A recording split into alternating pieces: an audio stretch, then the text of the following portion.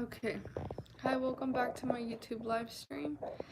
For this video, the topic is going to be about um your enemies are infuriated. They're angry because they plotted and schemed.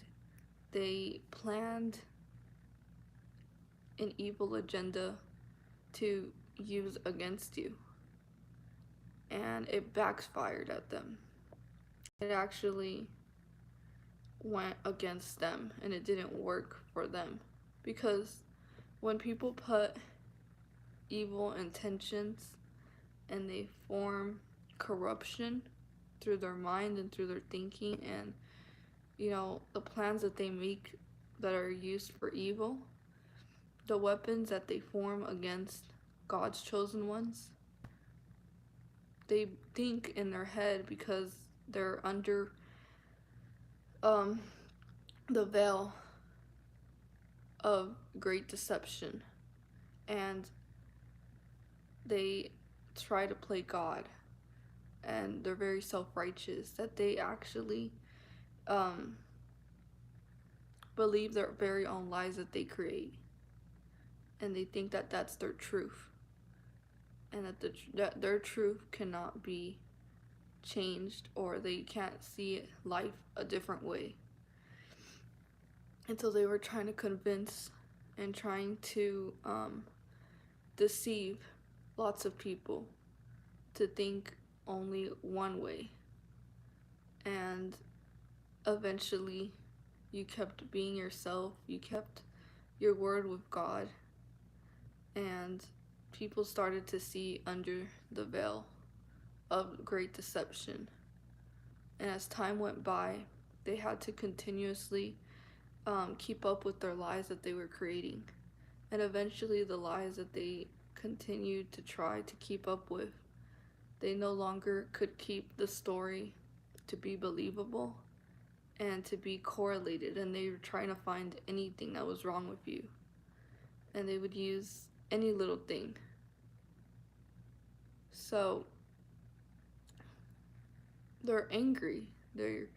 Your enemies are mad because they didn't get what they wanted to get. God literally stopped them in their tracks and put an end to their plots, and they hit a dead end right then and there.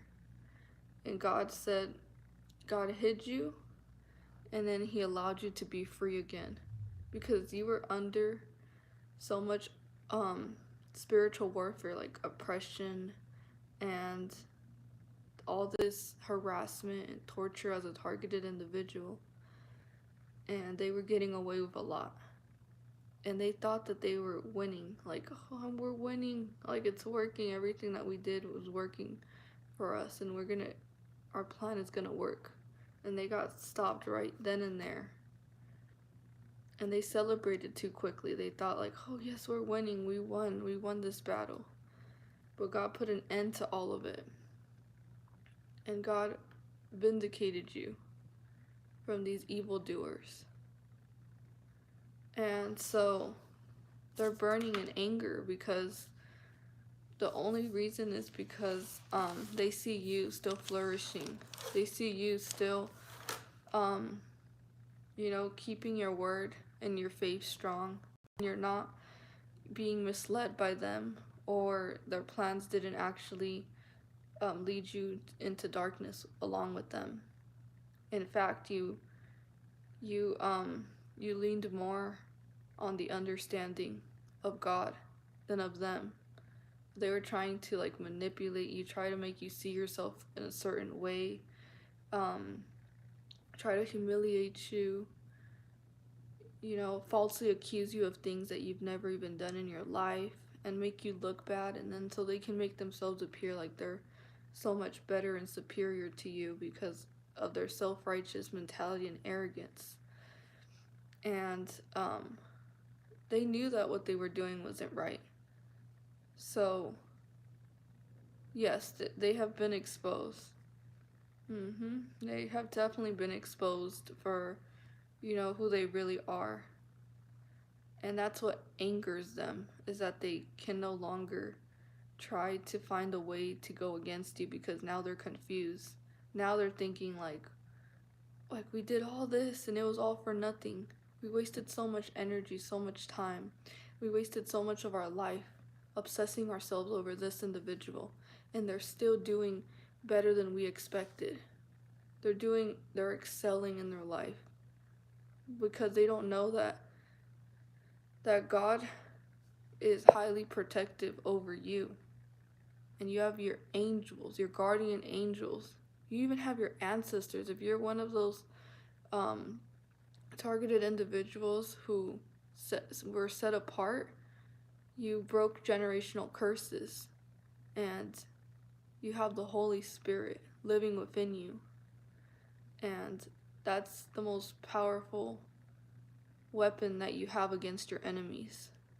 And so they thought, like, this is going to dim their light. This is going to work. And in fact, it made you more stronger. It made you more wiser. God gave you more spiritual wisdom. He opened your eyes to see the demons that were attached to these people and what you were coming up against. So you knew exactly that you have to keep them at a distance, or you either have to cut them off from the root and get rid of them because they were poisonous and their darkness was affecting your light. So yeah, they're mad because they see you, like these gang stalkers, these demons. That's what they are. They're monitoring spirits. They see you and you don't look like what you've been through. I mean, you still can be exhausted, you still can be tired, we're still human, and we went against heavy spiritual warfare. It wasn't something that was just a little bump in the road. No, this was like a whole entire like roller coaster of spiritual warfare that we went through. And when they see you happy, when they see you smiling and living life, they get so angry and they start trying to inflict their negative energy and projecting it onto you.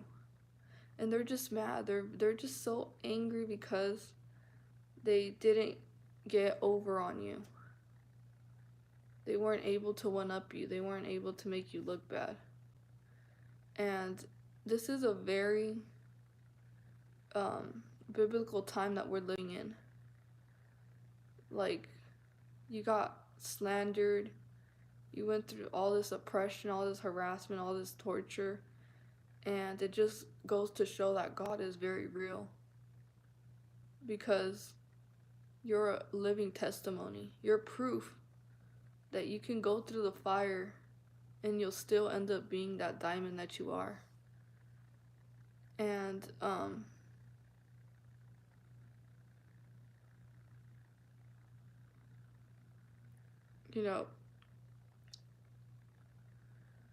that's what it means. Like, when you're called to do something, no one can get in the way of it. No one can stop you. What God has for you, no one can ever put an end to that. And you're chosen for a higher purpose.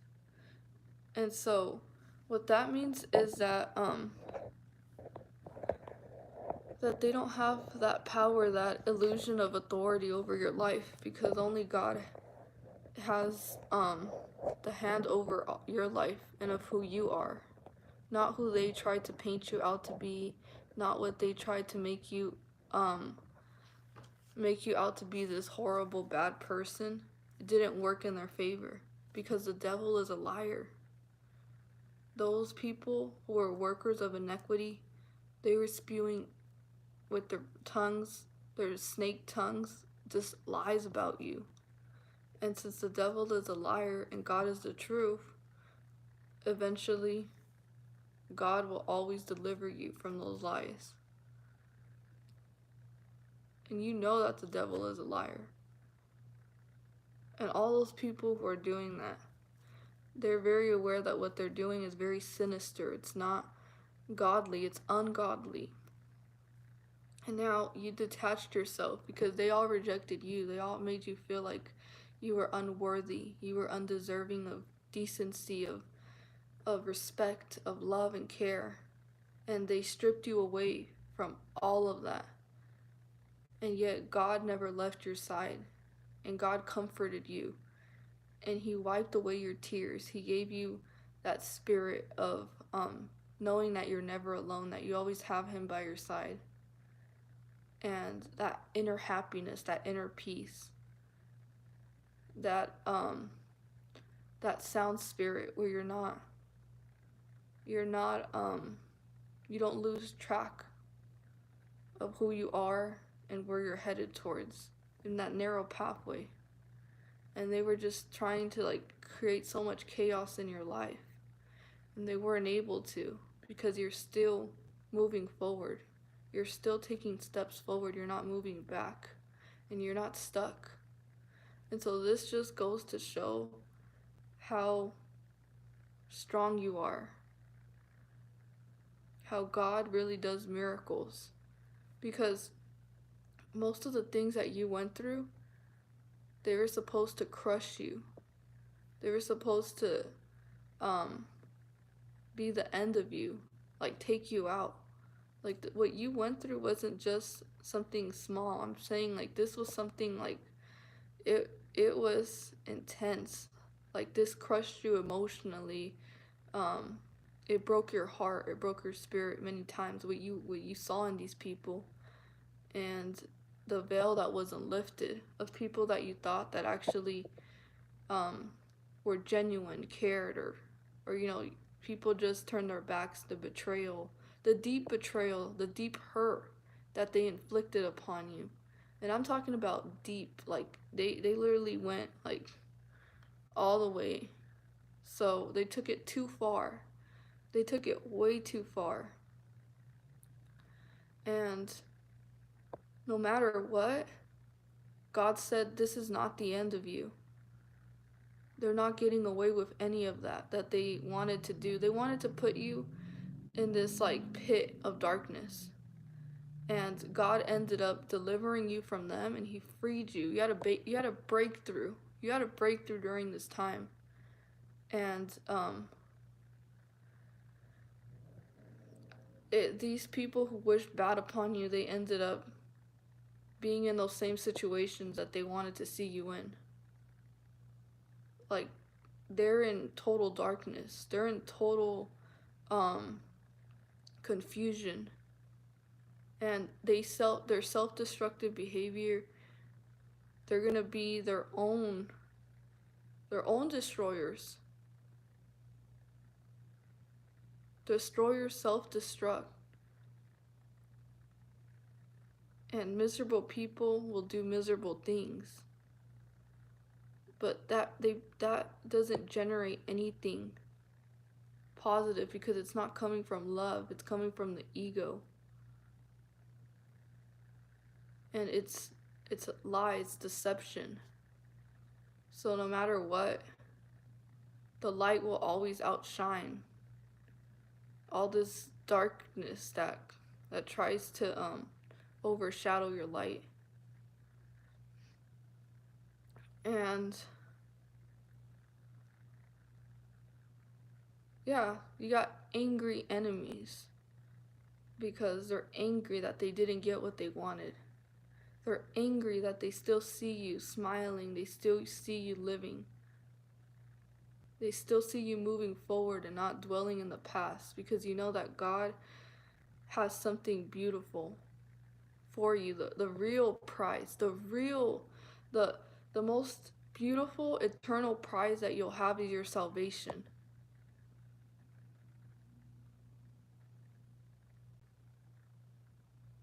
And they couldn't take that away from you.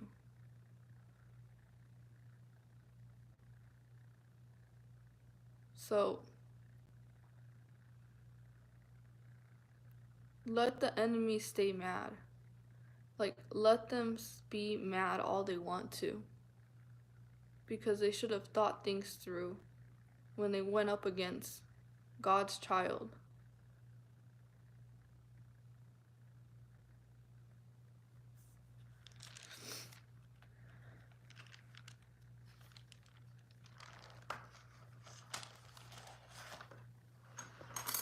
And I've seen the face of anger that they feel, the contentment. No weapon formed against you shall prosper. Exactly. Yeah, it didn't prosper, but it backfired to them. It backfired. It literally, they threw the stones at you, and eventually God cleaned you up. God rebuilt you. He made you even more stronger. Like, you're not the same person that you used to be. You're definitely not. Like, everything that you went through, it transformed you, it renewed you. It made you a lot more discerning, a lot more intuitively and spiritually aware of things that you once were not aware of. So they taught us very, very valuable lessons. Very valuable lessons.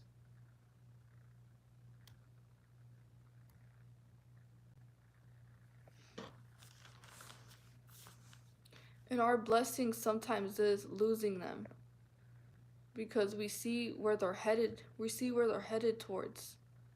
They're in the broader road towards destruction.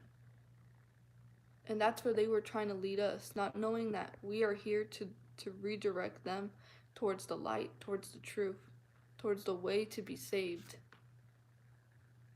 But they were thinking, they went up against us because of our light, because of envy, because of that Jezebel spirit.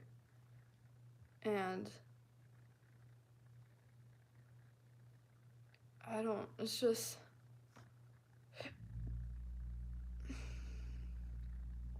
God just had to like remove us from that situation, remove us from those people, and put us in isolation. And we did the right thing. If you got rid of these certain people, you did the right thing. You really did the right thing when you let these people go. Because remember what I said, it's like they bear rotten fruits. You put your healthy fruits together to them, eventually your fruits will become rotten. Bad company corrupts the good in you. So from a distance, you need to shine your light from a distance. Because if you keep them closer to you, they're easily gonna be able to attack. But you have to be at a distance. You have to live a private life. You have to be more reserved. You have to be more low key. Don't reveal too much of yourself, and don't share too much, because that opens a portal for their demonic entities to enter your life and destruct you. And another reason why your enemies are mad is because they no longer have that grip of control over you. And they wanted your energy so bad. They wanted your attention. And now you now reject them. You now reject them because you realize um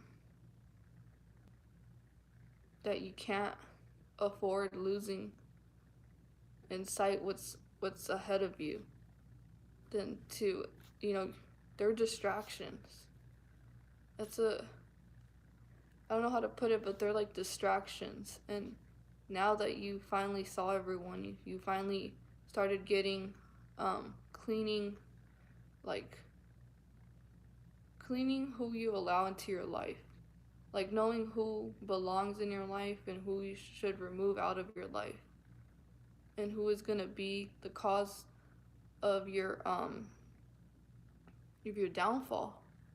Because if you keep certain people like this in your life, they're going to literally be the reason for your downfall and for your setbacks.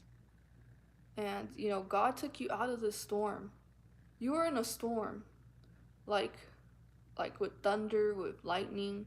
You were in this storm that was just raining upon you, and they had you in this storm. And God literally took you out of that storm, and He put you back into the light. And now you're back in the sun. Now you're back in that beautiful Holy Spirit, glowing.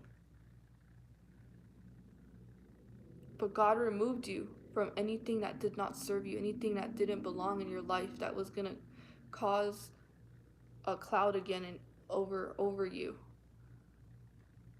So when you realize that you can't go back into that storm again, that means you can't go back to those people anymore, because they were the ones that were pouring all this rain over you.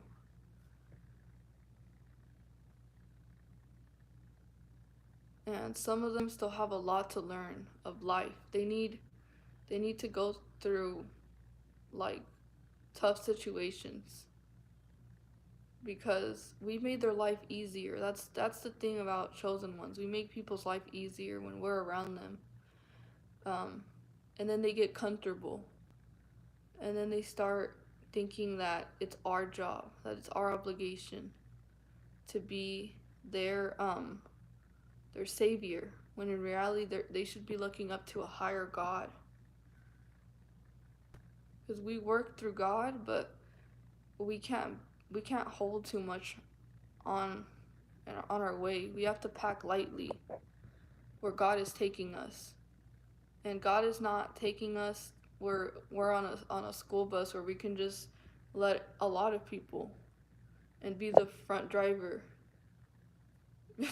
Like, God is intending us to walk this path alone, or with people who are like-minded, who have the same type of mission, to seek the light, to walk in truth, to walk in righteousness.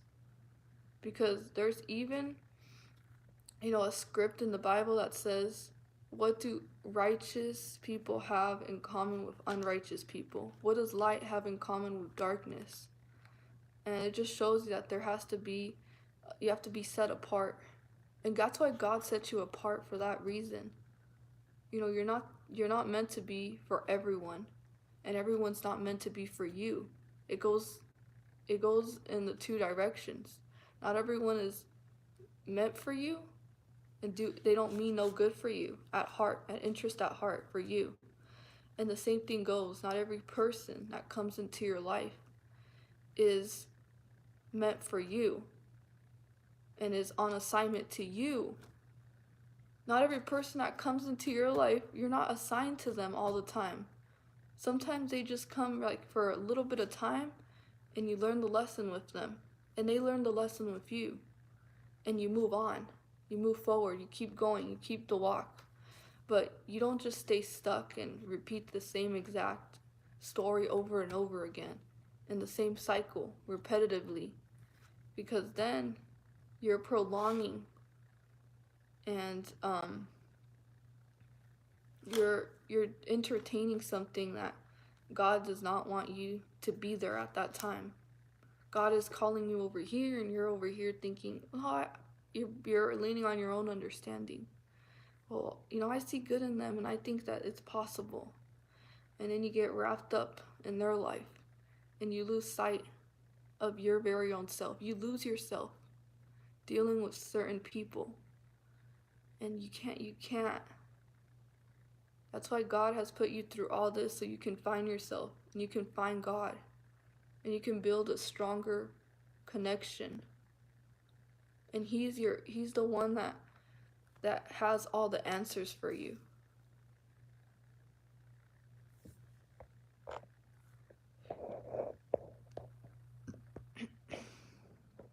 There's a time and season for everything. But don't think of it as a lonely path. You're never alone. You're always with God. God's always walking right by your side, guiding you, directing you. And if you feel that you're alone, that means you need to get close to God. You need to talk to Him. And you need to ask God to fill whatever it is that you feel that you're missing within yourself. Because you're not alone. You're not alone. You need to learn how to love yourself and be comfortable and enjoy your own company. Talk to God. Tell Him exactly what you're going through. Tell Him your problems. Give Him whatever it is that you need, like something that you need to anything that you need to know. God will speak to you. He'll speak through you. And sometimes we have to be patient. Sometimes we have to learn that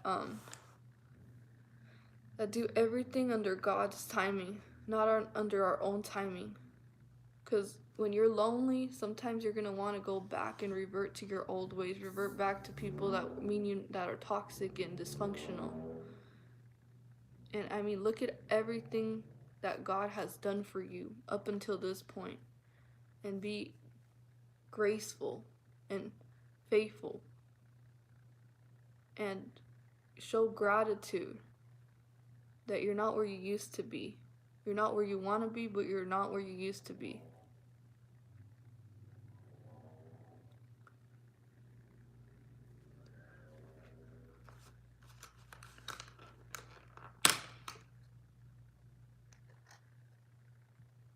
Don't go down the same road twice. Yes, and I have a lot to share today as well. Um, you know, still, I mean, of course, I'm still a targeted individual. uh, but I've been noticing certain things, and I really want to share because I think this might help anyone. Hold on, let me go ahead. But since the enemy has attacked you so hard and was so relentless and consistent with its attacks, and it couldn't get you through hurting you, through weakening your spirit, and through depression and anxiety and all that, because God literally takes you out of those situations, and he blesses you internally. He promotes you to be more loving, to be more understanding, to have more wisdom, to be more forgiving. And that's when you know that God has promoted you.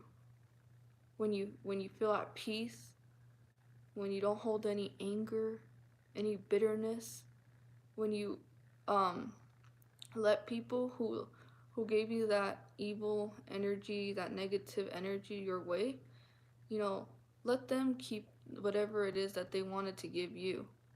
But you make sure that you keep your heart pure, and you continue to be that same loving person that you are, because you're doing God's work.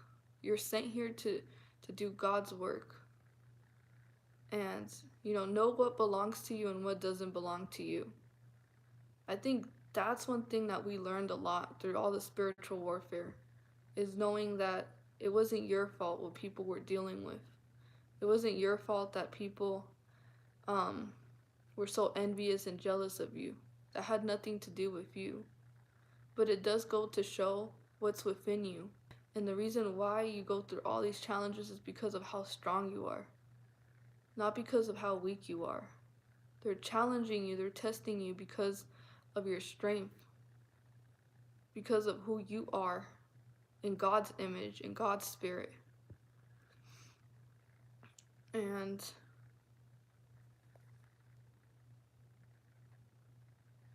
so yeah, I mean, we have to let go of that angerness, because we have to understand what we're dealing with. It's the spirits within people. It's not even the flesh that we see. It's not the person itself. It's not the neighbor, the manager, our boss. It's the spirit within them. It's that demon that's working through them to get to us, to get us off of our path of righteousness. And once we understand that, then we understand the law of the spirit, of the spiritual law, that we're protected, that we have to use that spirit of discernment. We have to test the spirit to know if the spirit is from God and from the Antichrist, and believe it. Like when you see that demon come out of that person, you see that spirit, you see their eyes, you see it manifest in the physical realm. You need to believe it. Don't gaslight yourself. Don't self-deceive yourself. Don't question yourself. You saw what you saw. God gave you that limited insight of certain people that come into your life, or even strangers, even those monitoring spirits. You still see what God wants to show you within them. their energy, the spirit that's within them. You see all of this. So you need to trust in yourself, but trust that God is revealing to you what you need to know at every moment along your journey of life to protect you, to guide you, to lead you towards the right path. So when you see something like that in a person, see it for what it really is. Don't go back and forth. Don't think like, oh, they're being nice right now. They're being loving. They're saying all these sweet things to me. Maybe they have changed. Maybe they're not a demon because they're appearing to be of the light again. No, please don't do that. And this is what is happening. They tried to be all mean and envious of you, and then all of a sudden they switch. They make a switch, and they go towards grooming you. Now they want to try to groom you. Now that's what these demons do. They deceive you. They're self-deceiving themselves to believing in themselves that they're doing the right thing, that they're a light, that they're an angel, that they're a good person, that they're doing the right good things, but they're self-deceiving because Satan has literally, their demons have made them believe that they are actually of the light, when in reality they're not of the light. And then they deceive you by grooming you, by love bombing you, by telling you exactly what you want to hear, to take advantage of you and to destroy you. Now, the spiritual warfare that we went through, well, we're still going through it. um, but I mean the heavy spiritual warfare, right? The intense, because God already, there was a shift. There is definitely a shift right now. We're not in that same intense, in that same like deep grievance. Like, I don't know how to explain it, but we're definitely not in that same time in that past of that, like, where we had lots of spiritual attacks. Right now it's like God literally, it lessened because they got exposed, because they literally some of them came into their senses, and the lies catched up to them, and they got exposed. They got stopped in their tracks, and someone literally put them to shame and saw what they were doing, because they're being monitored too. There's light beings. There's the justice that is in the spiritual law, like the spiritual realm. There's justice. Like, they did that all for bad, but eventually what you do onto others will eventually, it could happen to you too.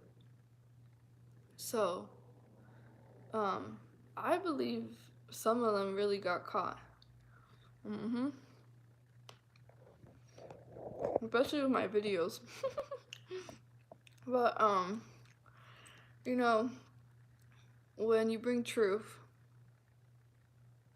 it's difficult for them to keep lying to themselves and lying to others.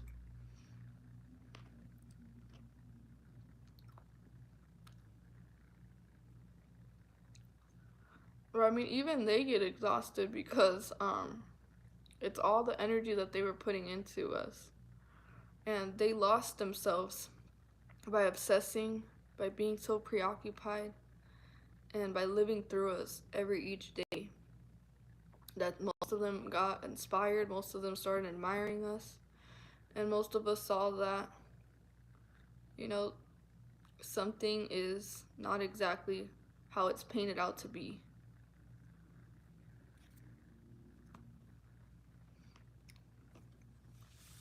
How they lost themselves by being too focused on us. That's what I've seen a lot. Like, when I encounter them, when I come across their way, they don't look look so happy because it hurts them. It hurts them seeing us prosper. It hurts them seeing us um be upgraded to the next level. And then they got stuck in that level, that low level that they tried to keep us in, or even lower, even beneath them. And we ended up continuing going up here. Because there's that Bible says the last shall be first. Something like that. Wait. No, the first shall be last, right? And then the last shall be first.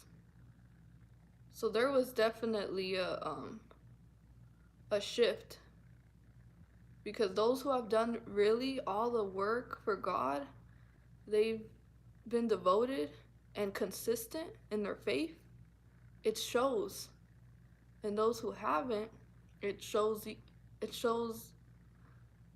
it's like revealed, like you can't hide, you can't lie about something that's like just right in front of you. Like those who have done the work, eventually they'll be excelling. And the ones who haven't done the work and who just are judgmental and self-righteous and arrogant and want to lie to themselves, they eventually end up destroying themselves because they're living a lie. They're living a delusion. It's not reality. And reality hits people. There comes a time where, God says, like, you haven't been living the way that I want you to live. You haven't been living, a life with good deeds. Like, what kind of fruits are you bearing? What kind of, like, life are you living? Are you living in the light, in the truth, or are you living full of lies and, evilness and deceit? So, there comes a time where, yeah, that will happen. Yes, the tables are definitely moving.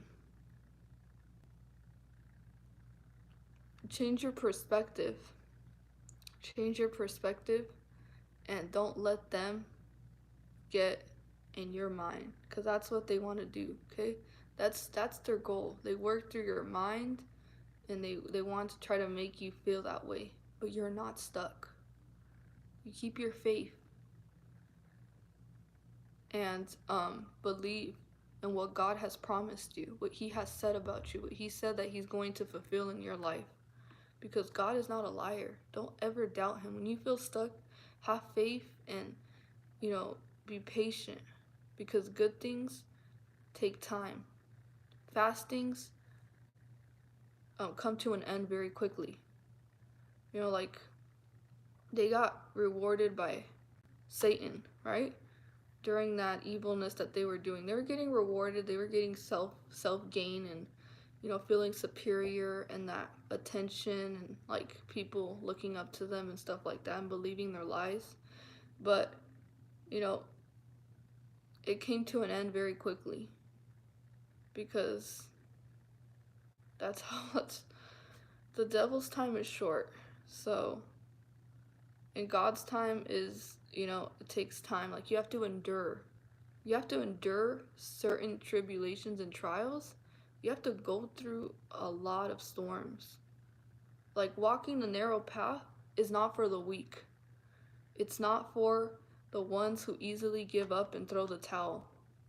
If you are walking this narrow path, you have to stay strong mentally and spiritually. And you can't never you have to make sure that you are staying true to what you say and what you do in this life. That way you're not led astray by anyone. And remember that God is leading you. So there's no fear that you should be carrying. There's no doubt that you should ever have. Don't doubt what God is doing. He's doing everything, and it's going to work out for the best. It really is.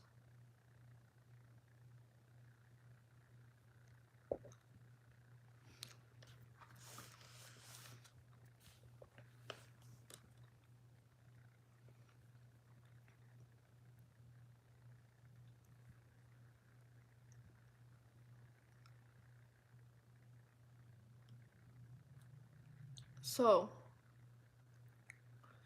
um, I want to talk about something, but no, I still get monitored, of course, as a target individual.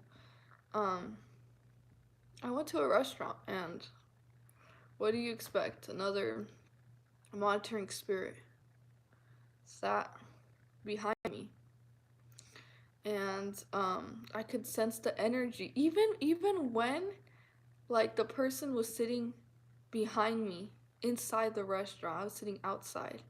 I still sensed like bad energy, and something just made me like a demonic spirit, right? I felt like the monitoring spirit. I felt it. And I turn around and I see the facial expression of this person. And it's just angry, it's demonic, it's just like looking at me, but watching every single thing I do. And,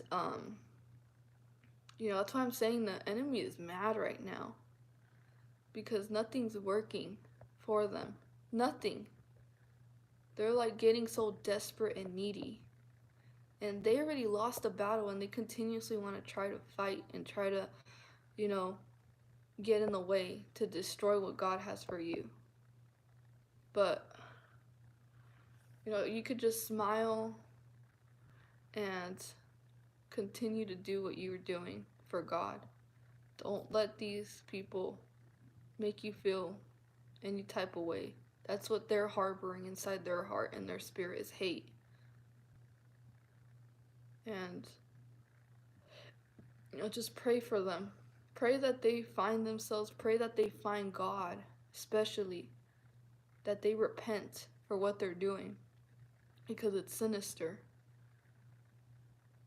And, I don't get mad. I just continued to enjoy my day that I went out. I kept on enjoying my day. I didn't let it get to me because that's what it's like. You always have God watching over you, but you always also have Satan sending people on assignment to watch you too, to watch your every move 24/7. So, it doesn't surprise me. But what I want to say with that is, you know, the grooming. I want to talk more about the grooming and stuff like that.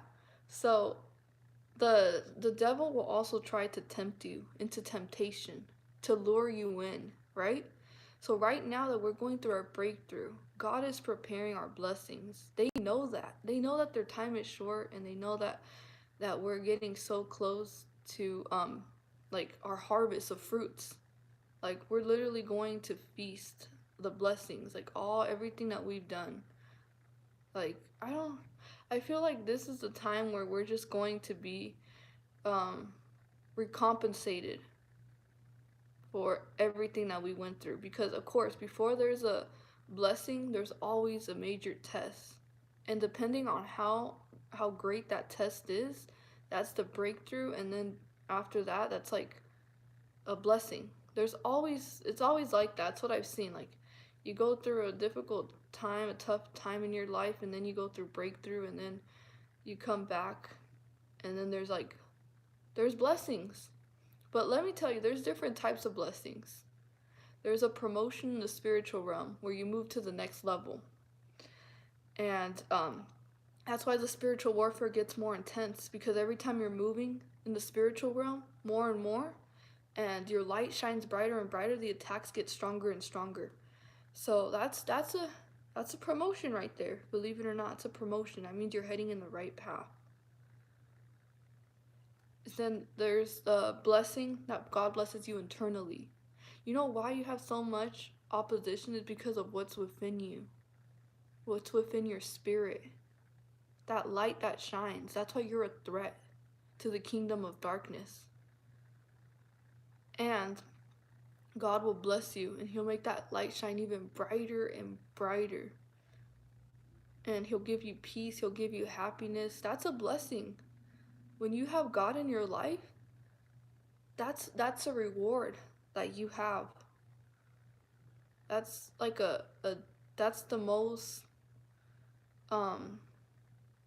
That's something that nothing, not money, can't buy. Money can't buy what you have within your spirit. And that's a blessing. So these are all different forms of blessing. God will bless you by renewing your spirit, renewing your mind. Um, a major transition. Maybe you're gonna move to a new area. Maybe it's time for a great change. Maybe it's time that you're gonna get promoted in something, in your job or something. Um, yeah, it's like it's not materialistic things. It's not always materialistic things, although it can be, although God does bless you sometimes with riches. The most important blessing that you can have is knowing that you have God by your side. So, so yes, there are blessings in your life, and you have been blessed.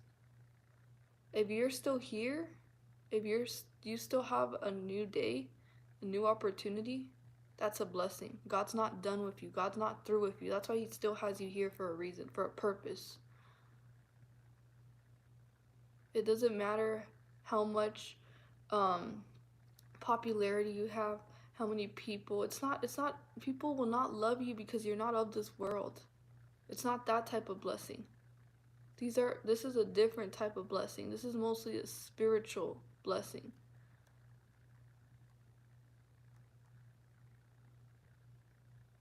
The blessing is that you save people, that you lead them towards the light, towards the truth, that you change people for the better, not for the worse. That's a blessing. The blessing is that you have power in the spiritual realm. Do you know that those who are anointed, those are who are chosen ones, have a level of authority in the spiritual realm? And that's why they gaslight you. That's why they play mind games with you. That's why they try to put you down, because they know that you're already above them, that you're a lot more advanced spiritually, intuitively, consciously. That's a blessing right there, believe it or not. So many people want to be in your position. And if you stay in that position and you continue to, you know, move forward, that's a blessing in itself. That's a blessing in itself. You have to change the perspective. You have to be proud that you're in the situation that you're in, that so much is coming towards you, because that shows you the greatness. It shows you what's within you. It shows you that God is still in you, because these demons are attacking you for that reason, because you're the light. You're still shining that light. You're a threat to them.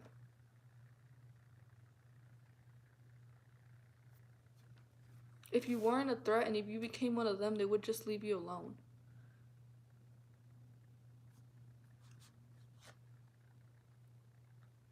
Calm before the storm.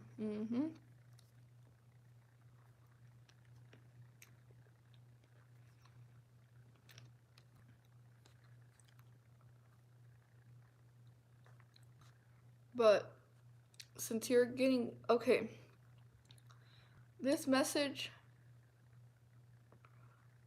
might not fit everyone's shoes, but this message is that you're so close to your breakthrough. There really is a change in the atmosphere. There is a change in this world. And I feel it, and I sense it.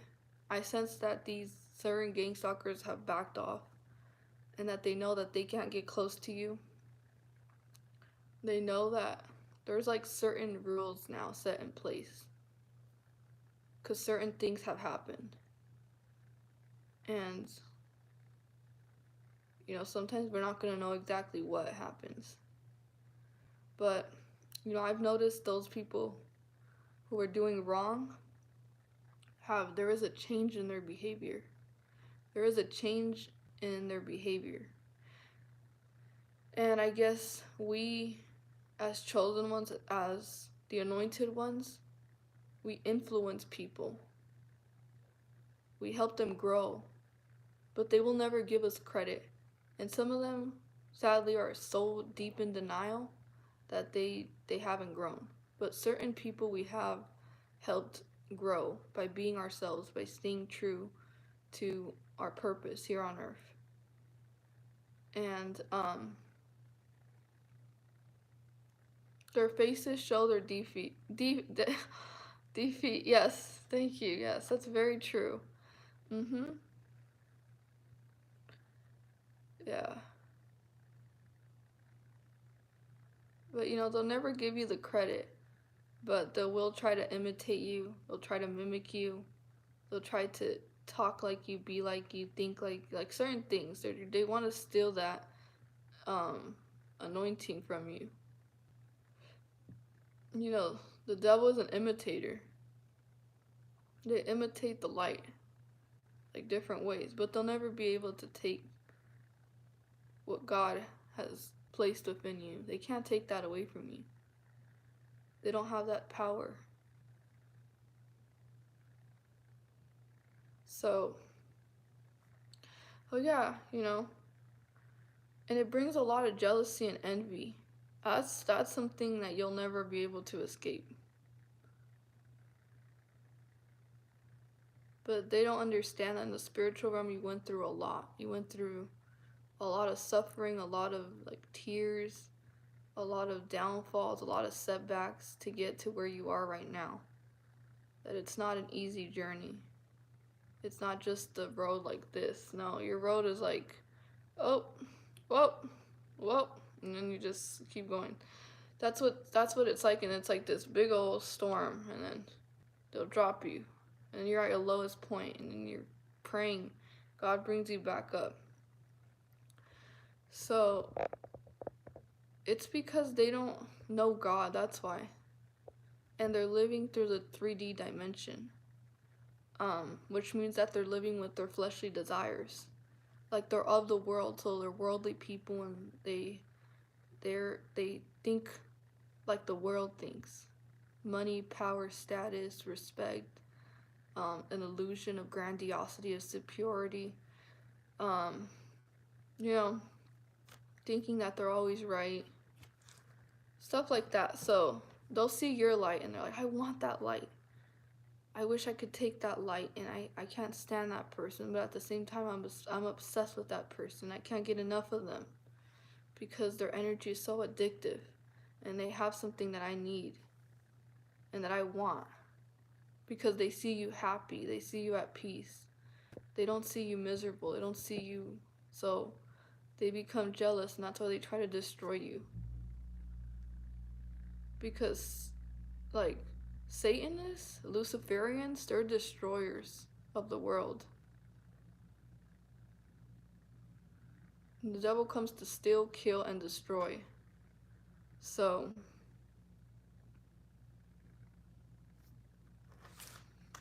yeah, but I also want to talk about something very important. Satan also comes disguised as an angel of light, which we need to be aware of, because many people will reach out to help us because they see that we're about to be blessed. What they see what's within us. They see how powerful we are. And they get close to us. They want to try to deceive us so they can try to take that away from us, because they're in secret competition with us, because they're trying to study us, because they're trying to become like us. They're trying to steal our identity, take something away from us, steal something away from us. So the devil will come disguised as an angel of light. So what they'll do is they'll act really kind, loving, like fake care, fake concern, overly invest in who you are and what you have. And like these gang stalkers, these people that would come around you to interrogate you, ask personal questions, things like that, want to know certain things about you.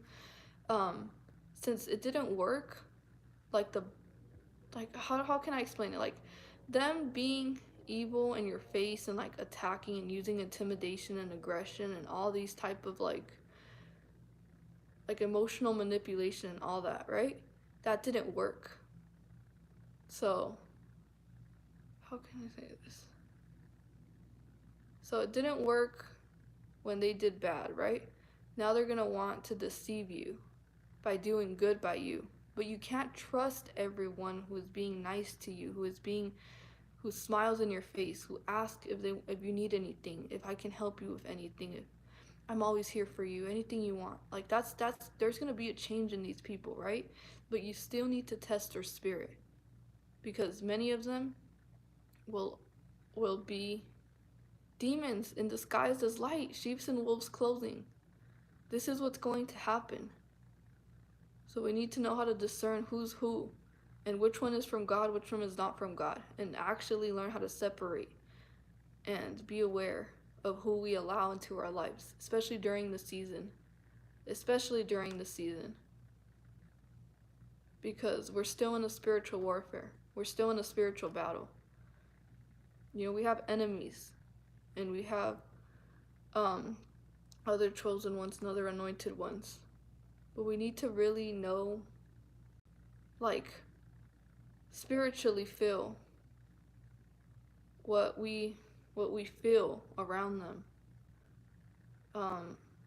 The insight that God is telling us. Because there's a lot of trickery. There's a lot of deceitfulness. A lot of manipulation. A lot of people who pretend to be something that they're not. Because they see how good you are. And they'll pretend to be just as good as you are. To get something from you. To take advantage of you. To deceive you. To destroy you. To destroy your life. Okay. And so I see this is going to be taking place a lot during these times. You know, they're going to try to distract you by trying to come back into your life as a friend. They're going to try to befriend you. Family's going to try to come back into your life, try to talk to you again. But to deceive you, to destroy you. They haven't changed the way that their plan, right? They're just trying again to see what other way they can try to get to you. But now they're going to try to get to you with love bombing, with grooming you, with grooming is like something like they'll be really nice to you, like, oh, yeah, go ahead and help yourself, get whatever you want. If you ever need anything, just let me know. But you still feel that something's off about them. You still feel like something's quite not right. Like even though they're being all this so nice and oh, like they're making you feel like royalty and they're putting you up on a pedestal, the devil will uplift you just to drop you. And that's what it does to all these gang stalkers, all these monitoring spirits. It uplifts them. It gives them momentarily gratification. And eventually, if something bad ends up happening, God, even God, like they think right now that they're winning. The devil feels like, wow, like we're so powerful. And God will literally do this. Drop them. Drop them, drop them, drop them. So we need to be aware of that as chosen ones too, that the devil is deceitful. Not only deceitful, but it's very covertly, how can I say it? Very crafty in its way, right? He's very crafty. He's very like snaky, like sneaky, like a snake. Like, oh, eat the apple, you know, nothing will happen to you, or you know, just like kind of like deceive you, tempt you into like being like, oh, it's so good on this side, you know, like we're so happy on this side, and like they'll pretend to be happy, they'll pretend like life is so good, but it's all a facade, it's all a show, they're just acting, they're trying to allure you into their side, and this is what's going to be taking place. Like some of them are pretending like, oh, like I changed, they haven't changed, they're just acting like they changed. They still have the same, they haven't done all that, you know, removing those demons off of them.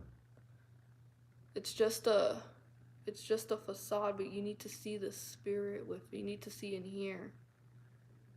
So honeypots, that too, you know. So just to break you down. They're gonna be loving, put you on a pedestal just to break you down again. So we need to be aware of which kind of people are trying to come back and why they're trying to come back. Ask that question. Why is this person wanting to be so available, so courteous, so what's the word? So like hospitality, like showing a lot of hospitality. Um, Helpful, like what's the benefit that they want to be acting so helpful? Because we don't want to make a deal with the devil and then realize that we were dealing with the devil and we just made a deal with the devil. Because then there's a contract, like, oh, well, I did all this for you and now you owe me. Or yeah, like there's this transaction, this exchange that we have to be aware of. Like certain people will be like, oh, I see you struggling, I'm gonna give you this, and I'll give you this, and you're like, I don't even know this person, like I barely know this person, but they already want to do so much for me so rapidly. They're moving the relationship too quickly. Like what's going on? And they're a stranger to me. I barely even know this. I don't even know this person. And that goes for anything at your workplace.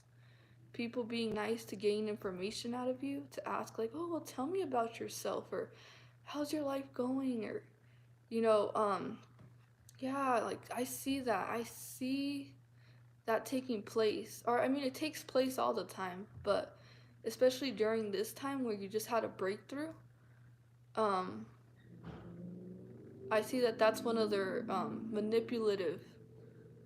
The devil likes to play the games like that, like deceive you. So, don't fall into those fast relationships where they're desperate, where they're needy, where they act like they have something that you need from them. Like, oh, like I can help you with that. Oh, don't worry. Um, you know, if you ever need anything, just let me know. Yes, exactly. Bait and switch. Thank you. That's a great way to put it. Yes, they bait you. They lure you in. Exactly. And then they switch and their mask just falls off and they're back on the same destructive path towards trying to destroy you. Blackmail. Yes.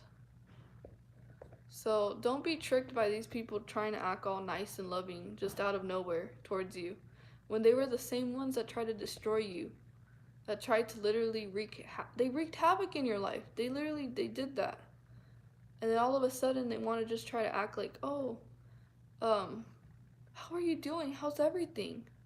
How's life? And the whole time they were working, they literally sold their souls out. Like they're working for sin. They're demons. So please be aware of that.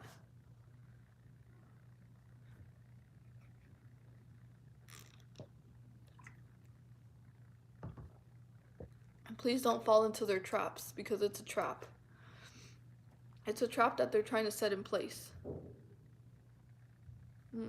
Don't fall into their trap. They're like, oh, let's put a trap right here, like a cheese, right? The little trap with the cheese. Just think of it something like that, and then you're like, ooh, look at that. That's something I've always wanted. Because they're studying you, they're seeing your weaknesses, what you like, what you dislike, and then they're gonna try to like, oh, you want this? Well, you know, I could give you this thing that you've always wanted, or like, yeah, just, mm-hmm. So yeah, and then the trap, it's like, boom, they got you. So be very aware of this. They are seducing spirits. Yes, they are. Mm-hmm.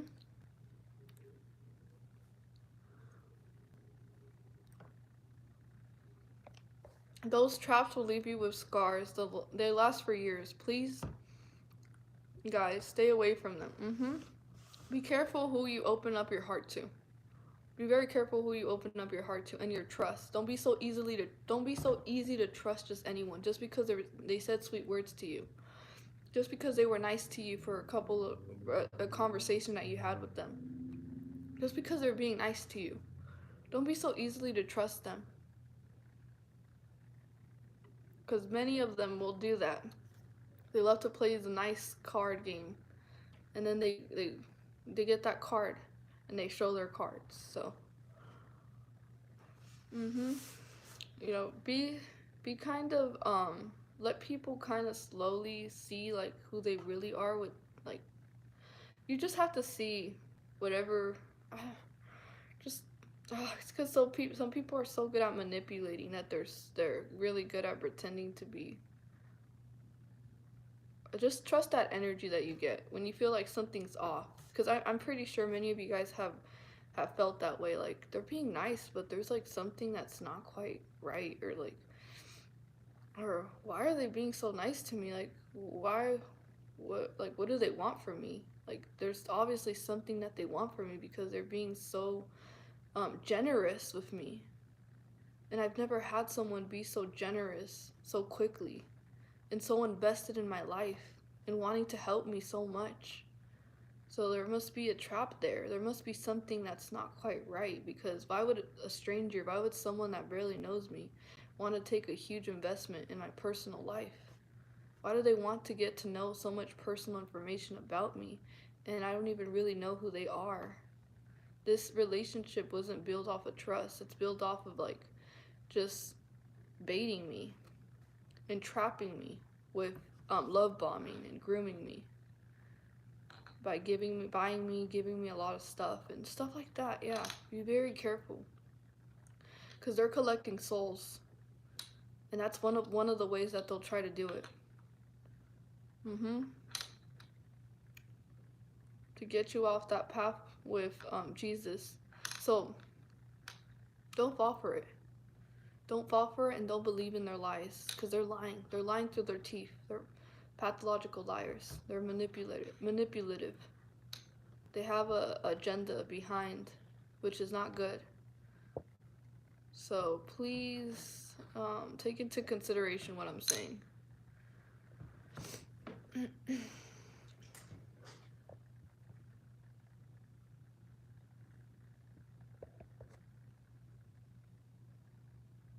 But you'll know the difference. You'll know the difference. You'll know a genuine person, because if you're a genuine person, if you're real, if you're transparent, you're actually the light. You'll know your soul will literally connect with that that other chosen one. But if there's like this kind of like this what do you not misalignment, but there's this I don't know how to explain. There's kind of like this friction, like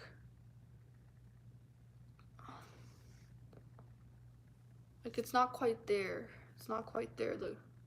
It's not really a connection. It's an attachment. They're trying to trauma bond you. That's what abusers do, manipulators. It's cognitive dissonance when it doesn't add up. True relationships aren't based on gifts and love bombing as quickly as they can to trap you. Usually energy vampires in disguise. Add eyes from within when I'm out or on social media. It's a frequency match. You are almost drawn to real people. I look into their eyes. I treat people nicely. I don't have a checklist. Mm-hmm. Yes, that's how it should be. But no, some people, most people, have strings attached to their good deeds.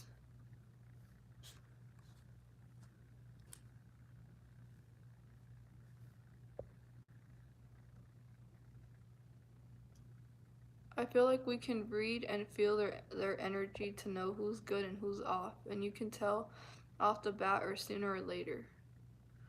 Mm-hmm. Yeah, but here's the thing, you guys.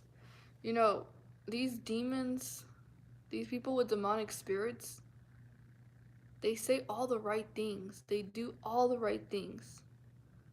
They tell you exactly what you want to hear. They do exactly what you would like wish someone would do for you. And it's all to entrap you. So yeah, we need to just be aware of stuff like this. Cuz even they will say all the right things to you. It's like with honeypots. They're like, "Oh, I love everything about you. You have such beautiful eyes. I'm so in love with you." And the whole time they don't even mean what they're saying. They're just manipulating your emotions. They're playing with your heart. They're stringing you along. to get something out of you, to get, information, to infiltrate your life, um, to destroy you, and to control and overpower you in one way or another.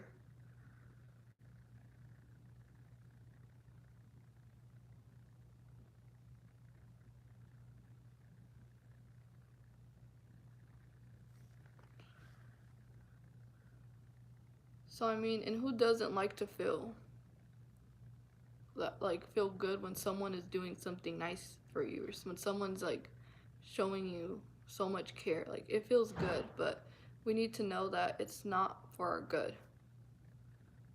that they're doing it.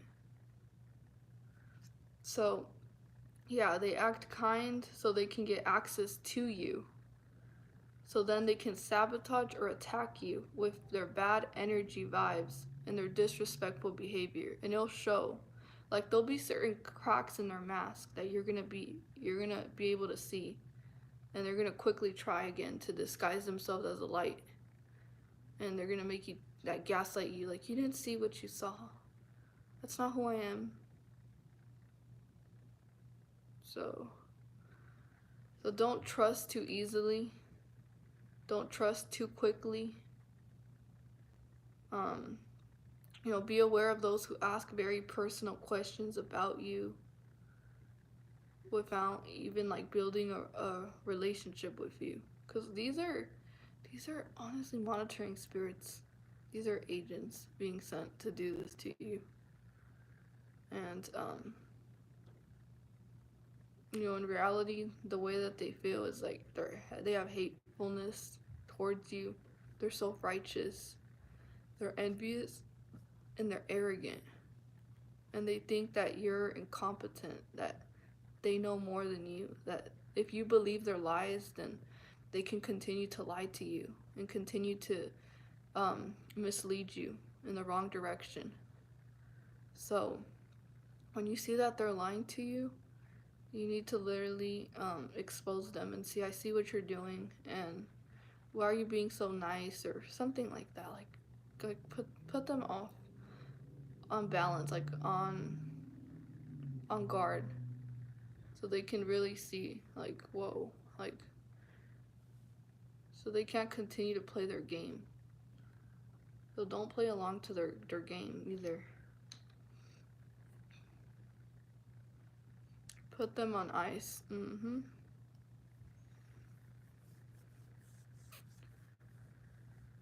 could say things like, like, you just think in yourself, like, you could just know that I know who they are, and you can see right through them and through their, like, real intentions. You know if their intentions is good, or you know when their intentions are bad towards you, and if they have the best interest at heart for you.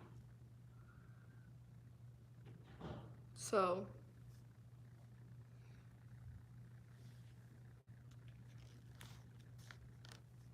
yeah, don't let them one up you, or the one who is in control over your life and what you're doing. Don't let them be the driver in your life. Oh no. Because they're trying to make you feel in debt to them. In debt.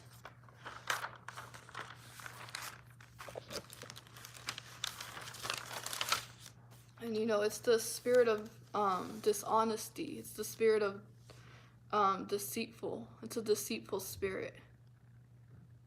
It's most times a Jezebel spirit.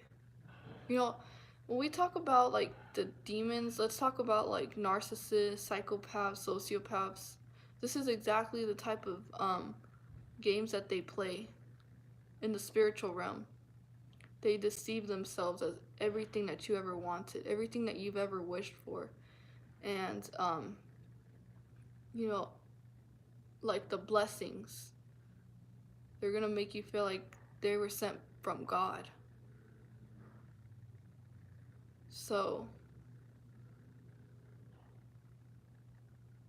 be careful who you let into your life. Not everyone is sent by God. Yeah, and like even during these times, even the times that we're living in right now, there's a lot of false prophets that are rising up and deceiving a lot of people. There's false gods that are rising up and deceiving a lot of people. And they will rise up and deceive a lot. You know, even religious people can even deceive you and do this exact thing.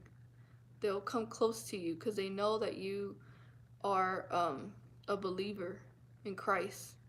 And they'll come up to you like, oh, you know, I do Bible study. And, you know, I was just wondering if you ever want to join us. This happened to me not too long ago at my job. And just this random person approached me and sat down and like, oh, I want to talk to you. And I was like, okay, but just me alone, right? And I was like, this stranger doesn't know anything about me. And she was like, I do Bible study if you ever want to join us. And I felt something was off. Like, I felt like, oh no, this is a trap. Something's not right here. I just don't feel like I'm walking a narrow path, but she had a whole lot of other people as well. And, you know, there's a lot of deceitful people. And it was a whole group of people. And I'm not crazy, you know, that something was off. So there's a lot of false prophets. There's a lot of, you know, lukewarm people. Lukewarm people, like they're of the world, but they still believe in God, but they're still doing things that are ungodly and are not of God. And so yeah, I knew that something wasn't right because there was a desperation, like, oh, here, let me give you my number. Maybe tomorrow we can talk, or, you know, I have my Bible, and whenever you need anything, just text me. And it was too, like, it was kind of, I don't,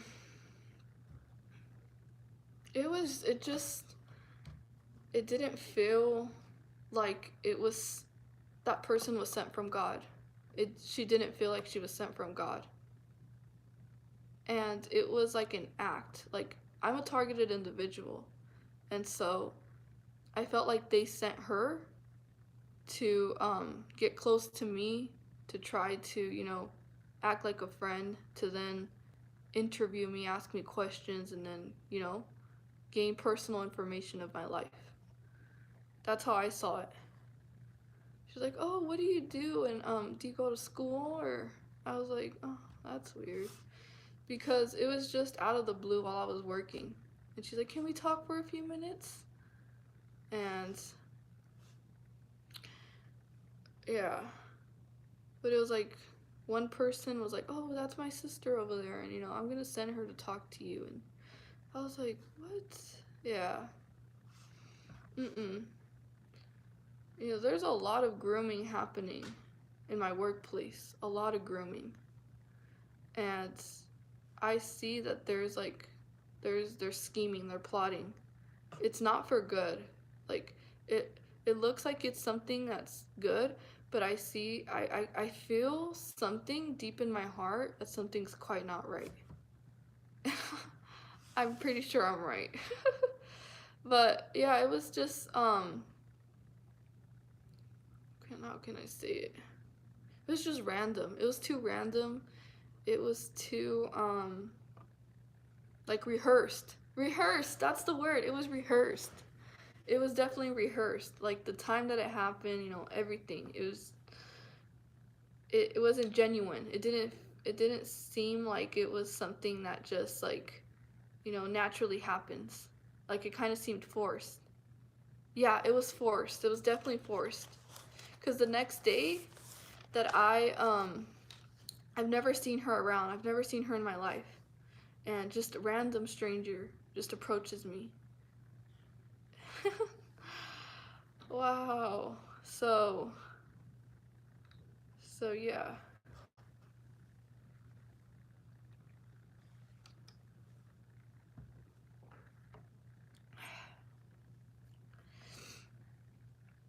So yeah, you'll know. Scripted, yes, it seems scripted. Like I said, scripted, yes. Like they told exactly what words to use to tell me and to say to me. Remember, you guys have to remember, I'm a targeted individual. I get stalked, I get harassed, I get followed and tortured. So these are the certain ways that they do this too. They send certain people. I've had certain people the beginning of my targeting who acted like they were so interested in me, but they were stalking me from their balcony all the time. And they approached me one time asking me very personal questions. Where do you work? How much do you make? Um, where do you live? Are you dating anyone? What are your biggest fears? Just questions like interviewing me. So, so yeah, so I'm aware of all this. Like, please don't gaslight me in my experiences. Like, I'm gonna do exactly what is right for me to protect myself. And, it seems crazy. It seems like, oh, like, is that normal? No, it's not normal. That something like that would just, like, out of the blue happen. So, yeah.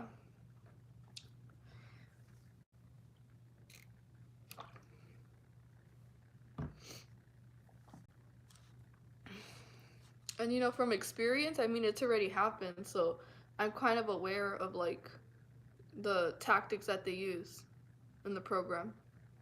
I mean, the spiritual realm. Yeah, they use those same tactics.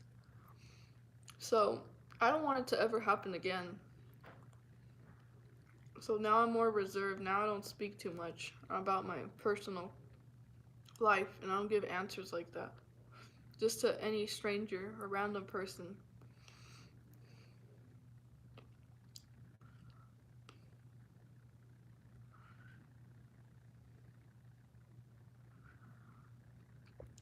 Because after that first person asked me those questions that would stalk me on his balcony, he never came around ever again. He like disappeared. Like he just gathered personal information, ran with it, told other people, and then disappeared. That's what they do. You don't see them around because that's exactly what all they wanted to do is just, you know, infiltrate your life. And then they got what they wanted, they leave.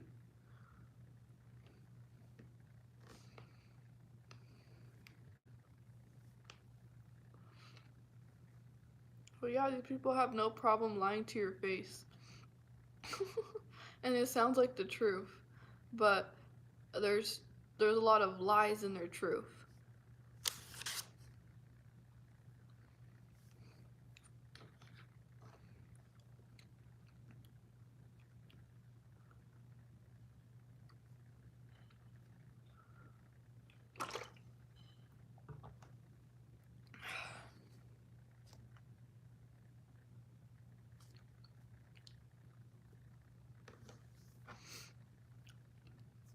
But yeah, they ask questions that pertain nothing to their personal life. They ask questions about like things that are not even gonna benefit them. I mean, gonna benefit other people, but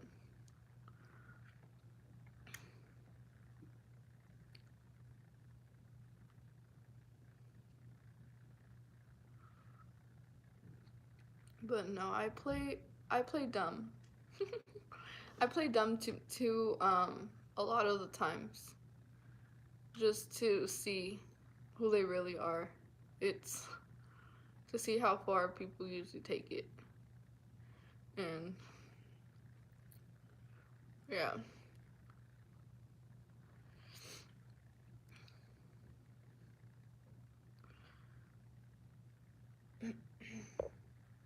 So yeah, so we shouldn't like trust someone just after one conversation. Just because the conversation went well or just because they were a little nice to us. Because these people are good at using fake niceness, false concern, and care towards you. Um,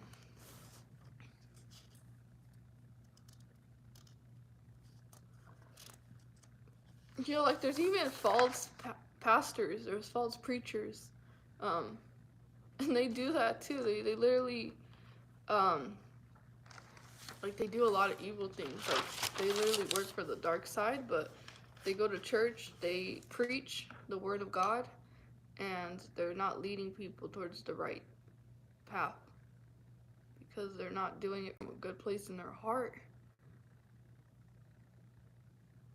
Their hearts aren't filled with the Holy Ghost. So the people fall for it.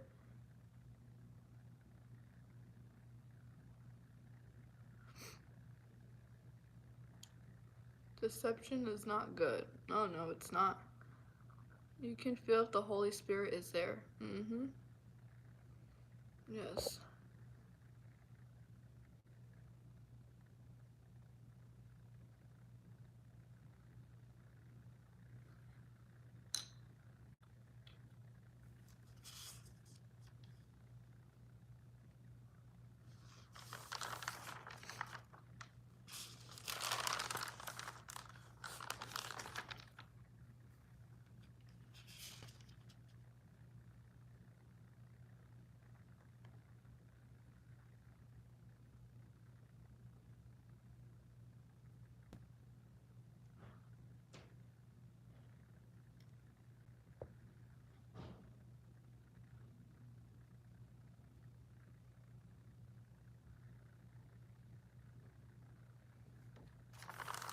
But um, you know, when you're honestly being yourself, like they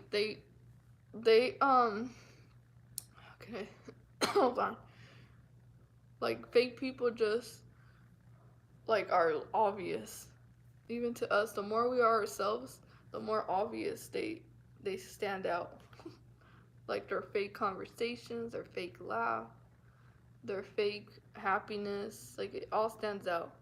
Their fake care, concern, all of that. Because when you're truly like being your true self, you're gonna see someone that's not being true to themselves. They have a false self that they're exposing to you. That's really not them.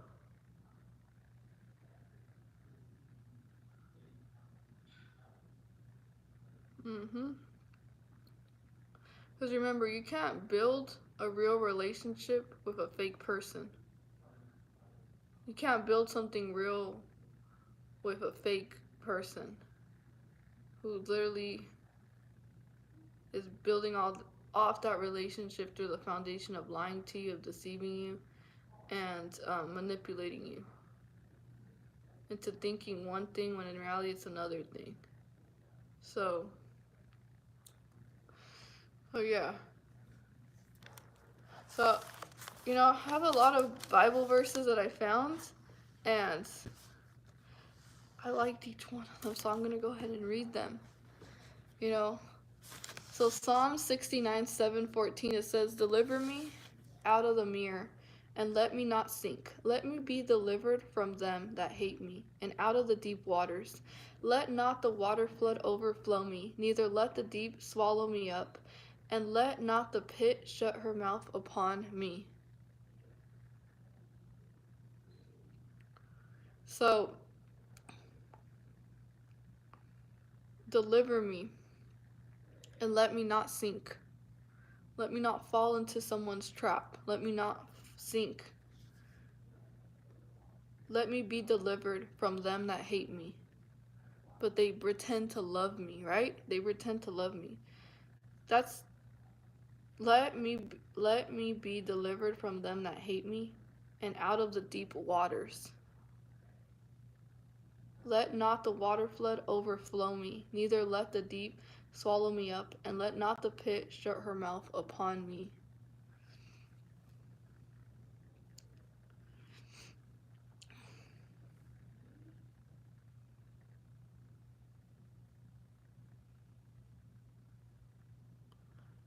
So I mean, after all the lessons that we learned in life, after like being deceived by certain people that were undercover pretenders the whole time, God delivers us, and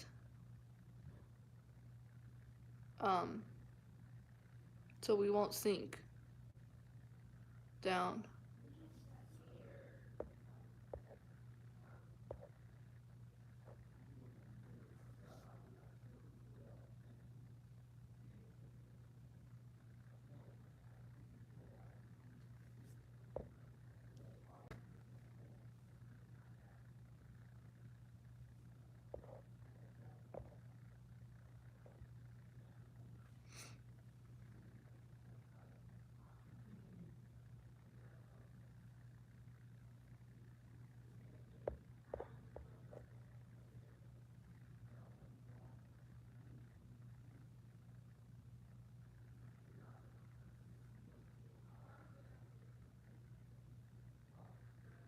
So, and then Psalm 71 says, "Deliver me, O my God, out of the hand of the wicked, out of the hand of the unrighteous and the cruel man, out of the hand of the wicked."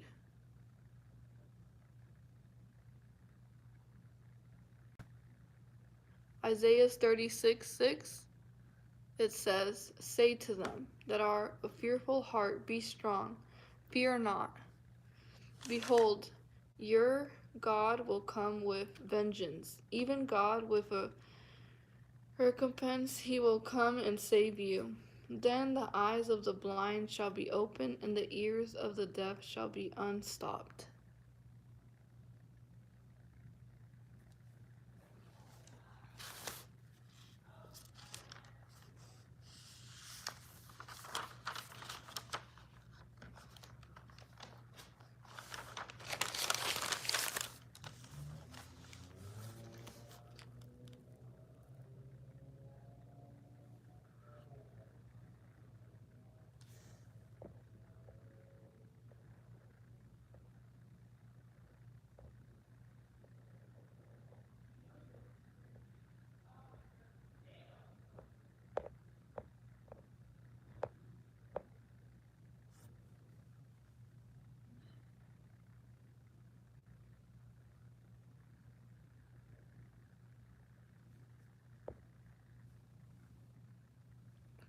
Psalms 4:1 tells how people forsake you and use you. Let me see.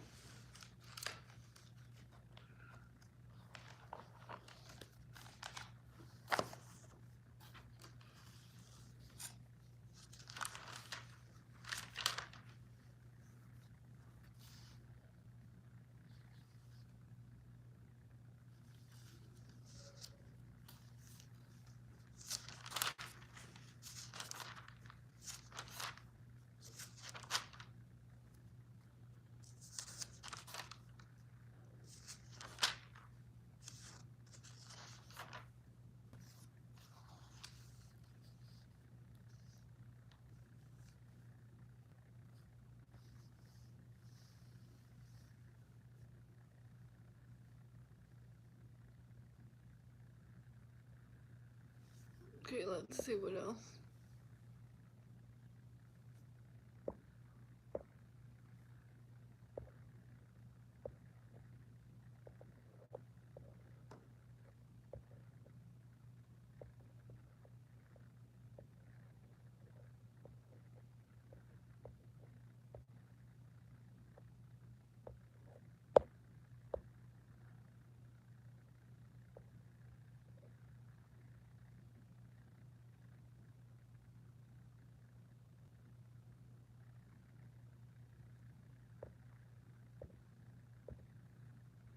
Okay, this message, um,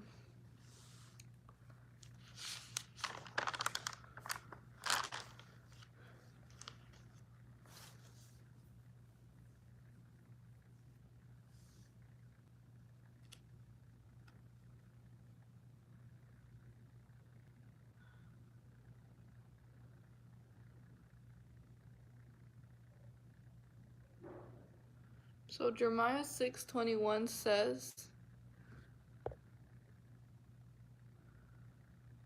"Were they ashamed when they had committed abomination? Nay, they were not at all ashamed, neither could they blush. Therefore they shall fall amongst them that fall. At the time that I visit them, they shall be cast down, saint the Lord.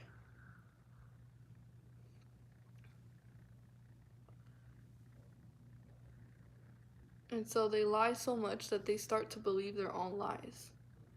They start to think that there's nothing wrong in their actions, that they can get away with it.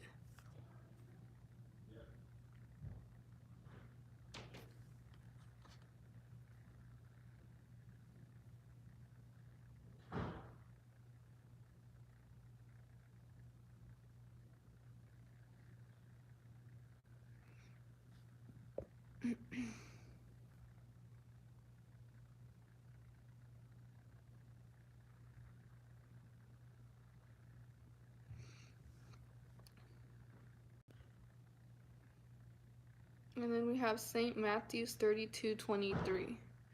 It says, He answered and said unto them, He that sowed the good seed is the Son of Man. The field is the world. The good seed are the children of the kingdom, but the tares are the children of the wicked ones. The enemy that sowed them is the devil. The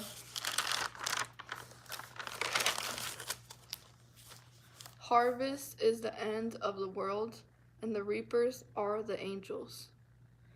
So meaning that this is the one that says that people will reap what they sow, if they're doing good deeds or evil deeds onto others, if they're loving one another or if they're sending and plotting and scheming against another.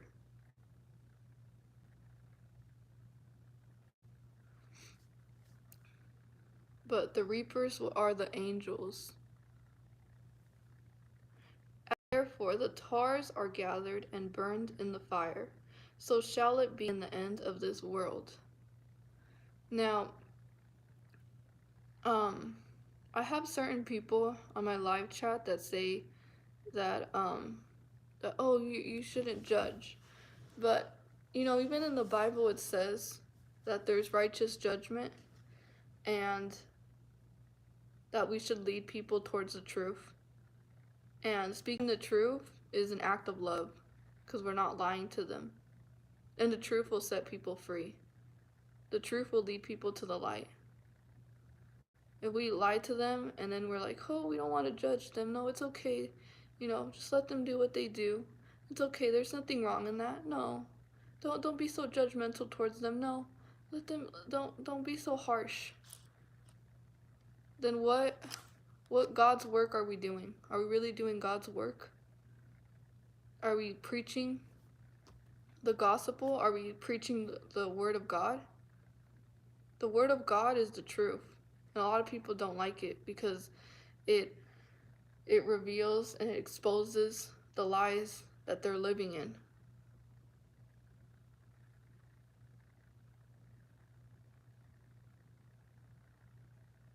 I mean, you could judge me if I was spreading lies and I'm talking a bunch of lies. Then yeah, you can say that's a false prophet. You know how many false prophets get exposed because they're leading people towards the pits of hell, towards the lake of fire? You know why they get exposed? Because it's righteous judgment. Because they're trying to show other people the way. Don't go that way, be careful, because that person is not really operating with the Spirit of God. Come over here, let me show you the way. Let me show you the right way.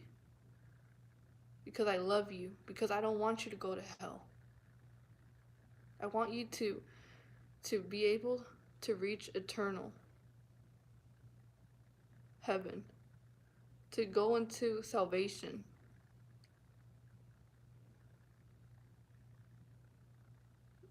That's love. That's loving one another.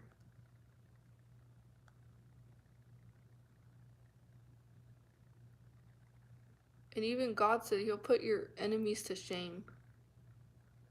God will vindicate you from them.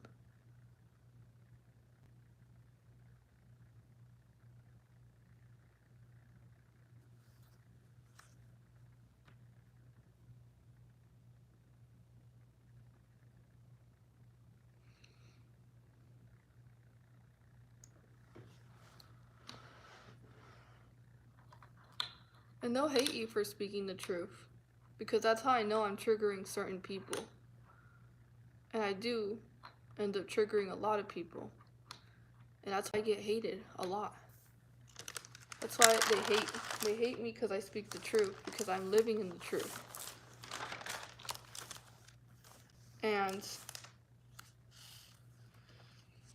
even it says in St. Matthew 14:12, a prophet is not without honor, save in his own country and in his own house. You won't be accepted. You won't be accepted by the city, the community that you live in. You'll be rejected. They'll slander you. They'll target you. They'll make you the opposite of what you actually are. They'll manipulate and gaslight you. And they'll try to destroy you for speaking the truth, for shedding light into the darkness, for being the light.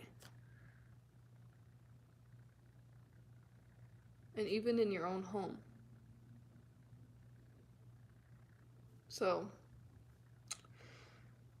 yeah.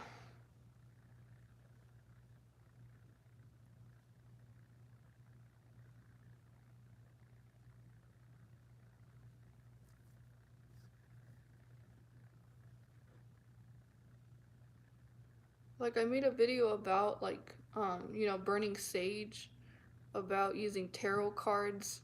And I said you don't need sage. You don't need sage if you have God in your life, if you have the Holy Spirit with you, if you have the armor of God,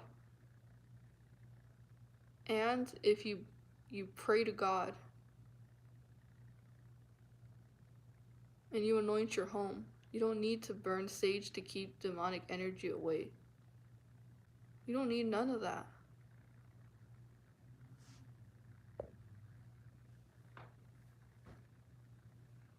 You don't need to idolize this and think that this certain object, this certain item in your house is going to get rid of demonic energy. You're actually invoking demons because you're thinking that way. You're manifesting it like, oh, there's demonic energy in here. Let me get rid of it by burning some sage.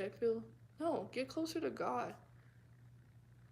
When you have the Holy Spirit, you don't fear anything. You don't fear that there's bad energy because you have God with you, in your spirit. So what I'm saying is you don't need all that, like crystals, sage, incense. Yes, all equal depth. You only have one Savior, and that's the only one that's leading you towards salvation. You can't worship two idols. You can't put any item above. Oh, here we go again with the crystals came from God, sages, this and that. You know what? That's because you don't see anything wrong with what you do. Because you try to excuse and justify the sins. You try to justify it. You're like, there's nothing wrong. It's not that bad. You lessen it when you know for a fact that it's not good.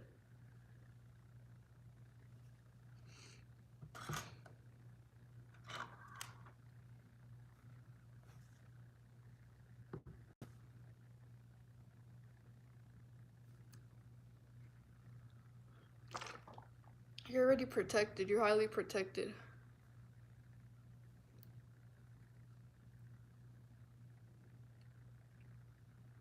It's the intent that you place on certain items. It's the intent. You're like, this is to cast out demonic energy. Get your Bible out. Read the Word. That's how you do it the right way.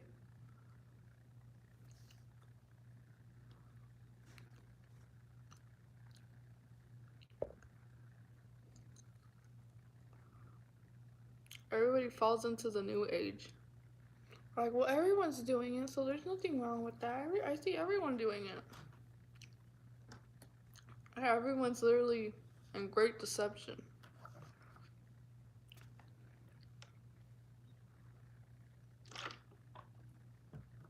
Why do you need to go to the spirit shops? Spirits. When you already have your own spirit.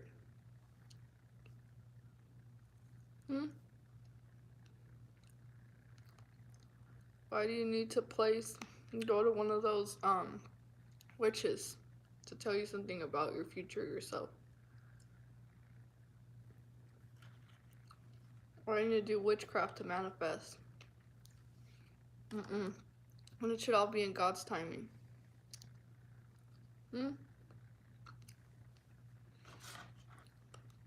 Like love spells and manifest this person back into your life. That's manipulation. Don't do that. You leave it up to God. You don't open portals.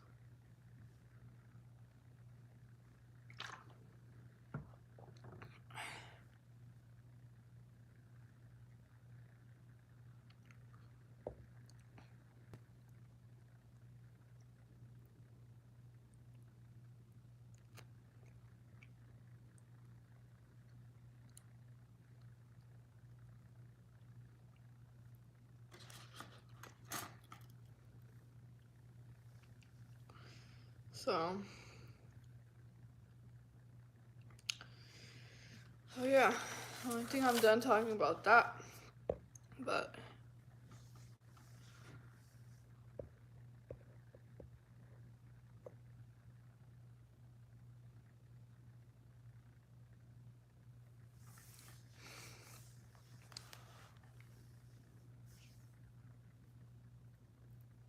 you know, New Age stuff is part of the occult.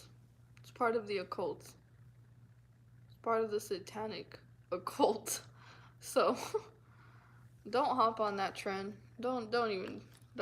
Please don't. Be very selective of what you invest your energy on or what you focus on. It might be a distraction in your life.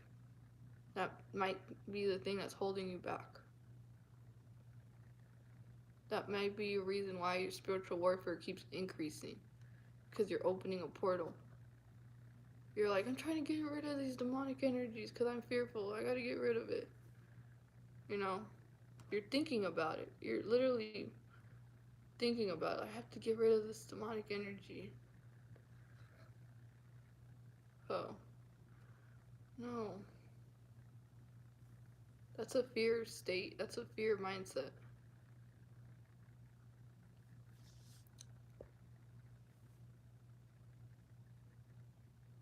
There's even a Bible verse that says, don't do any of that witchcraft.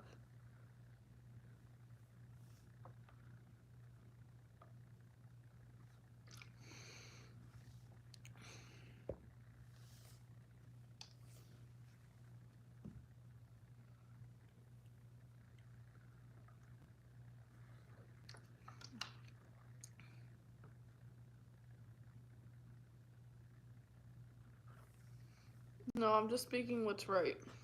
That's all.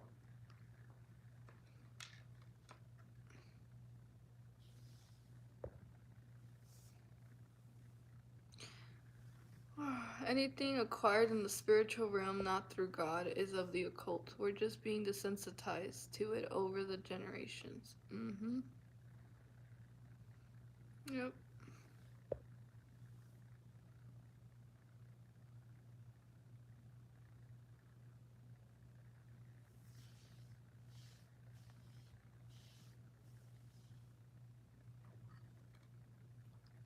You know, same thing with these witches.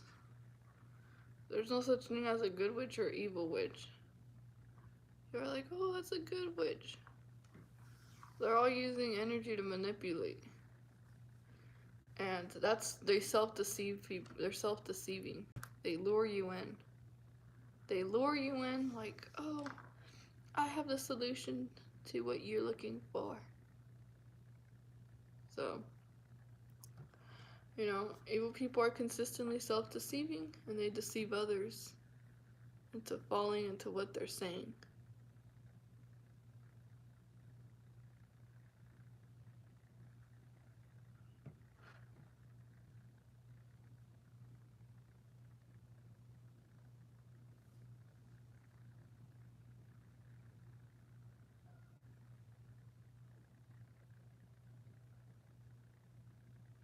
So they manipulate people and situations to bend to their will.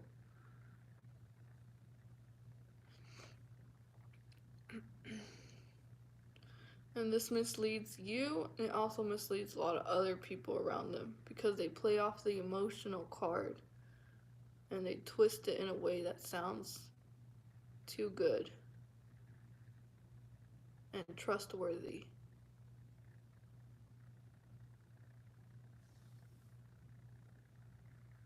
So pure evil involves the intention of inflicting harm.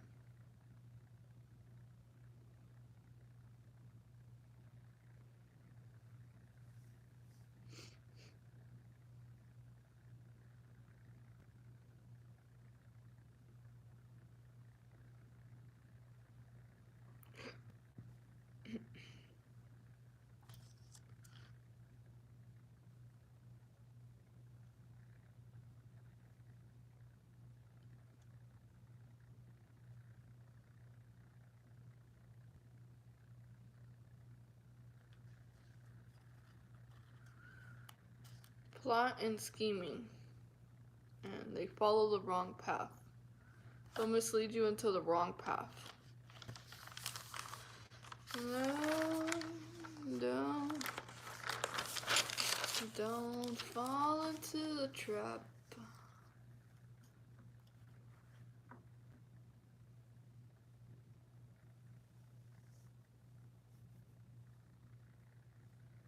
So it's the spirit of pride that people don't want to be wrong ever. So the pride of making them never admit to anything. So what if I admit I was wrong? What if I admit that that I made a mistake, that I did something wrong? And so they don't ever want to do that because they're prideful. And the question is, what are you inviting into your life?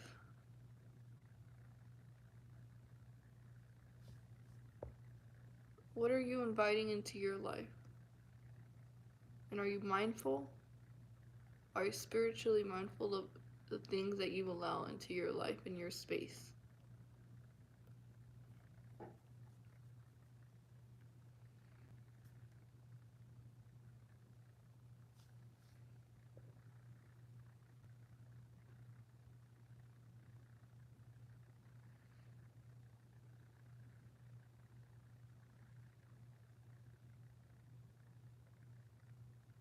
Okay, you can't hear me? Hold on, I'll turn it up. Alright, is that better? Hold on. Okay. So,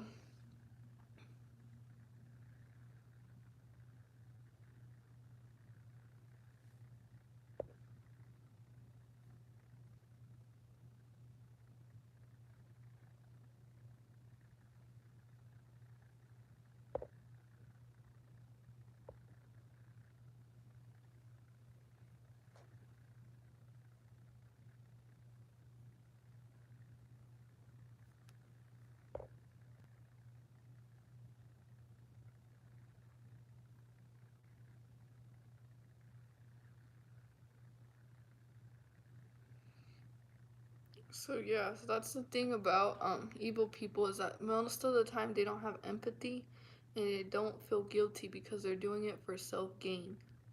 They're doing it for self-gain. And this is what we see a lot nowadays. It's a lot of prideful spirits, like so many. And you know, like one thing I've noticed is that they have like this false self, right? It's not their real self, but it's their false self. And that's why they're so prideful, because they're so protective over that false self that they created. And they don't want to ever admit that they did anything wrong. And they excuse and they justify and they rationalize their evil behavior. So, evil people do exist. And they're people who have bad intentions. They wish to harm people. And, God will put your enemies to shame. And will have well, literally, some of them have to stop being so prideful.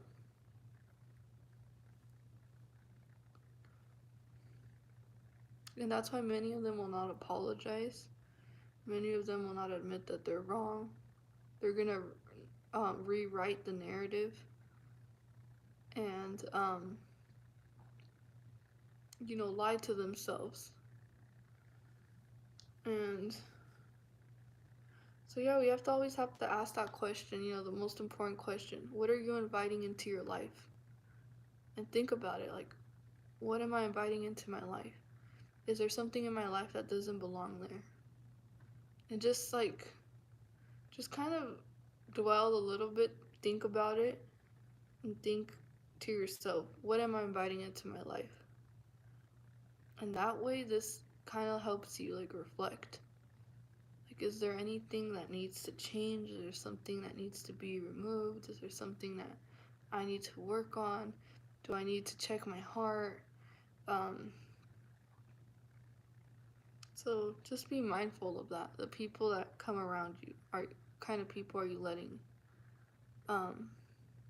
into your space? Like your safe space, like who you are.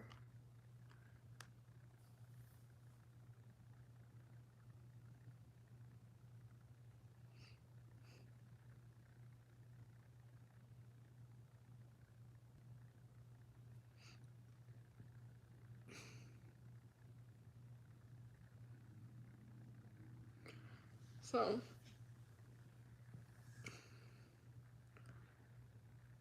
yeah, like I was saying, like the enemy, you have a mad enemy. You have enemies that are mad because they plotted and schemed against you, and it didn't go as they planned. It actually, their plan was destroyed, and they ended up destroying themselves along the way. And so that's why we have monitoring spirits, and who try to afflict hurt upon us by their evil eyes, the evil glares and stares that they give us. So the devil roams around like a lion seeking whom to devour. And that's why we have to be, watchful as well. And, really see who we entertain and who we invest our time and energy on. Because sometimes that's what's gonna happen. They're gonna try to deceive you, love bomb, groom you, and we need to resist the devil, and he must flee. So resist the devils. Don't make a deal with the devil. Don't give the devil your time. Don't give them any sort of power or leverage to think that they can come and invade your life. So resist the devil, and he must flee. And give reverence to God and to you. So give attention to God and to yourself, and be grateful and appreciative of what you have.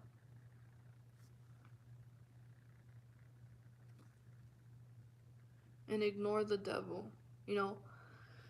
Walk away from the devil. Ignore the devil. Because the devil will try to pull your attention. That's what these monitoring spirits, these stalkers, gang stalkers, these community-based agents will try to do. They'll try to pull your attention to distract you. And once you give them like a little bit of attention, once you stare back at them, because that's what they do.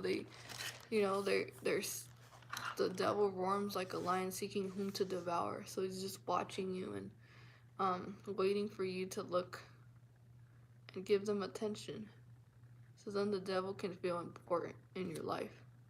So ignore the devil and give relevance to God and to you, and ignore that devil. And that will make them mad, but at the same time, you're not giving the devil power anymore.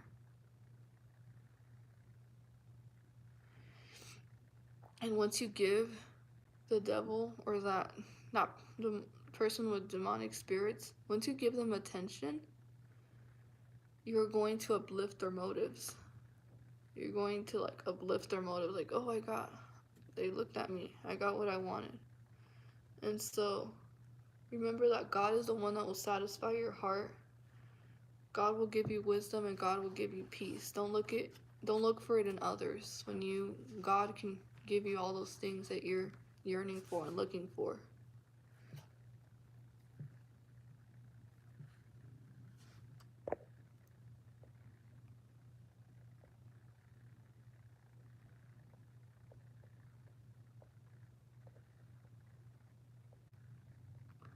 Seek and you shall find, knock and it shall be opened, ask and you shall receive, journey within thyself.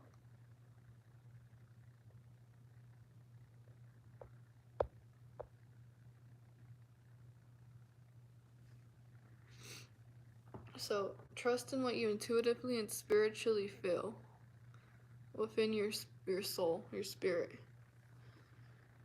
Because there's a lot of pathological liars. And, some of them go to a great length of the severity of their lies.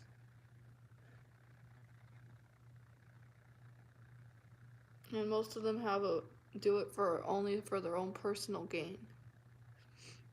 And there's chronic liars. There's like chronic liars. So don't give in to their lies.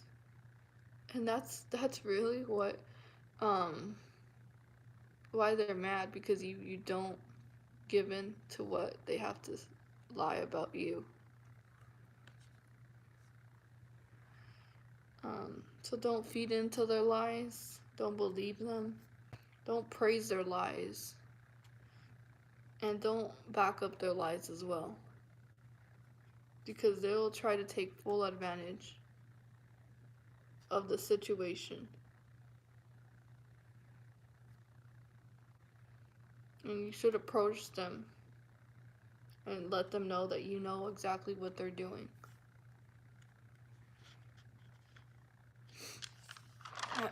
And there's nothing wrong with doing that when you tell them exactly, like, I know what you're doing. And even if they gaslight you, it doesn't matter. At least they're aware that you caught on to their trap.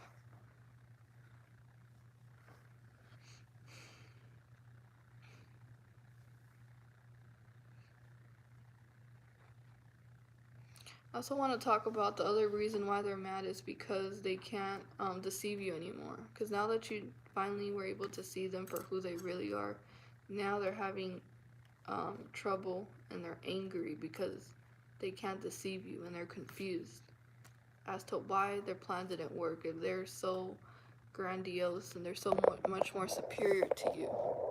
And that's why you have a lot of angry enemies, especially during these times. Because they couldn't figure you out. They couldn't destroy your spirit.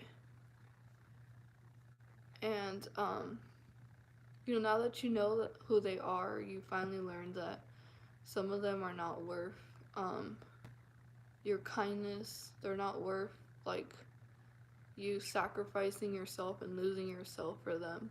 Because eventually that's what you were technically doing. You were losing yourself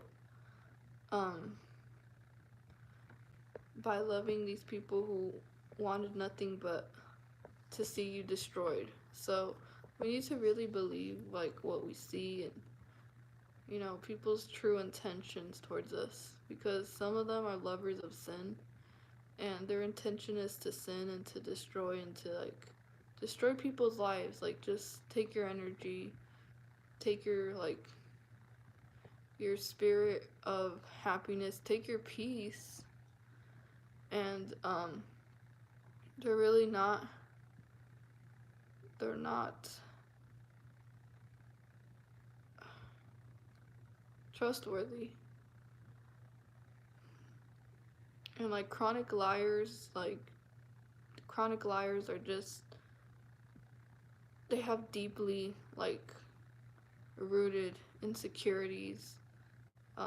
They're mostly like fake. They they created a false self, and it's just, once you see them for who like they really really are, you can never see them again like who they pretended to be, because now that you know better, you're gonna do better.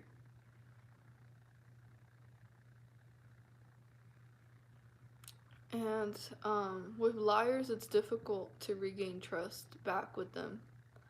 Like, sometimes the trust has been broken beyond repair, and there's like no way that things will ever be the same. There's no way that things will work out. Like, there's too much damage done for it to ever go back, and it shouldn't go back, because like the inflicted hurt and pain that they caused to your life, that they might be envious or jealous, and that's why they lie to make themselves appear better than you. All this silent competition. So keeping someone like that, it's not it's really not good. Um and God knows their hearts. So like, someone who lies, they're hiding a lot. They're hiding a lot. And there's like, okay, there's degrees. Like, we all lie, right? We all lie. We're all human. We're all sinful. We all have a broken nature. Um, what I'm getting at is just the fact, like, sometimes we lie. Like, someone asks us, like, how do I look? And you don't want to hurt their feelings, and you're like, oh, you look really nice. I like it. Or you're trying to get a job, and you're like, yeah, I could do that, even though you don't like doing certain things from the job, but you still have to say like, yeah, I have no problem doing this, because you have to do it because you're trying to get paid. And they're like, oh, you like certain things like that. So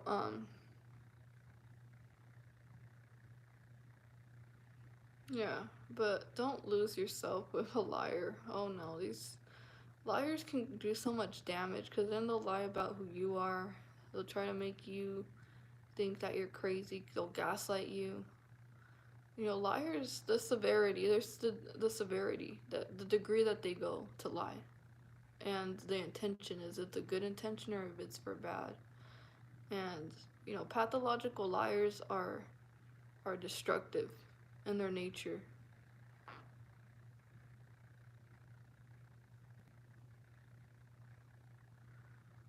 They're very destructive. They self-destruct by all the lies.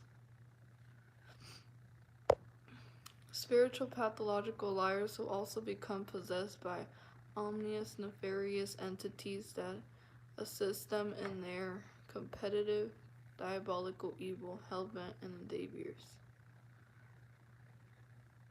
With liars, it's like difficult to regain their trust. And that's why like your enemies are like burning with anger, like they're mad because um they got exposed. Like, exactly who they are, and they can't lie to you. And they're fearful of you exposing them for who they really are, and that's why they ghosted you. That's why they disappeared in your life. Because they know that you know who they really are, and they can't pretend anymore. And that's why they're angry. Because they tried to deceive you. They tried to harm you, and it didn't work. And you saw exactly their true character, that they don't have morals, that they need God. And so, yeah.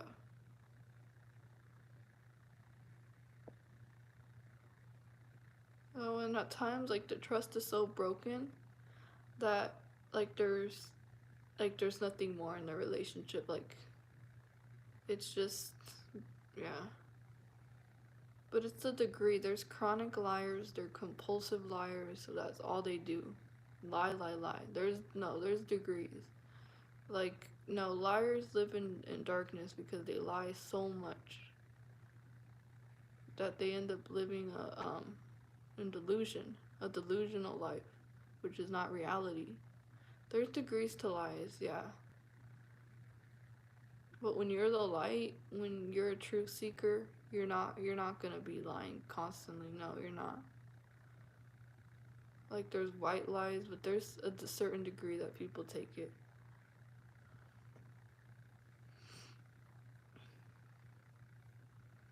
So many people just choose, like, they don't want nothing more to do with a liar. Because let's say you're in a relationship and they lied about, like, the whole entire relationship. They lied about, like, how they truly felt about you. They lied about certain things that they shouldn't have lied about. And, like, now you just don't, they lied about who they were, who they pretended to be towards the beginning, and you fell in love with that false self. And then once you actually saw them for who they really are, you now feel like you don't want nothing more to do with a liar, because it was all empty. Like, there was no value, substance in the relationship.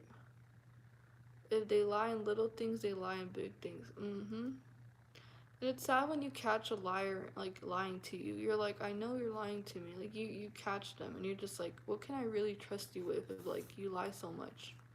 Like, how do I know if what you're saying is true if you're constantly lying to me? And you're only doing it for your own self-gain, because you need to protect yourself, and it's causing damage and harm in other people's life. So the denial can be insidious with compulsive liars.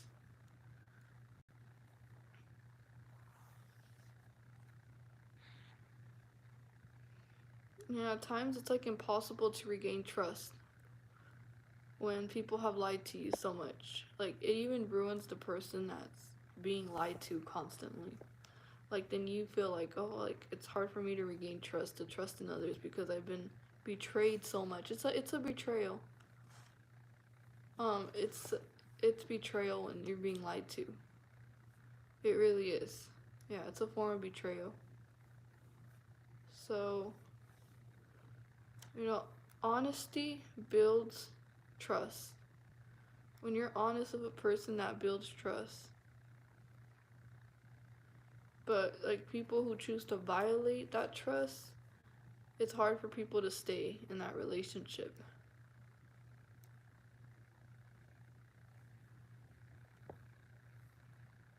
Because they're deceitful in the relationship. They're hiding things from you that they shouldn't be hiding.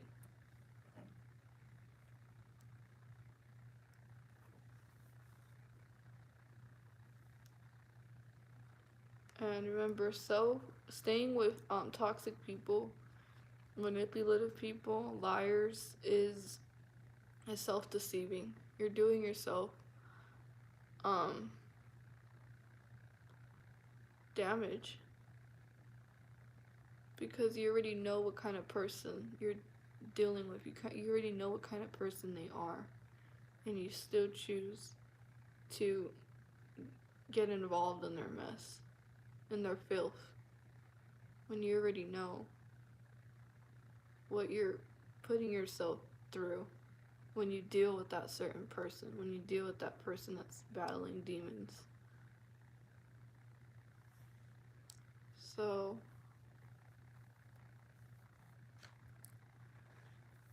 and it's kind of hard, like, when people lie to you, because, like, there's a part of you that wants to believe that, something was real. But I mean, liars can do great damage. They really can. Liars can do some great damage into your life because they gaslight you. Like, they have you running in circles, questioning, like, where do you stand? Because they lied to you, they're nice to you, and then they get something out of you, they take advantage of you. They, yeah, so, I don't know. But, it's hard to trust people who broke your trust beyond, like, deeply hurt you, deeply betrayed you.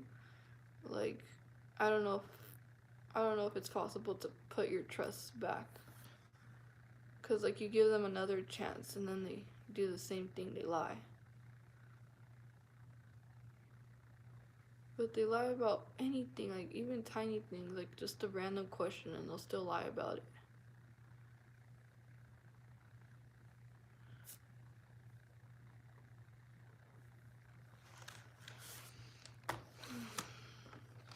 And so that's why your enemies are mad because they can't lie to you anymore. Because eventually, like, they were trying to hide their lies from you. They were trying to hide all the lies that they were spewing, like lies that they manufactured into your reality. And now that you finally are aware, you finally see them for like the real them, not the lies that they presented you with. That's what angers them. That's what gets them so mad. Is that they can't play you anymore. They can't manipulate the situation because you see exactly what kind of person they truly are. And that's why um they get angry at you. But it's not because you did anything wrong, it's because of who they are and their shame. And they try to project it onto you. And that's why they get mad. Like, really mad. Because they're like, how dare you expose me? How dare you find out that I'm a liar?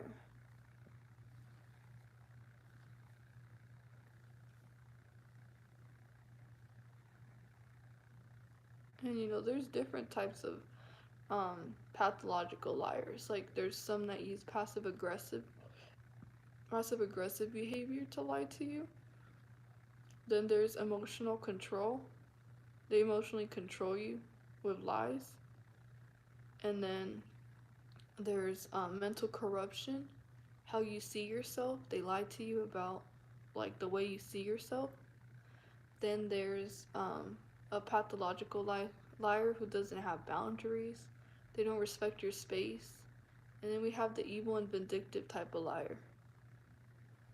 But remember, there's certain degrees. Like, certain people lie to the point where it becomes insidious and it's abusive. It's abusive, um, and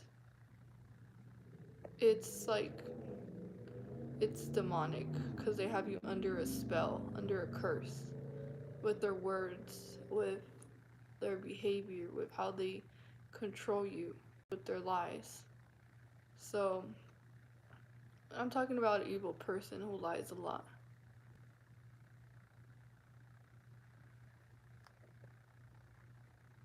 So usually, pathological liars are negative and they're emotionally draining to deal with because you're always going back and forth arguing, trying to get some truth out of them, and they never want to give you any truth.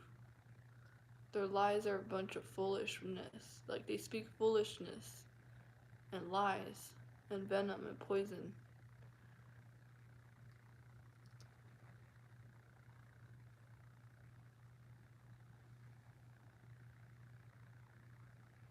So we have the passive aggressive type of liar, and they're usually very selfish and greedy, and they always want to get what they want. So what they usually do is they withhold information. They tell the lie with a little tiny bit of truth to make it sound credible and make it sound like there's no lies in what they're saying. They sway a lot of other people into believing into their lies. So they sway others in numbers. to abuse to do abuse by proxy. So this is when they recruit and um, they gain approval from other people by saying a bunch of lies about someone else, and they get other people on their side. So they do the whole abuse by proxy, and they recruit their flying monkeys. They usually go after other weak-minded people who are battling with demonic spirits and who are weak weak portals to easily just um, work through them to infiltrate their minds and their spirits. So, and their emotions. So what they usually do is they get chosen ones. They try to get us in a vulnerable situation, a vulnerable position to destroy us by using all these monitoring spirits, gang stalkers, and this is a way of abuse. It's abusive. It's abuse by proxy, and so they try to get other people to go against. And the reason why our enemies are mad is because they got us a lot of attention. And at first it started to be negative attention, but then eventually, like, most of the flying monkeys started, or the people who were recruited started to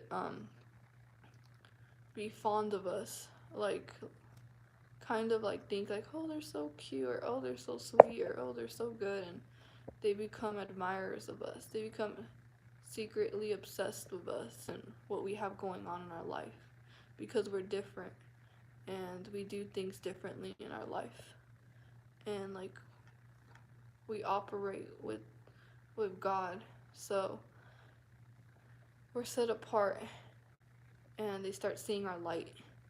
And yeah, so they're angry because they wanted like a lot of people to go against us, and it's not working in their favor.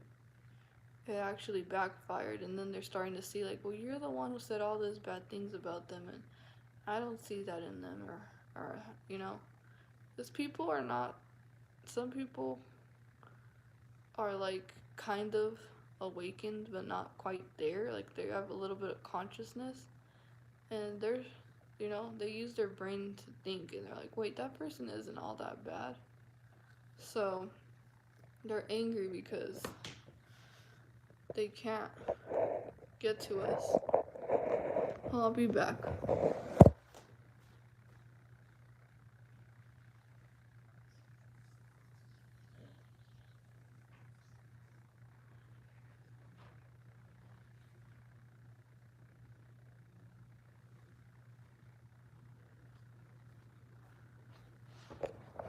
Okay. So yeah.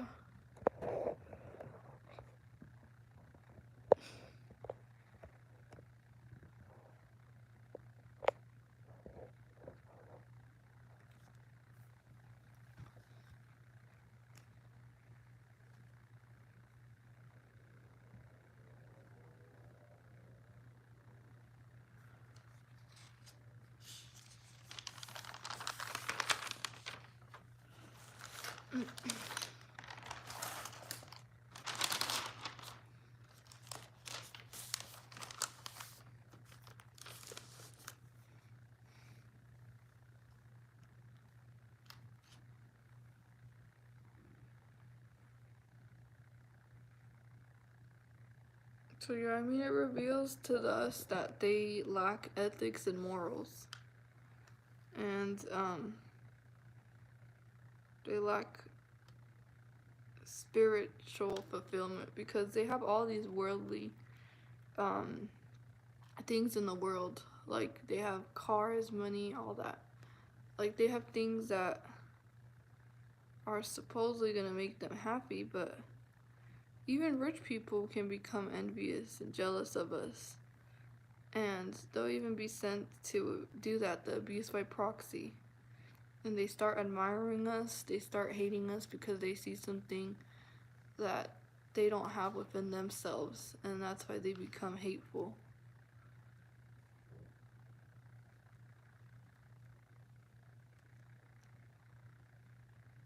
But most of the time, the thing that they hate about you is the thing that's missing within them.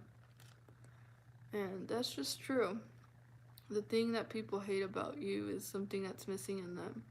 So, like, when someone hates that you're always happy, they're like, oh, I hate that she's always smiling. Like, there's nothing, I don't know why she's always smiling.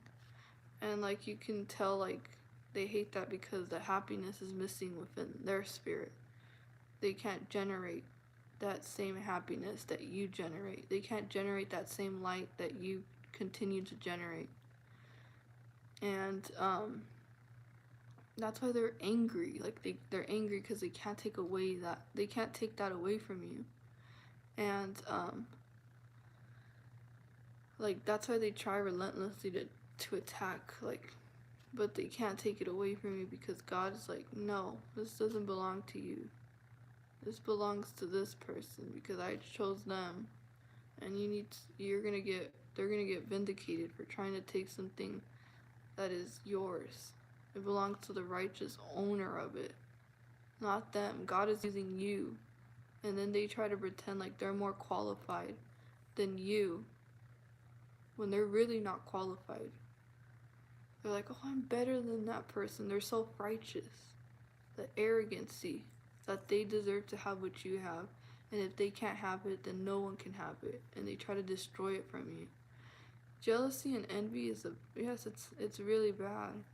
The jealousy out here is it's it's it's strong. It's pretty strong. The envy too, yeah. But you can see like people who have money and like have none of that matters. None of that matters because they're spiritually disconnected. Like they're just living in their body, but like there's no spirit. Like it's just emptiness, like a hollowness that they constantly feel within them. Like that's their existence. Like there's no life.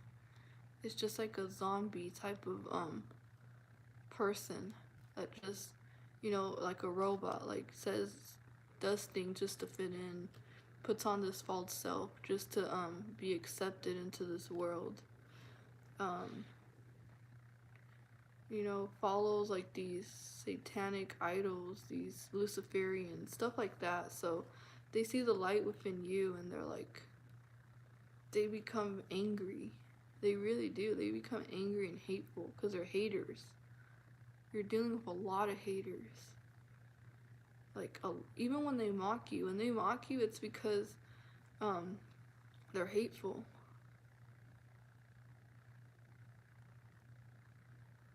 They're hateful. That's why they mock you and they laugh at you.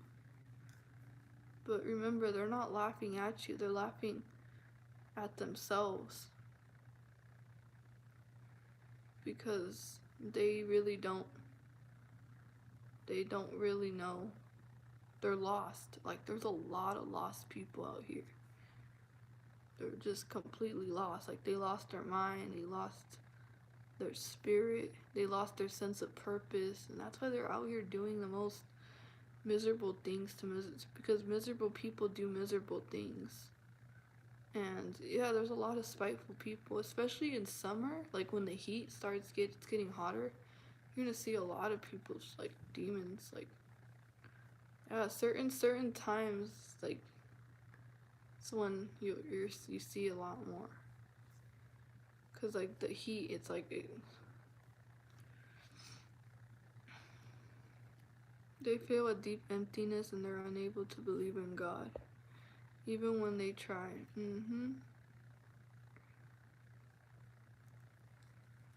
Yeah, so that's why they're angry at us because they can't believe that we still are happy even after all that they try to put us through.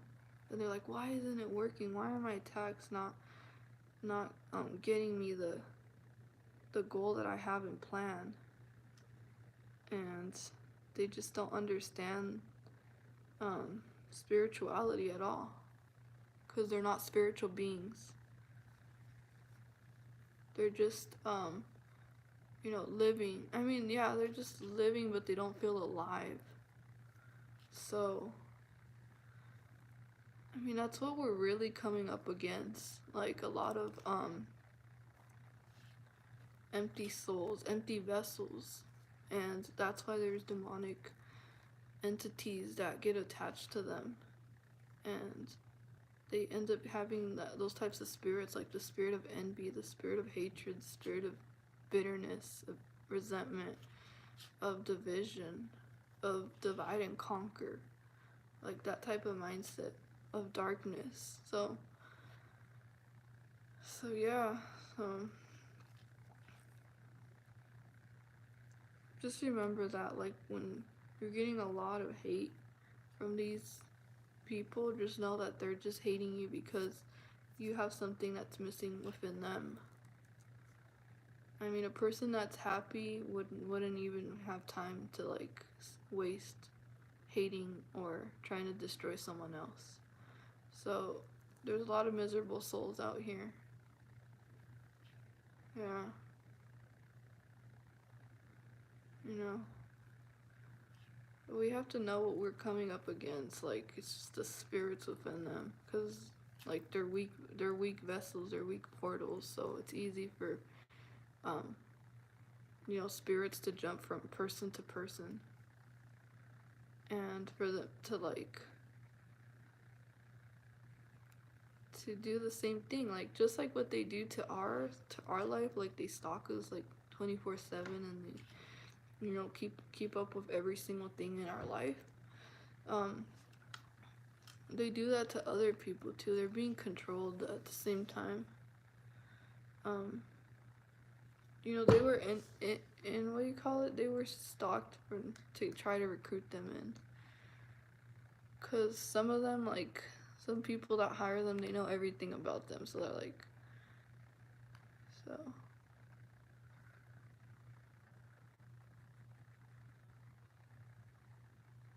but we just have to pray and use this time for you and God, because like you need time to get back, because many of us are fatigued, we're exhausted, and we need to just hand it up to God. Like, whatever is stressing you out, whatever is causing you like great like overthinking, all that, just give it to God. Give it to God. Because I know it's hard to deal with like the weight of the world, because that's how it feels like when you're the light. All these moths, all these parasitic type of people will try to attach themselves to you, will, you know, not leave you alone. Like, just, yeah. I know how that feels, and it's just you have a spirit and they don't. That's why you get all this crazy attention.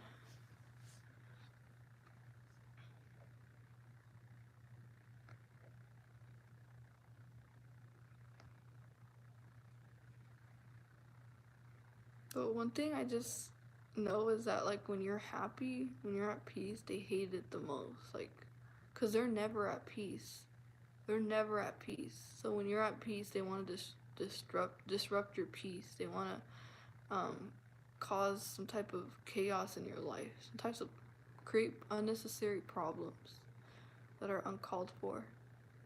And we really need to like know how to detach ourselves from them, because we need to make sure that we're not attaching our energy to them and feeding their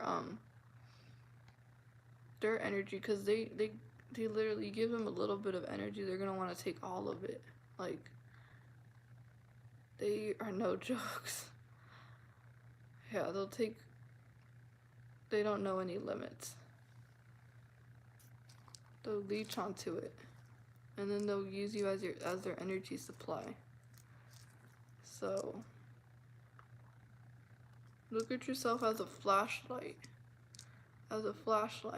and you get your energy from the Most High, from the Creator, And you're a flashlight, and you're just a bright flashlight, and you're all around darkness.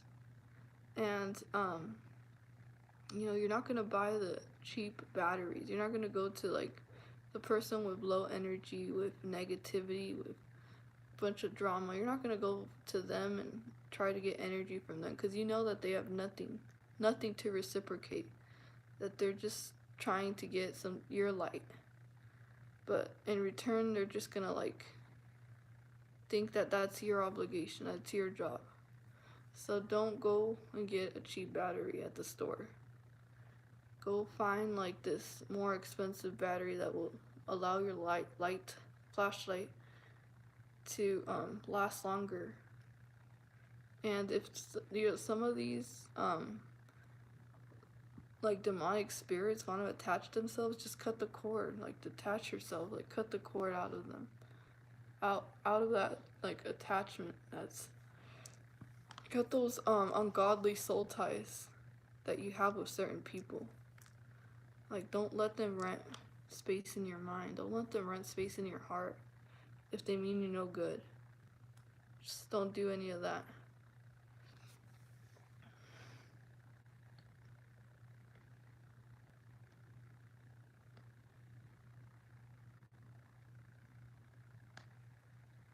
But you're not gonna allow so many people to like drain you from your like just like plug into your energy.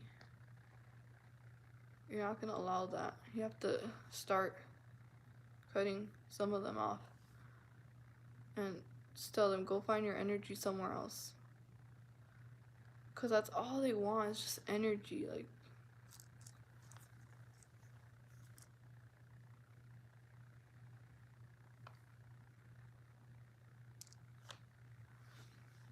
you can't stay low. You can't stay low. You have to be high. Because when you're low, that's when they'll just start attacking you and taking all your energy. That's why they try to lower you, so they can get your energy. But the more you stay high, the less they can reach. Because they're down here. They have to put more energy into reaching you when you're up here. They have to put in more work. Let them work for what it is that they want from you. Let them do the work. Quit giving free handouts.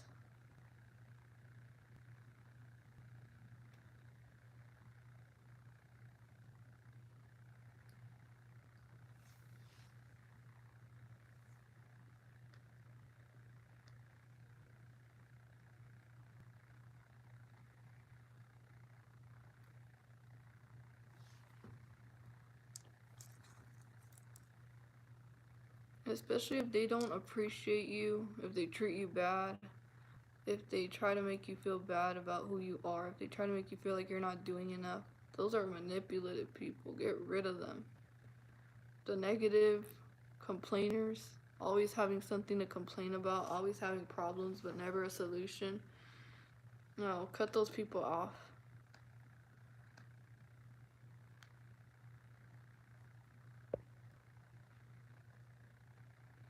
And that's why I'm saying, like, when you go out in public, so many people are going to be thirsty for your attention. Like, you're their soda in the summer, or you're their bottle of water in the summer.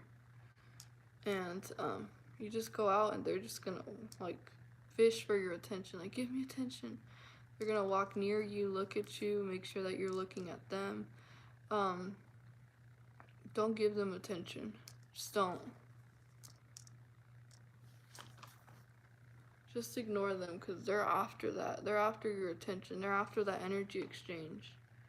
And especially when you're not feeling like you have enough energy, don't. Just don't.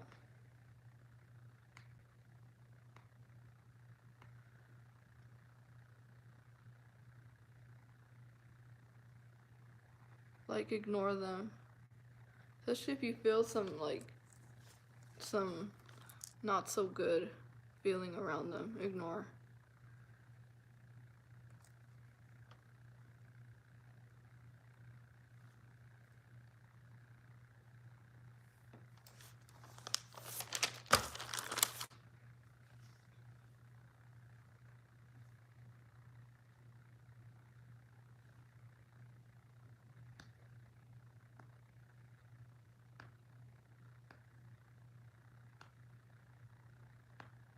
Because, yeah, they become very desperate with just you looking at them, because then they're like, oh, energy, energy. Look at me longer. Give me more energy.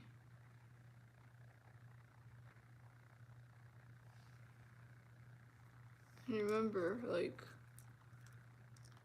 your eyes are like a soul contract with certain people. So, when you stare at certain people, oh, not everyone deserves your attention. You can look at them for a few seconds, but that's it. Like,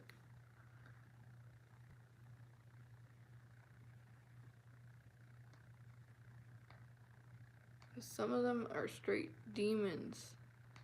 And when they look at you, they're gonna want to give you this demonic stare. Like, look at you all crazy. All types of way. And that's why you shouldn't look at them. Like, if you feel something's negative, just like look away or walk away.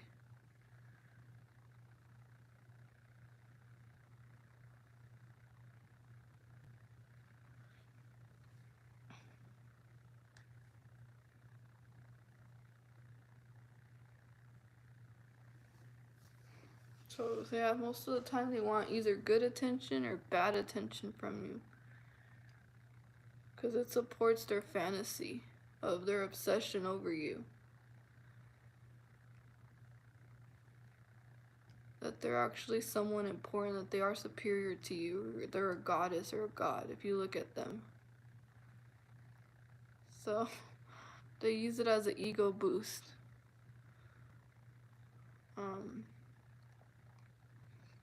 And they're only being ruled by their false grandiose self.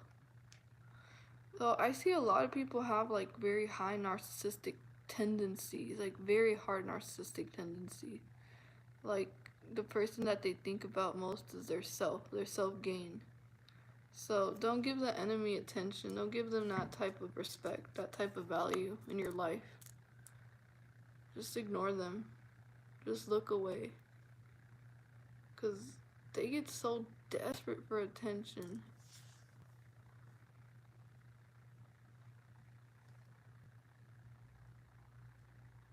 And then they get hurt and they try to guilt trip you. They try to do all this like low vibrational behaviors towards you, like the guilt tripping, the victim mentality.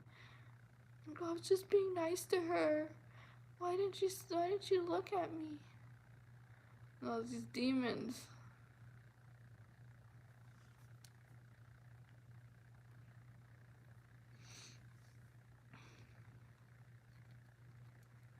And another way that they do that is by like giving you an intimidation stare, or a hostile stare, like a nasty stare, like a hateful stare. That, yeah. So that's like a sort of mental corruption that they're trying to inflict on you. And they want to corrupt how you see yourself by the way that they look at you.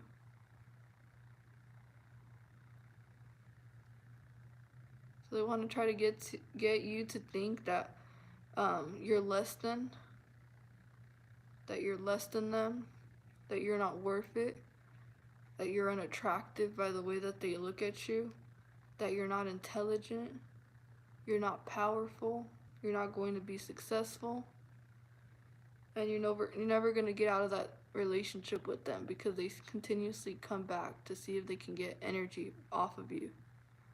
So it's why you need to like ignore them.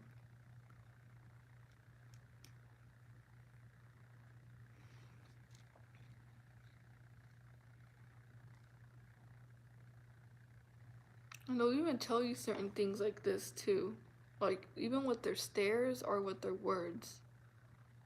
And they just want to corrupt how you see yourself, the way that you see yourself. And that's why we can't give into how certain people look at us, because it really can affect our energy. Like, if it's like so much hatefulness.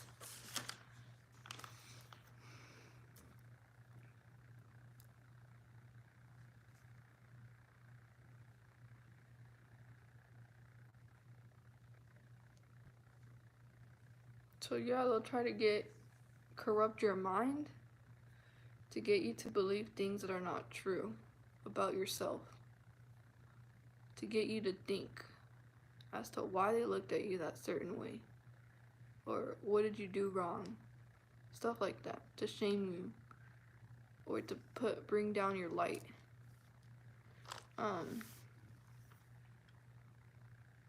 Or to overwhelm you, make you feel uncomfortable, make you feel unsafe. You know, certain times we can't give the enemy what the enemy wants. That's exactly what I'm saying. Like, ignore the enemy. And that will anger them, but that will set you free. That will literally, like, that will lessen the spiritual attacks, because you're not giving them ammunition to attack you by looking at them and like giving them attention, by acknowledging the enemy's presence. You don't want to acknowledge the enemy's presence. Just continue to move on and continue to walk. Don't acknowledge the enemy. Don't give them that level of respect.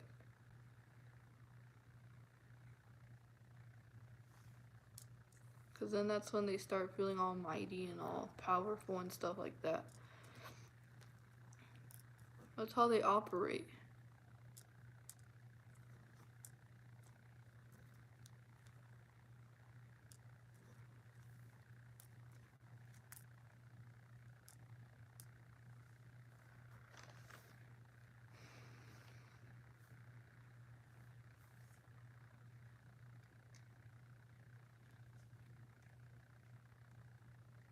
And that's how you save your energy too, that you need for further spiritual battles that will come your way, that are gonna be a lot more like time consuming, you know? Like, certain spiritual battles that will come our way are gonna be a lot more.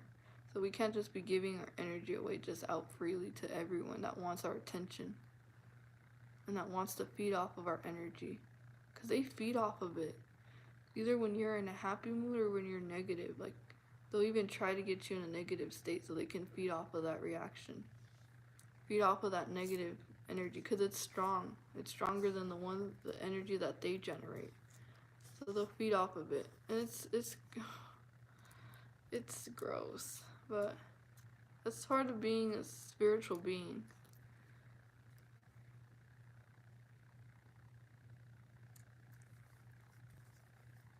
Part of being a spiritual being, that's what you see.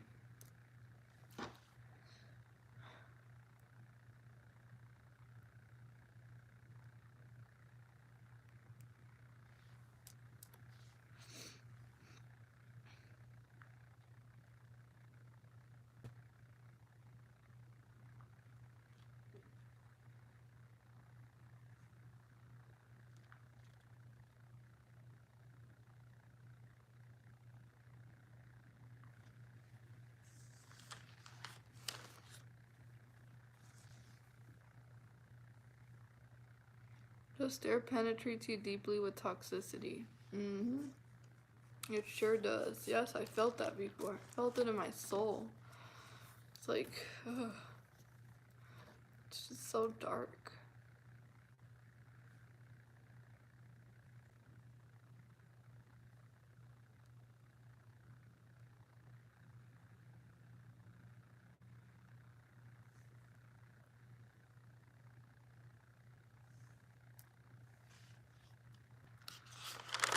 So, yeah.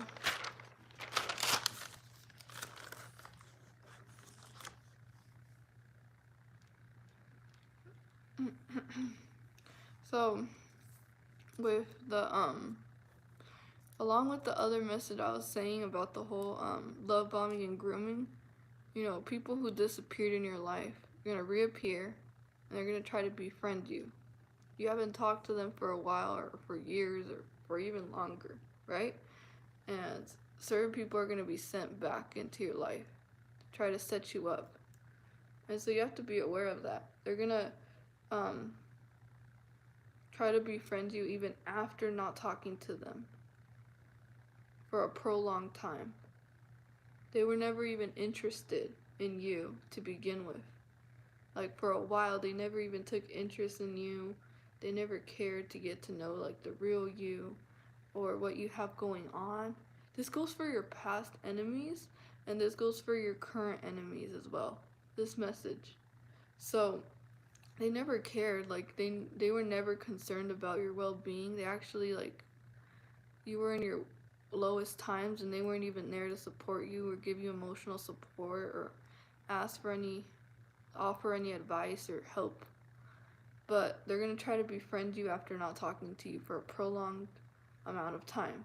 They were never interested in you to begin with, and all of a sudden, they want to befriend you.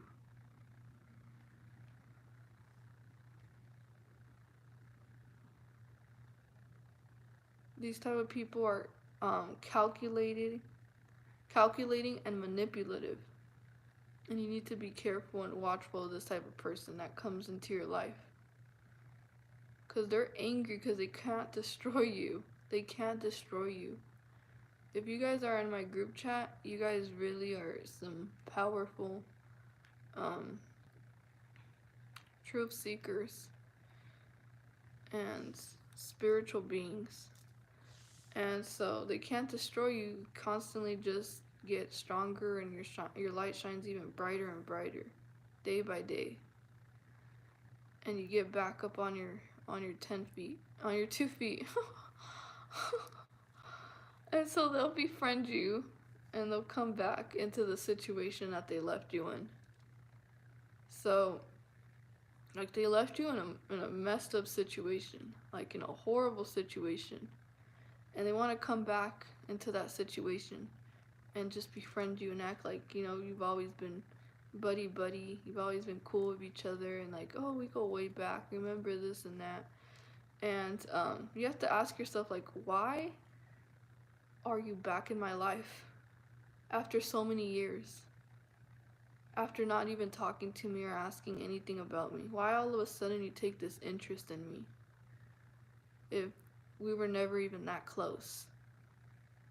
So, or why do you want to reconnect after you have been literally a stranger to me for quite some time? These type of people have been your enemies since day one, and they've been literally monitoring you and stalking you for quite some time.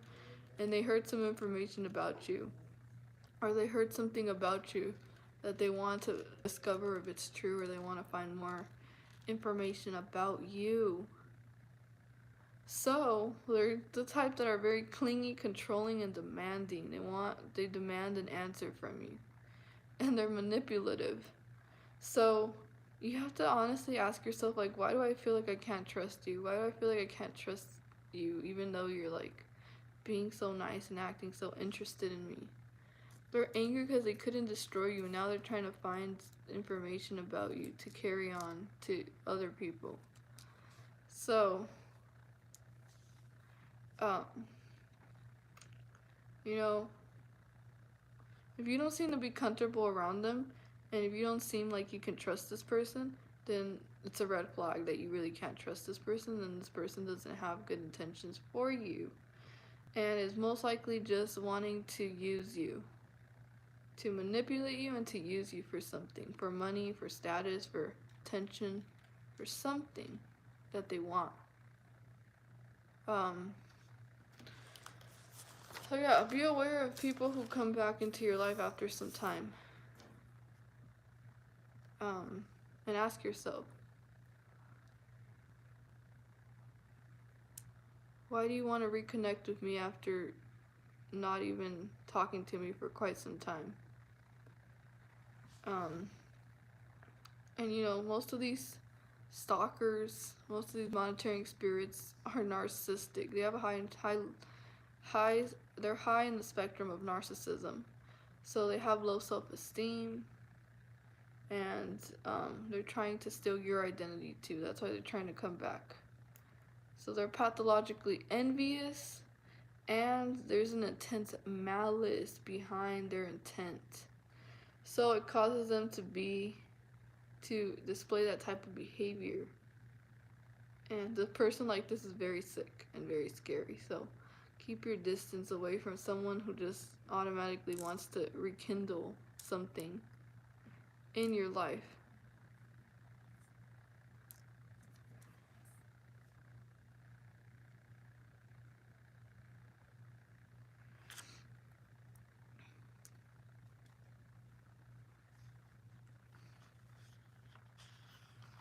It's extraordinary.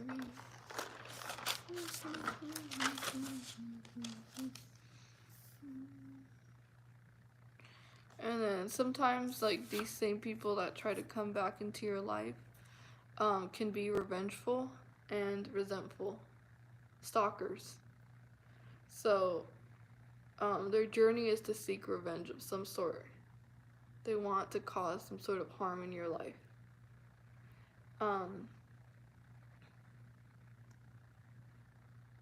You know, it's demonic spiritual warfare. That's what it is. It's demonic spiritual warfare. And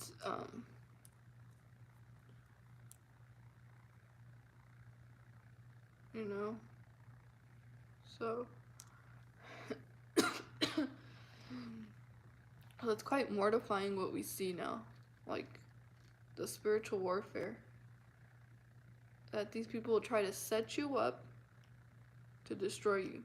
They're gonna set you up, and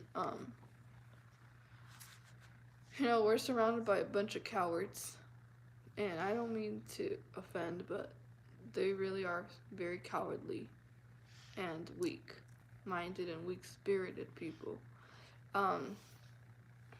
So we can only pray for them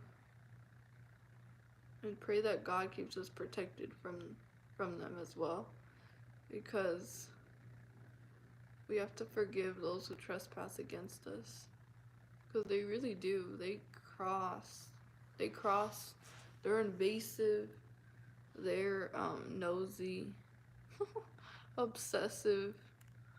They live their life through through us.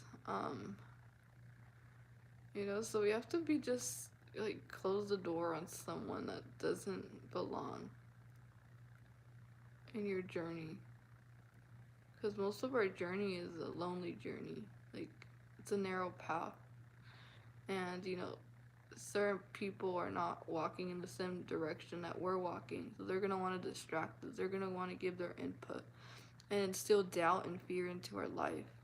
And that's why sometimes they'll try to befriend you, like, oh, like, you remember you used to be this way, and you just don't resonate with a lot of people anymore, because God has literally promoted you in the spiritual realm, and they're not promoted into the next level just yet. They still have a lot to learn. They still have a lot to grow and a lot to work on themselves, and you know, get out of that darkness, because yeah. So yeah, I think during this journey, you know, there's gonna be a lot of people trying to deceive and trying to guide you, mislead you. So be very aware of that. Be very aware of all these helping hands, and know which ones are Satan trying to reach out or which ones are from God. So yeah, you know, because certain people will try to come back into your life, and certain people will try to disguise themselves as angels of light, and to cause some sort of delay in your blessings, or to hold you back, or keep you stuck, or keep you from walking where you're supposed to walk. Like, they're gonna, like, yeah, hold you back, like, not let you move forward, because they're gonna give their opinion, like, I don't think you should do this, or put doubt into your journey. But your journey is only for you and God to understand. It's not for other people. They're not invited to that conversation of you and God only. And I think it's very necessary that we start not letting certain voices get in our way of what God is trying to tell us, because there's going to be a lot of voices that are going to, like, give their opinion. That's why it's very important that we move in silence, that we don't like constantly ask for other people's approval. Because, like, let's say you want to do something and someone's like they don't want to do it because then they won't have that access to you anymore, or they won't have certain privileges to you anymore if you change something about yourself. And they're going to want to hold you back because of their interests, their own self-interest, because something about you benefits them, and they're going to want to keep you from going where you're meant to go. They're going to tell you, oh, I don't think that, are you sure you want to do that? Because I mean, you still have a long way to go, and like, I don't think that's possible. Like, excuse me, but I feel called to do this. And like, they're gonna give their opinion and want to like make you do exactly what they control you, control your life. So don't let certain people control you, because they're distracting us. They're trying to distract us. They've been trying to distract us by doing all these nice things, so then we can feel like we owe them, like we have to stay in debt to them constantly. We're not allowed to move forward because something that they did for us. No, we can move forward. We can leave, choose to leave a situation, choose to leave people behind. And that's just part of our journey, our spiritual walk. And they can't guilt trip us. They can't hold anything against us, because that means they didn't do it from their heart. They did it from a place of deceit. And yeah, just want you guys to protect yourselves from that type of tricks that the devil plays. So yeah, that's the trick. It's tricksters. Yeah, they're gonna want to give their opinion. They're gonna want to tell you, like, I don't think you should do that, or oh, are you sure about that, or so but you can see that they're fearful, and they're trying to project their fear onto you, because they don't want you to do something that they'll never want to do themselves. And that's horrible. I find that very selfish. Like, I find that very selfish. Like, someone who's fearful because they don't want to let you go, or they don't want to see you move on to something better for your life, and they're trying to hold you back, and they're trying to keep you like entangled, or I don't know, but that's toxic. That's very toxic. That's very toxic of people to do that. They're like, you changed. You think you're better than me now, or you're acting brand new. And you're like, no, like I just grew. So yeah, no. But it's because they're scared to let you go. They're scared. They're fearful of you moving on, and they want to try to keep you from making a change that might actually be for the best. That might open so many doors that God has intended to open in your life.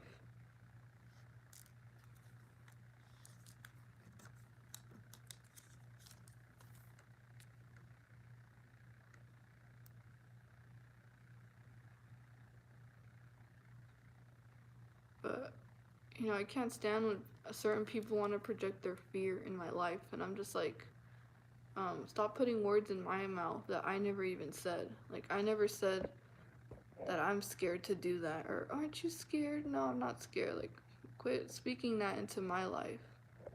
Like, certain people will speak curses into your life, and you have to be aware of what they're saying.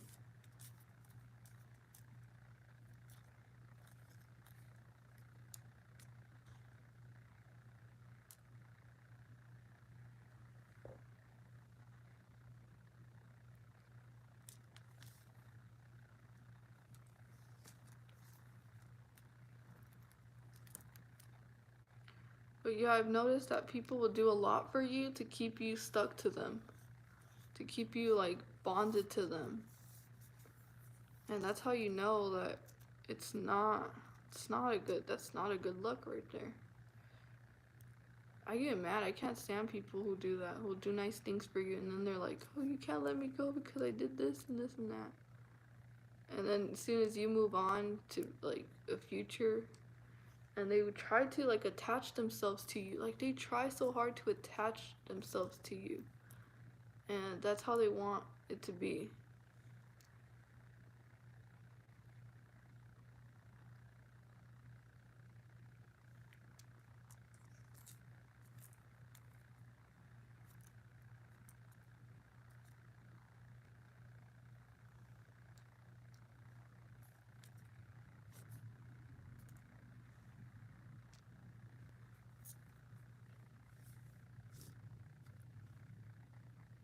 But it's like, why are you speaking this into my life? Like, come on. I get mad. I'm like, what the heck? Like, don't talk like that to me, to my life.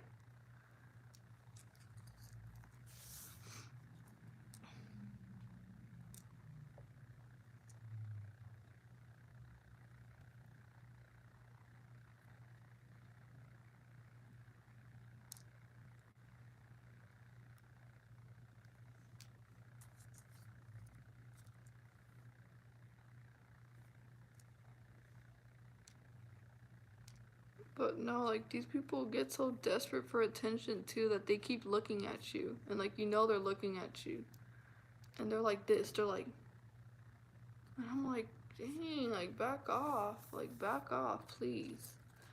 It gets annoying sometimes. Just like, ugh. Like, what do you want now? Like, what do you want? That's what I want to tell them. Like, what do you want? Like, can you stop staring so hard? Like, ugh, it gets so annoying. But it's because they see your light. They see your light, and they just get mesmerized by your light.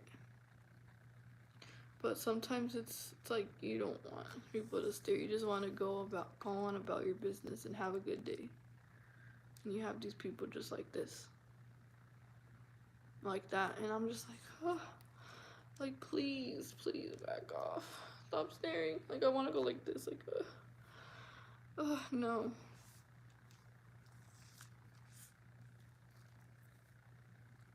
And then when you turn around, they're like this. They're like, they literally like stalk you. Like they're just watchful. They're like, oh, she looked away. Oh, she looked over here now. Like, come on, stop. It's on my nerves. It's like they're little babies just wanting so much attention every minute.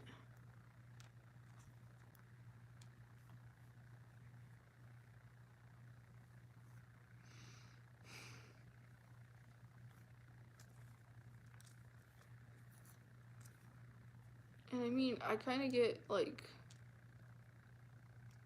I don't understand. Like I look at them for a little bit, and then they continuously want more and more. And I'm like, I already gave you a little bit of attention. Like that's enough. But they want to continue like to get more and more. They're like, look at me again. Look at me again. I'm right here. Look at me. And you look at them, you like notice them, and then they're like again like this. They're like, I'm like, okay, okay, I already gave you a little bit. That's enough.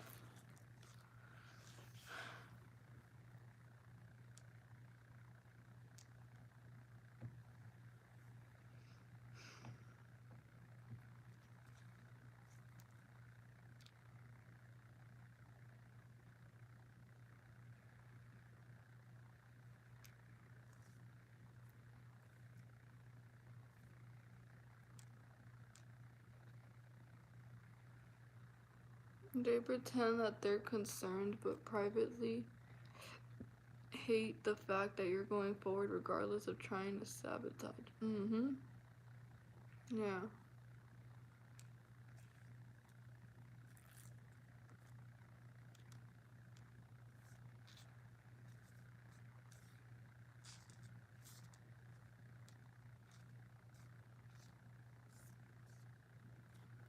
No, um, like a certain family member in my life in the past would always complain a lot. Like complain a lot, needed attention, so much attention. And they usually have that voice like, I'm going through so much right now. Like, oh, I've been having so much back pain. And then I start talking to them like seriously. I'm like, oh, I'm sorry to hear that. And they change their tone, like their whole tone changes to more like, yeah, yeah, I have, like they complain to drain you from your energy. They want you to play along, like, really? Oh, I'm sorry. And it's so it's just I don't like those type of people who complain so much. And like they really have it. They don't need to be like that. And they're just trying to like lure you into their toxicity. And I'm like, nope, no, I'm not playing along. So I just changed my tone of voice. I changed my tone of voice, and that changes everything. And they end up changing their tone of voice too. They're like, oh, yeah, yeah, because I see it. I see it. I see I see what they're trying to do. They're trying to get energy. But I can't stand people that like would call me just to complain. They would just call me to complain, and I'd be like, really? Like, this is why we're talking, so you could just complain and just dump all your problems onto me? Like every day calling, always have a problem, always something. And it's like the most minor thing, like, oh, I've been having so much pain. And I'm just like, ugh, like, stop. Like, just stop. I mean, yeah, I shut it down. I shut it down very quickly. Because I see them how they act with other people and they're not complaining. They literally choose which person they want to complain with, which person they want to act like a baby and act like they're helpless. But they don't act like that with other people. I've noticed that. Like other people, they're just perfectly fine. They're just like normal, like no, they're not complaining. Everything's perfectly fine. But when it comes to me, as being a highly sensitive person, so many people want to come around me and just start complaining and moaning and talking all this like, oh, I've been going through so much, and I'm like, stop! I'm not your therapist. I don't have time for this. I literally go through spiritual warfare, and I don't have time to like listen to nonsense about things that are like minimal. Like they're really not like major problems. They're just tiny things that they find to like exaggerate and like make it a whole entire issue when it's just a tiny little thing that they're going through. And they love to like make it like so like, oh, it's so bad. No. No.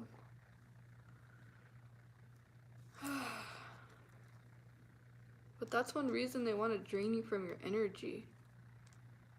Like they're become so attracted to your energy that they just use that sort of manipulative tactic to take your energy away from you.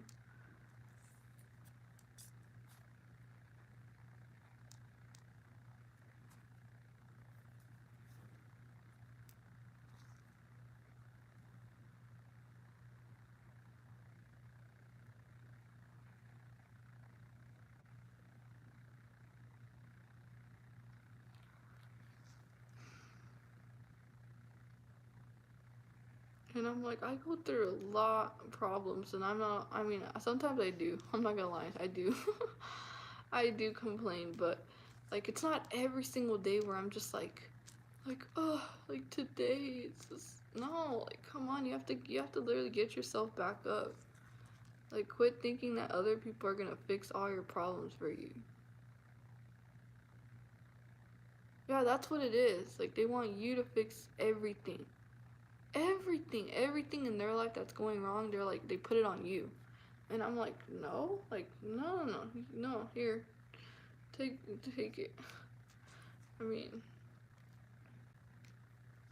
it's because I don't want to enable them, I don't want to enable them to think that that's okay to do that every single time they talk to me, to complain and moan. And I don't even have kids. I don't have kids for that. I do not have children.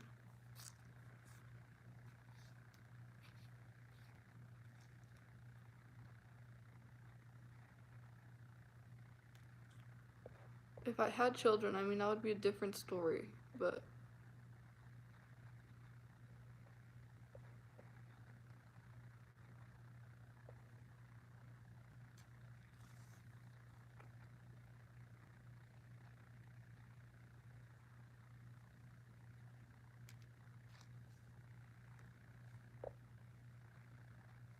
Yeah, some people are just energy vampires. So annoying, just trying to vamp.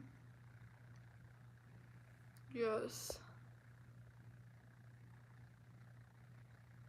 And if you don't care, you're the bad one in their eyes and mind. Yeah, exactly. But no, I mean, it's the most tiniest thing ever. I'm telling you, it's the tiniest little thing ever.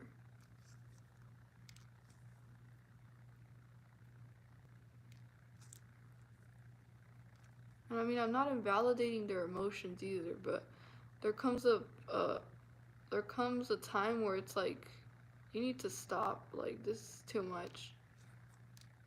Like that's an energy vampire right there. That's an energy vampire right there. Just trying to always talk about their problems, always concentrate on the bad. There's nothing positive. And I usually tell them like, what good happened today? Tell me something that you're grateful for. Tell me something good in your life that went good today. Because they dwell so much on the negativity that they want to bring you down into their negativity with them. They try to bring you down into that same spot that they're in. And they call you just to do that, to take your energy and take you down, and then they feel much better. Like, no, no, I'm not doing that anymore. It's like you complain to me and then you're feeding off of my energy to make yourself feel better. And then after the conversation, I feel horrible. I feel exhausted. I feel like you just took the whole entire life out of me because you're just taking all my energy and always complaining about something. And you're doing it constantly, repetitively. It's like a cycle. And no.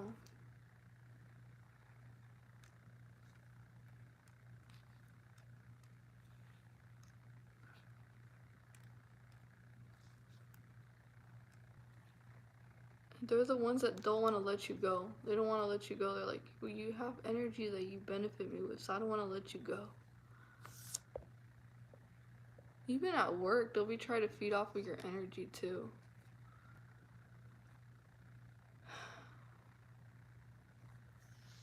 I call them professional time wasters. I'm like, I need my energy to battle against like all this targeting. And I don't have time for some like little tiny thing so you could just take all my energy.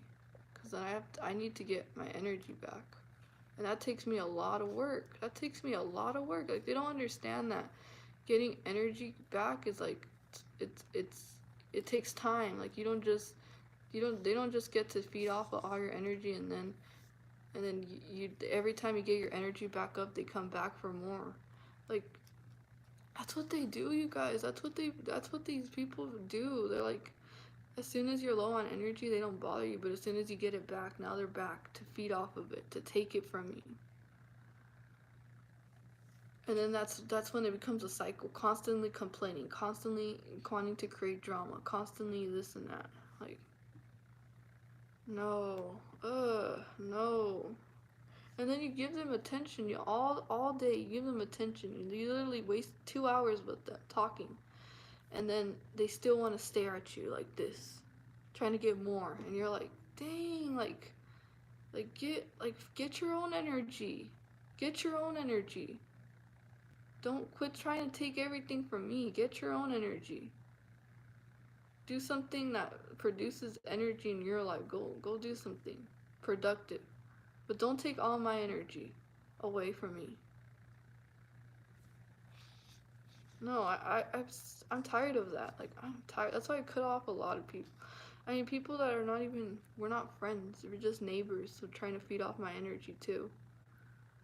But they only come around for that, and they either start drama, or they always want to complain, or they always want to make something up just to take energy from you.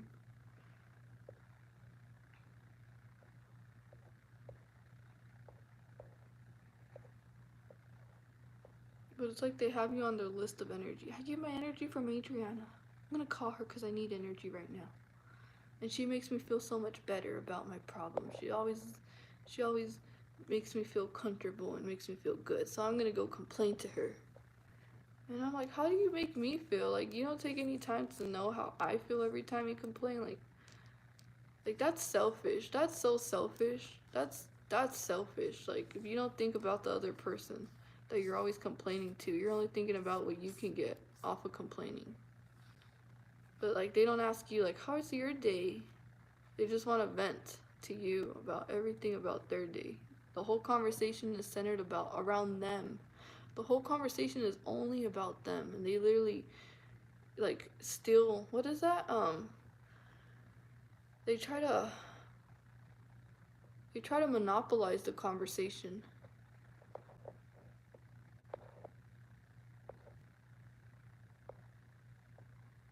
I mean, that's why it's better sometimes to be alone. Because as soon as these people only want to take your energy, they want to be your friends just so they can feed off of that energy of yours. So I prefer to be alone. Like, I know.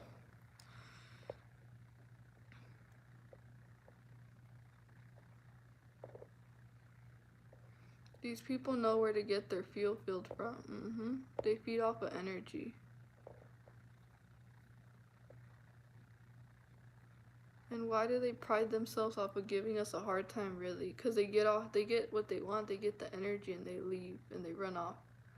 And they don't care how we feel, because the only thing that they were looking for is their own self-gain, their own greed, their own selfishness of, I want energy, I need it, I need to feed off of, I have a hungry appetite for energy, I'm gonna go feed off of your energy.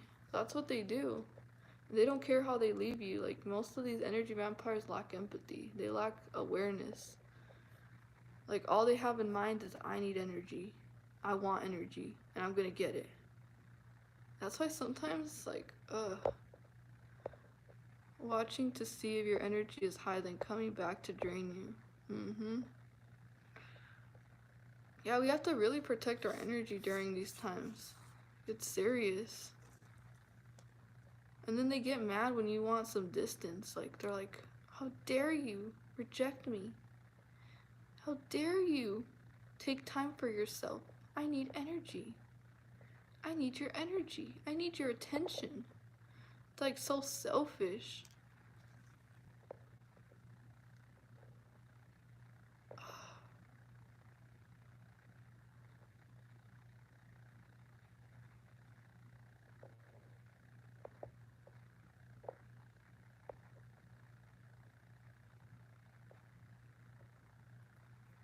Right, I'm exactly the same way. I'm torn between compassion and spitefulness. Yeah, but they take so much. Like, they literally take a whole entire bite.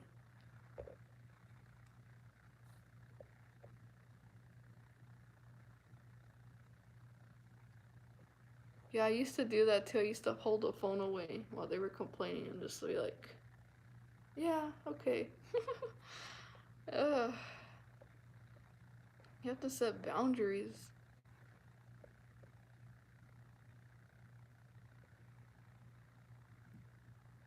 Takers, they never give. New phone, who this? If you say something about yourself, they ignore you and go right back to them. Yeah, I can't stand that. I can't stand that. It gets on my nerves. I'm like, and I tell them, like, can you let me talk? Like, why is it always about you? Yeah.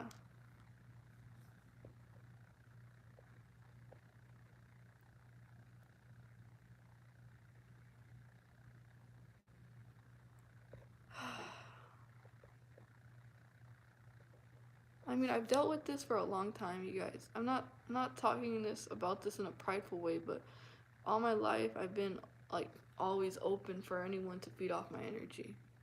And that destroyed me. So I'm not being prideful. I'm just being straight up about energy that we can't be giving it to everyone because they're literally gonna like drain us from everything. Drain our pockets, our energy, our emotions, everything. They're gonna leave us dry and then they're gonna dip. So, mm-mm. No, I'm not prideful. I'm just protecting my energy, protecting myself, my well being.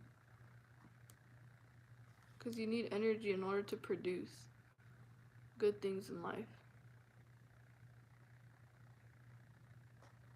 But I I can't take it. It's like I'm tired of that. I'm tired of that. That's one thing I have about spiritual warfare is all these energy leeches.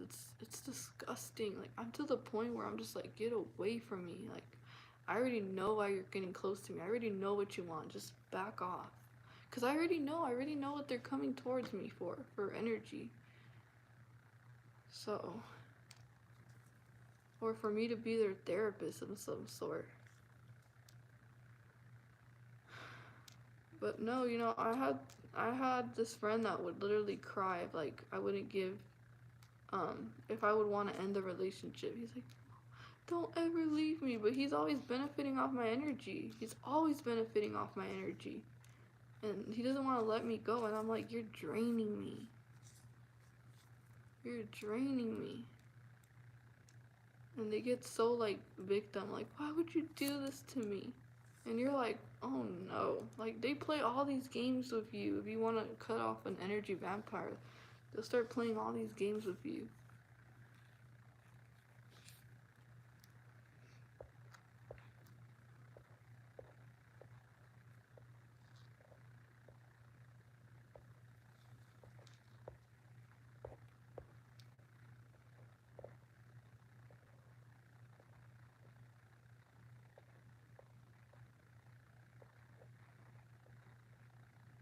Just drain it back, call back your energy.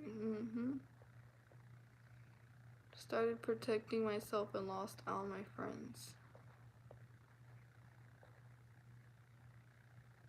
People that aren't empaths won't understand. Yeah, there comes a point where you're just like exhausted. You're tired of the same thing over and over again. I don't want to go through the same thing over and over again. I'm tired of it. I'm just like, I'm not putting myself through this any longer. I mean, so many years I put myself through this. I'm being honest with you guys. I put myself through this for all my life. Like, I'm done. It's like the caretaker of people.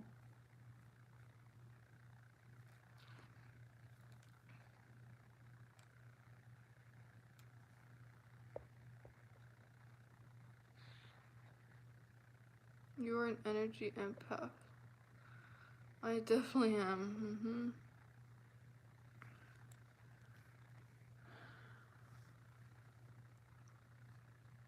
The cycles get old. You just rather be alone. Yeah, like I was talking to that energy vampire saying like, oh, I want to make a change. I want to like move. And he's like, oh, are you sure? Like, you're gonna leave me. And I was like, you're so selfish. Like, really? That's all you think about is yourself, that I'm gonna leave you? What about me, what I want for my life? Like, that's selfish right there. I get mad at selfish people. It's like they want to hold you back so they can still benefit off of you. They don't want you to go do something or leave somewhere else. No. It's not okay. That's so selfish. That's selfish right there. And like they start putting their doubt on you because they're benefiting off of you, having you around. And like they don't want you to like change. Yeah, I'm fed up with it. I am fed up with it. I mean, I've been sympathetic for long enough already, and it's still the same thing over and over again. But one thing is that they want to hold me back. It's like they're trying to keep me like from going where I want to go, because I want to get away. I want to get away. And they start projecting their fear and whatever they want. But that's selfish. I mean, like, you're gonna leave me. And I'm like, well, life goes on. Like, life goes on. I mean, you've been benefiting off my energy. Like, I already gave you a lot already. Like, I'm not gonna live my life just to feed your appetite of your energy that you don't have. Like, that's crazy. Like, that's the thing about these selfish, entitled, arrogant people is that they act like it's your obligation. Like, it's your job. That's what you were born here to do, to benefit them. To, live your life just letting them feed off of all your energy that you're working so hard to get. Like, getting energy is hard. It's not easy. When someone just comes and wants to take all of it away, like, come on, like, no. Ugh, no. You guys, I mean, if you guys are spiritual, you guys understand how energy is tough to get. Like, it's tough to like regain it back. It's not an easy process.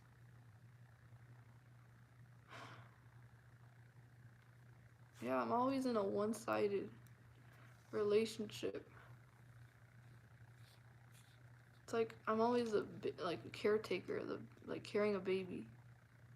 You know, carrying a baby, like, let me caretake you, your energy. You want energy? Come here, get your energy.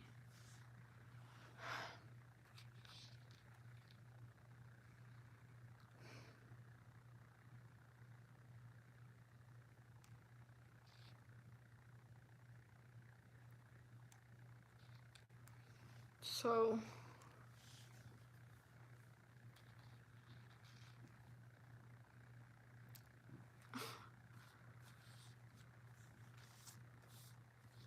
cause that's how they treat me. Like when they come around me, they literally use that baby voice. Like they use that baby voice. Like, I'm going through so much. And then I'm like, what are you going through? And then they change their voice. Like, oh, well, you know, I'm going through this. And they change their voice real quick.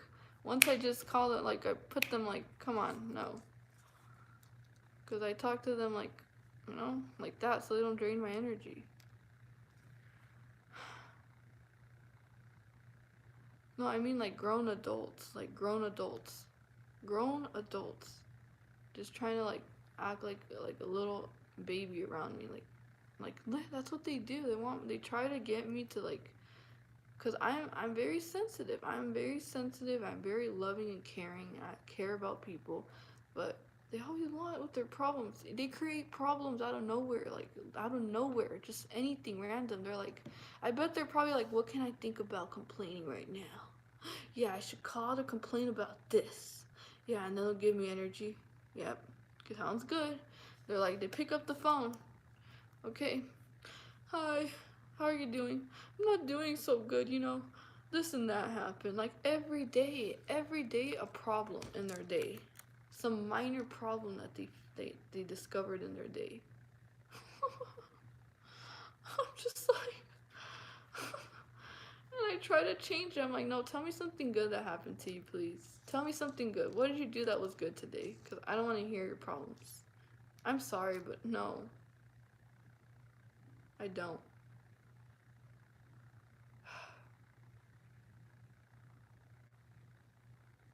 And I could tolerate it for a little bit, but like 4 hours, 3 hours, the same thing? No, thank you. 3 hours, literally. I should only give them 5 minutes. Like, complain? Okay, good, bye. uh, no, no, no, no.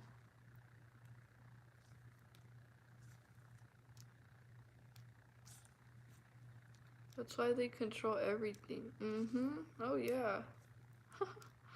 I'm laughing because I'm really tired of it. I'm so tired of it. Ugh. Ugh. It's like, I feel like it's like a nasty type of energy that they bring. Like, it's not good energy. I'm like, please don't bring that around me. Please don't. Don't bring that around me. I want to run. I'm gonna run away. I have boundaries. Yeah, but they call me early in the morning too for energy. Like early in the morning, that's when they're okay. That's the thing about energy vampires. They have a certain time that they call you to drain you from your energy. Early in the morning when they barely start their day, they already people are amazing. Oh, I don't know what kind of people you deal with because I deal with a lot of energy vampires. No, I can't relate to that. But they call you early in the morning to take energy. That's a certain time that a lot of energy vampires will call you. Or late at night. Like in nighttime, they want energy. Or they'll call you several times a day.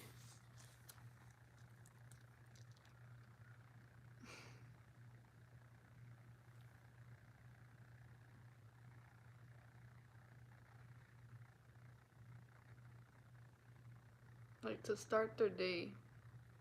Like, let me start my day by getting more energy. No. I won't even answer them sometimes. I'm like, I'm not answering you. No.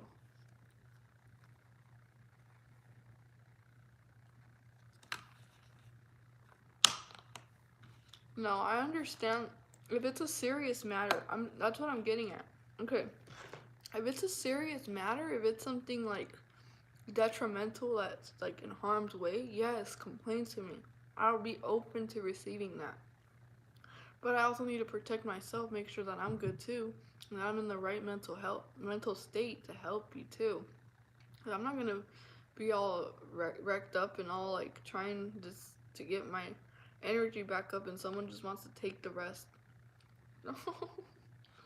No, but I mean like meaningless problems, like just tiny little things. I don't know how to explain. Like I don't know what kind of example to give you, but like, oh, I missed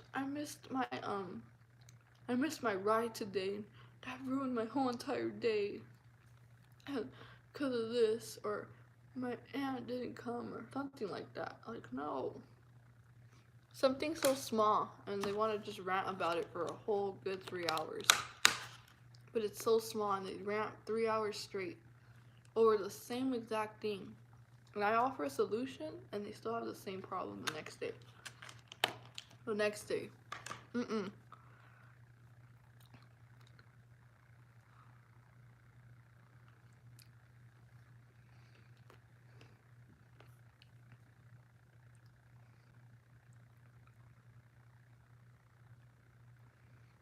But I mean, we're in spiritual warfare. I don't have time for small little dramas.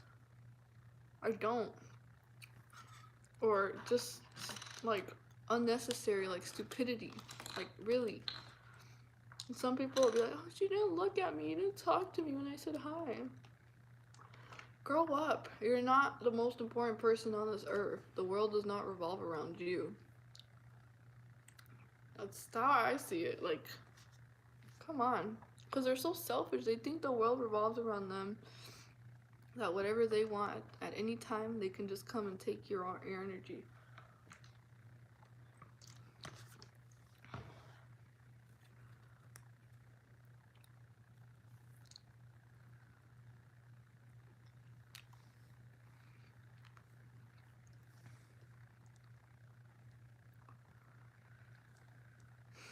But I'm gonna stop talking about that. But yeah, you guys get the point. I mean, I'm pretty sure a lot of you guys have dealt with this, of energy zappers.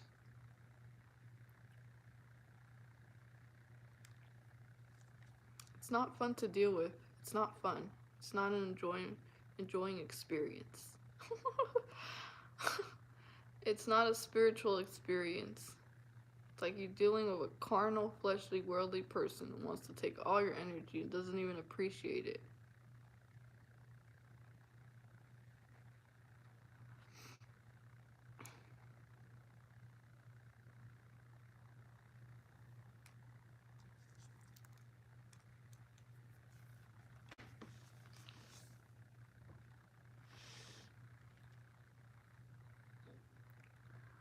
Energy is an extremely key resource that various overheating parasitic takers need to extract to recharge their empty charged battery pack.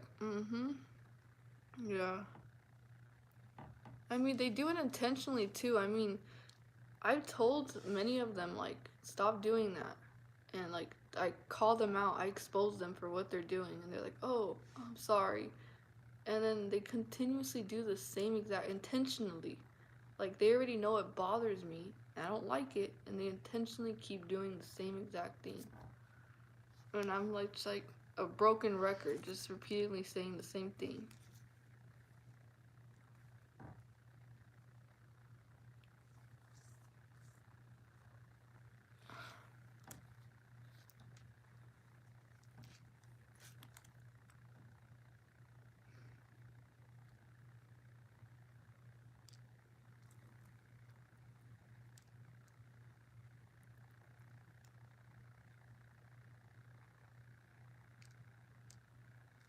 And then I have like this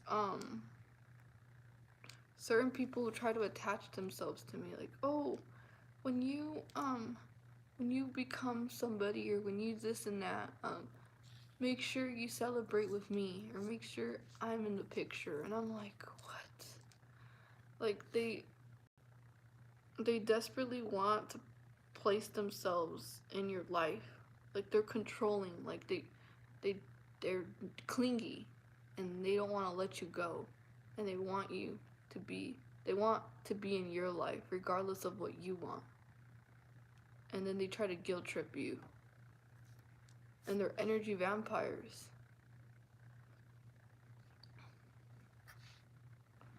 And they're like, oh, when you become this, don't forget about me.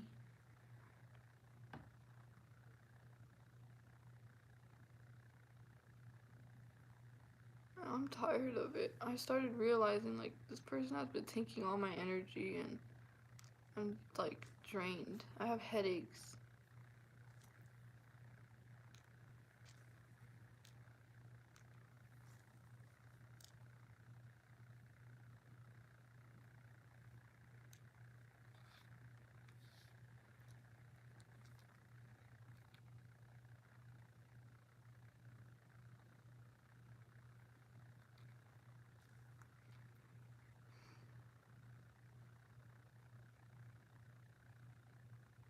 I asked, how could you have avoided that fake drama? And the person kept talking to me without interacting with me. It was like, what?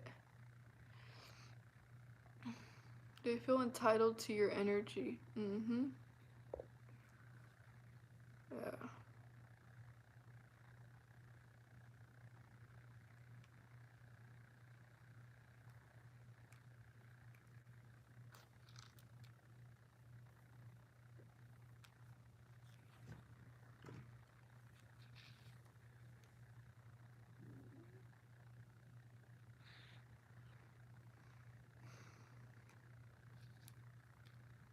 Alright, I'm calming down.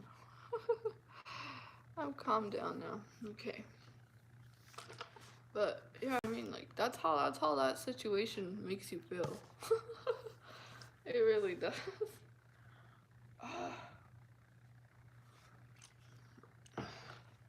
Especially when you're a giving person, when you're a giver, you have to know. You have to know your limit.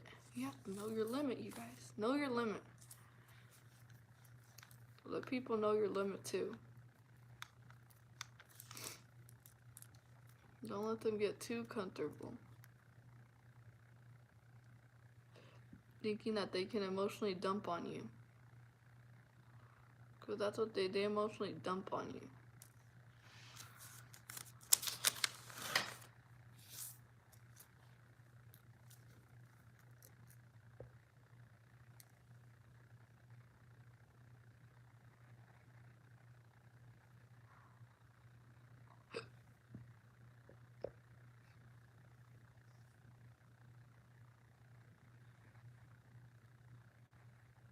Then we feel entitled to our energy, but I'm entitled to my peace. Yes, know your limits.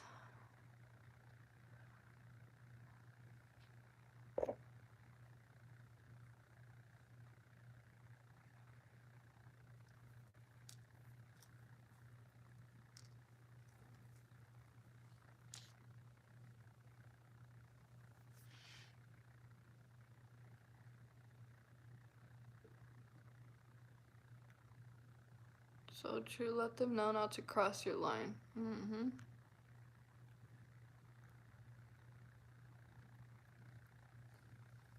Yeah, I mean, I've dealt with so many people that would call just to complain and to drain my energy. It was just like a one. It was like the person was talking to a wall. I was the wall.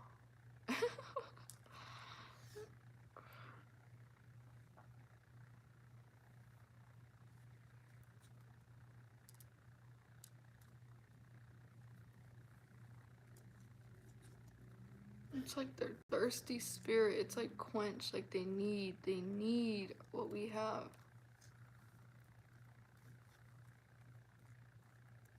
And that's why they become so obsessive with our energy. They become so obsessive. Like they thinking about us like 24/7 nonstop.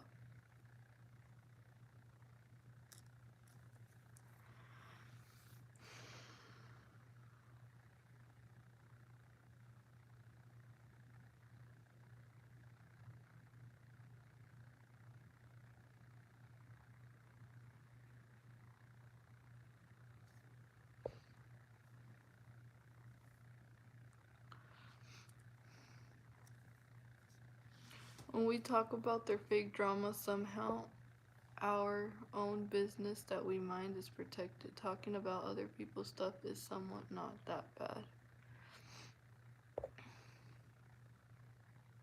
They won't rest.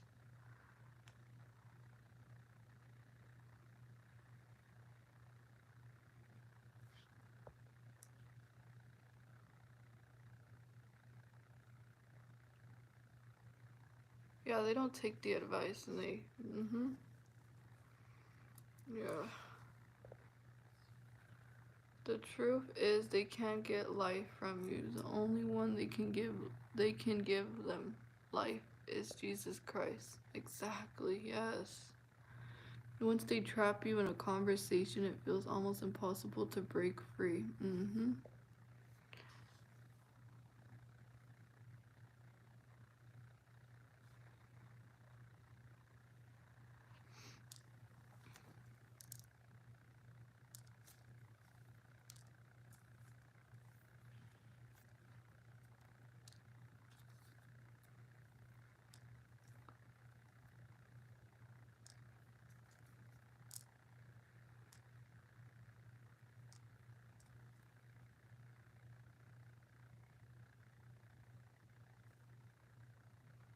I mean, that's the bad thing about, being an empath is that you attract a lot of, like, energy vampires.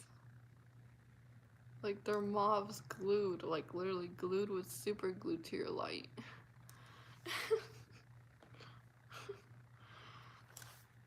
And, I was studying to become a therapist, and now I'm just like, I don't even know anymore because I don't want to deal with these energy vampires. I really don't. So I'm not probably not even gonna do that anymore. I spent being a therapist like probably all my life. I don't want to be a therapist.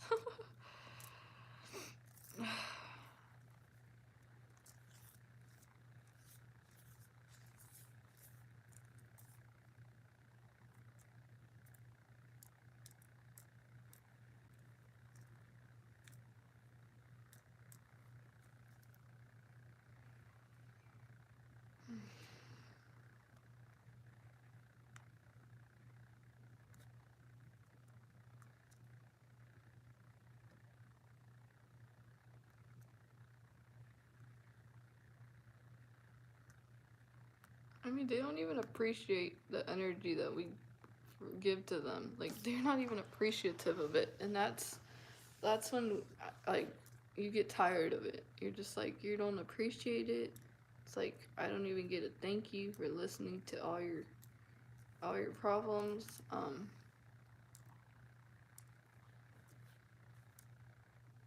I think I need to take a break from those people that call me continuously. Cause it's like I usually don't call people only if like it's like you know something good. I don't know. Like I won't usually like reach out that much to bother. But man, when you have energy, it's like your phone is constantly just like people calling and calling and calling.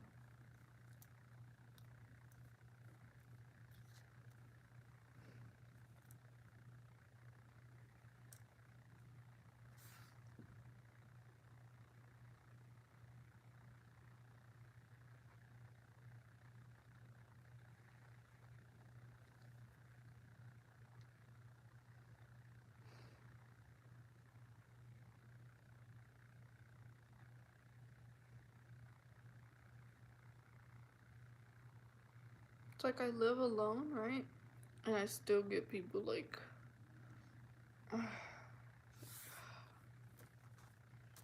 just don't get it.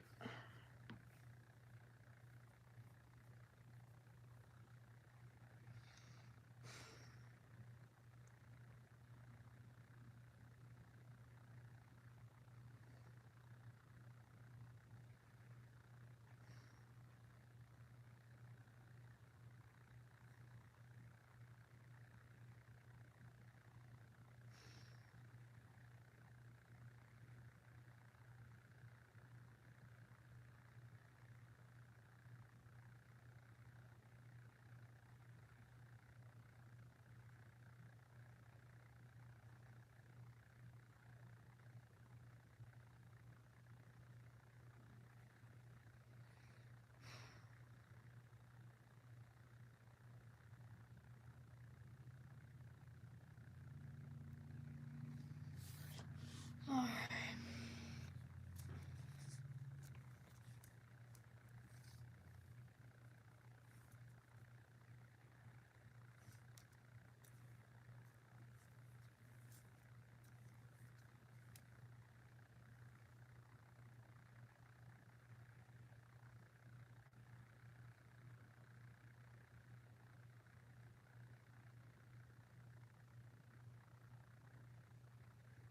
No, I'm not 18. Wait, who are you asking that?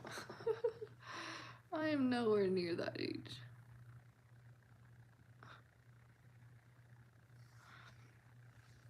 So,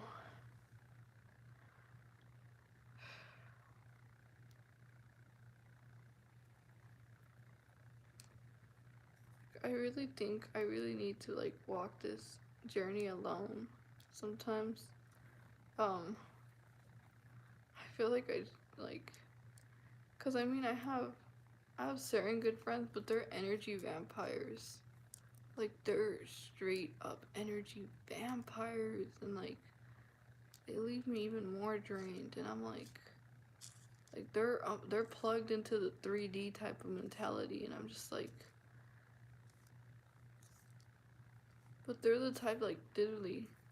They're like, oh, I don't want to let you go. I don't want to let you go. Like, don't leave me. Don't leave me. Like, they'll even cry if I do something like that. I'm just like, ugh, it's gonna actually happen one day because I want to move out. I want to move far away so I can get away from energy vampires.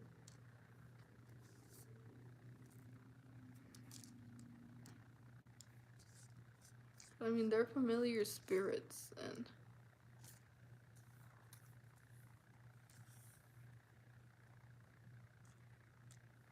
you're exactly right. I need to stop caring what people think. You're right. That's what it is. I care what they think. I do. I mean, I've been friends with them for quite some time. But they get mad. Like, they get mad if I don't, like, you know, um, if I don't answer them or certain stuff like that. Like, they'll even ask, like, what were you doing? Why didn't you answer me? And I'm like, oh my, like, what? Like, I don't even know. I have parents, but they're not parents. They act like children in my life.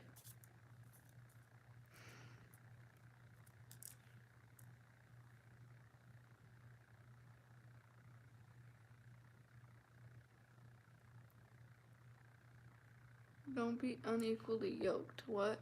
Fellowship has righteousness with unrighteousness. I mean, the friend that I have is like religious, like he goes to church and stuff like that.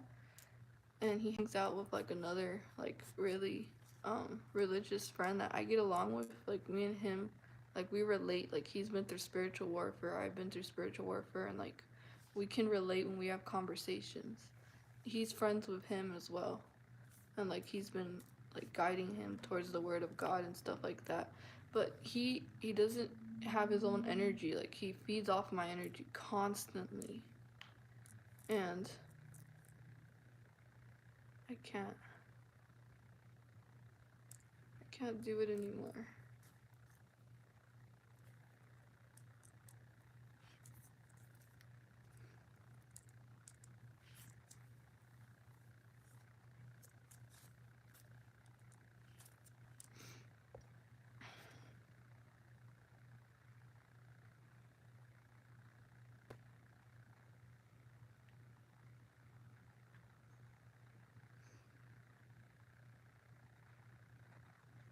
You gotta be on your own self. I do. I've been feeling that. I've been feeling that in my heart.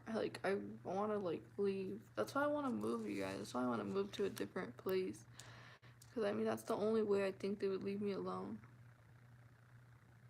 Like, like they don't leave me alone. Like, they'll continuously call me. They throw all those guilt trips on me. Like, why would you do this? Like, don't leave me. And I'm just like, oh, no. Like, don't play these games with me. Like, quit doing that to me.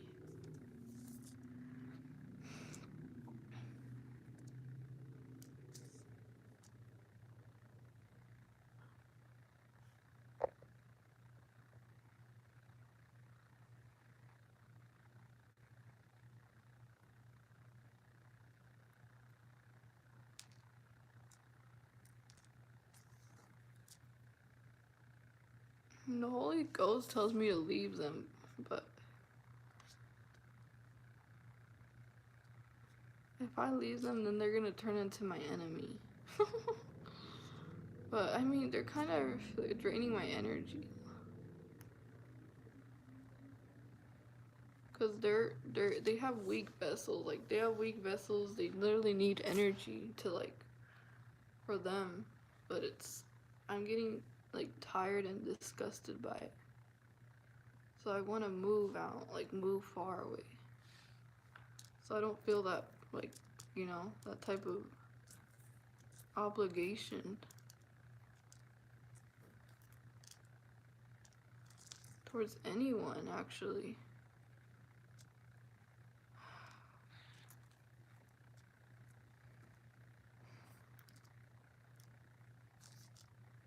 It's like they're holding me like bondage in a way. It's like a bondage type of feeling.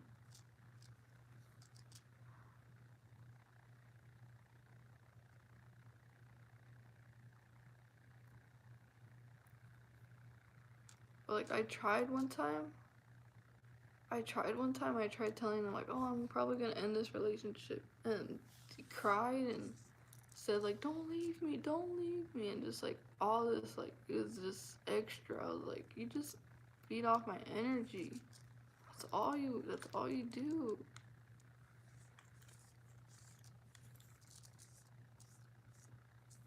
So,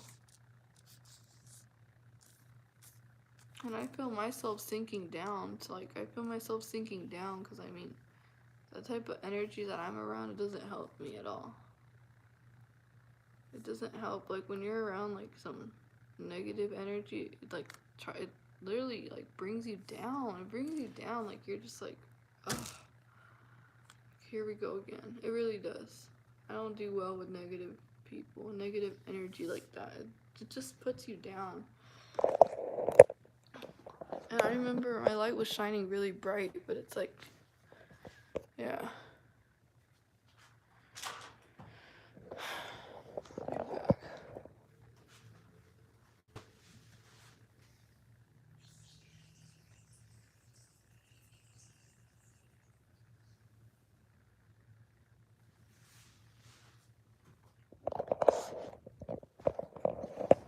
Okay.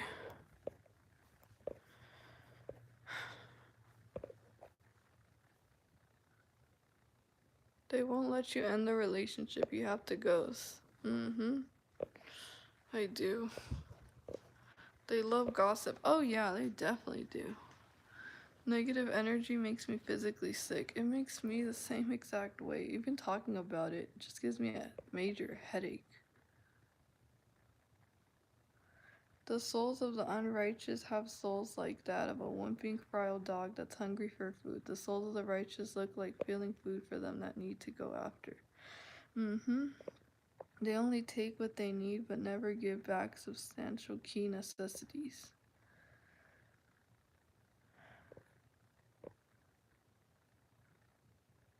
You just have to fall back and heal yourself. Yeah, selective about what they give, they keep and give back. Yep, they definitely love gossip. You're right. Yeah, I don't have time for that anymore. My patience is running short. with that type of people. I don't have time anymore. I'm just like, ugh. Like, no. These people are empty inside and get pleasure from destruction. I mean, the friends that I have, they're not destructive. Like, they're not like, they don't go around like destroying. Like, they're not like that. But they're definitely empty. Like, they definitely do lack. They lack something because they're always feeding off of me.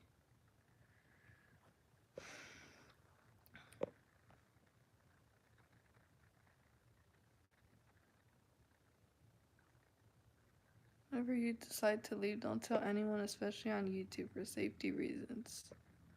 Mm-hmm.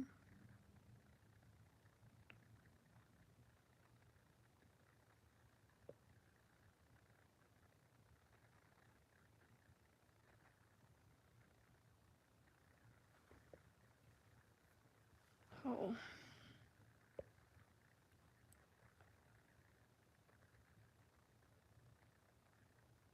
Move to LA. That's a horrible area. No, thank you. Gossip is so lame. Mm-hmm. Yes, it is.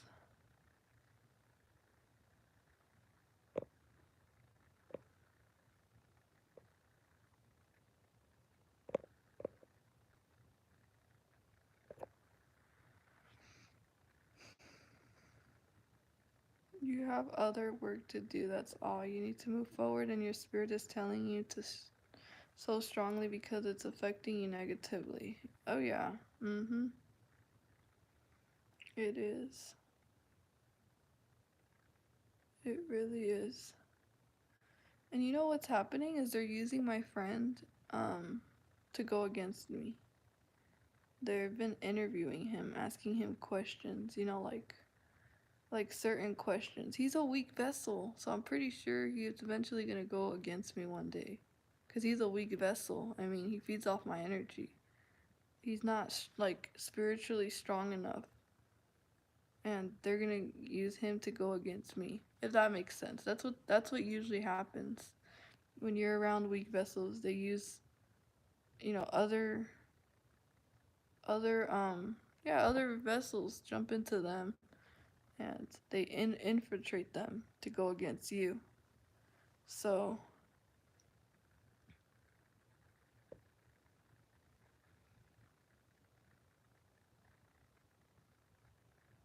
so yeah, I mean, they're not spiritual. They're not spiritual beings. So that's why I'm worried. Like, what's gonna happen to me? Like, I feel like something's gonna take place. I always have that intuitive feeling like that's eventually gonna happen because here's the thing: these weak vessels are usually jealous and envious. Like they're they're envious. Like I've seen it. I've seen that in a friend of mine. I've seen the envy in his eyes. Like when I was doing something or like reading or something like that, I saw the envy, and I looked and I was like, "Whoa, what was that?" And like they show it in their face. Like that's the bad thing about I mean, that's a good thing about bad and good about chosen ones is that so many people are envious of us. Like we can't keep a friend because they become jealous, they become envious, and they become competitive. So, yeah, like they feed off my energy, and I'm just like, that's like, I'm disgusted. I get so drained by it. And like they say that they care, they beg and plead, like, don't leave. But no.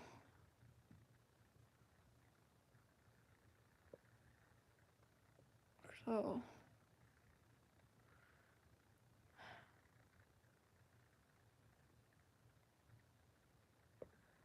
but they try to hold me like bondage. They're like, oh, in the future, we're gonna be together and we're gonna always be friends. And I'm just like my path is different from yours. Like you really have to let me go. Like they don't want to let you go. They do not want to let you go. Like they're so like they don't want to let go. They don't want to let go. That's the thing I've noticed. Like they want to keep you around always as their energy source.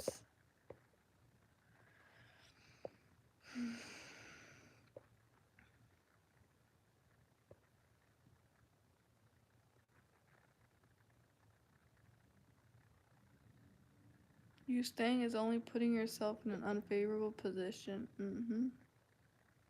Their mask slips, we are despised. No, what fears me more is like, okay, hanging out with that friend. Don't you think that that friend runs the risk of being a targeted individual too? Like, just being honest, like me being a TI, I'm supposed to be alone, and I have like that friend that drains me all the time. Don't you think they're gonna use him to either target him or to use him as an agent to go against me, a monitoring spirit? So I'm thinking about that. Like, it's one of those two things that's gonna take place, and that's just reality. I know that sounds harsh. I know that sounds harsh what I'm saying, but it's reality. Like, that's eventually gonna take place. So it's better for me to either just um be isolated. That way no one gets harmed. Because eventually, I mean, they're gonna choose one side. They're gonna choose one side at the end of the day. And most of the time, they might be a perp. They might end up being a perp because they're weak vessels to begin with. Like, they're easily influenced. They fall for, they believe anything. They fall for anything. So um I think it's best if I just isolate myself sooner, because I mean, I run that risk too. So,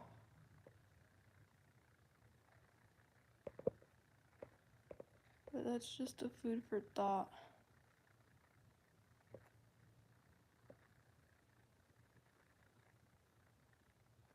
My friend of over 20 years can't keep their hatred and jealousy away anymore. I ended up the friendship several times. She waits a while and acts like nothing happened.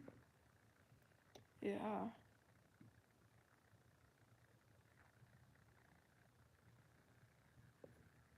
That's why I stay away from some family. I fear their actions towards me will harm them.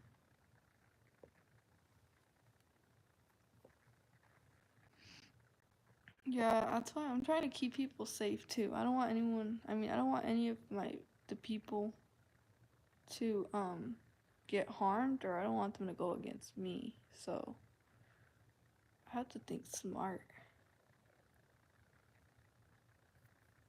Cuz I mean, when I was out with that friend, they were asking that friend certain questions about like his personal life.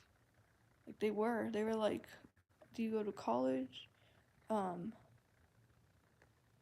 what do you do?" Like, just like personal questions, like why are you in that position, this and that, like just certain, like a lot. They were interviewing him, and I was just out in a store, and they started like, yeah, asking questions like that, and I was like, they're either gonna target him or they're even gonna turn him against me, and I believe they're gonna target, and I'm just worried. So I don't know. I don't know what to say. I mean, it's a cold reality, but it's the truth.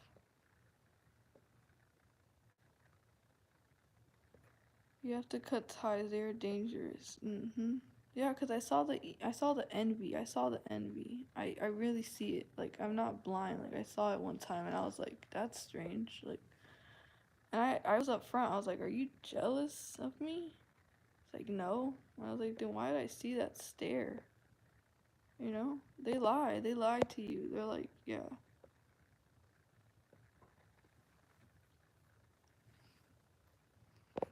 I just want a soul tribe. Me too. I want a soul tribe, but we have to uplift each other. Like, not. You said it to yourself, a weak vessel. People sell out for chump change. Pray with your knees in there.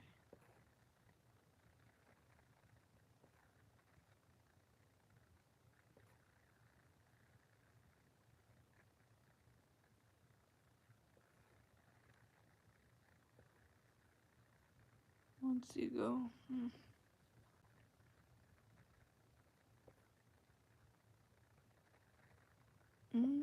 If someone is close to you, they will be targeted.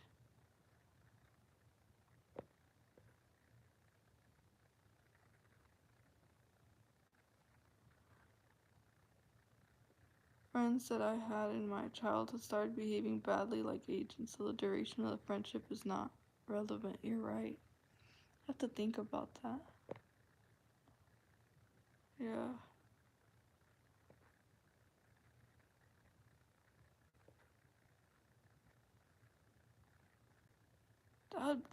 That would be a problem, you know, because that friend, I mean, I've been vulnerable and open about certain personal stuff about me.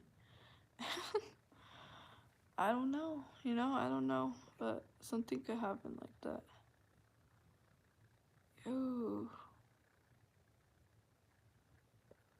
you have to understand the more bigger your channel gets, the more people will recognize you. The more people, more attention, more envy get out at ASAP. Mm-hmm. Yeah.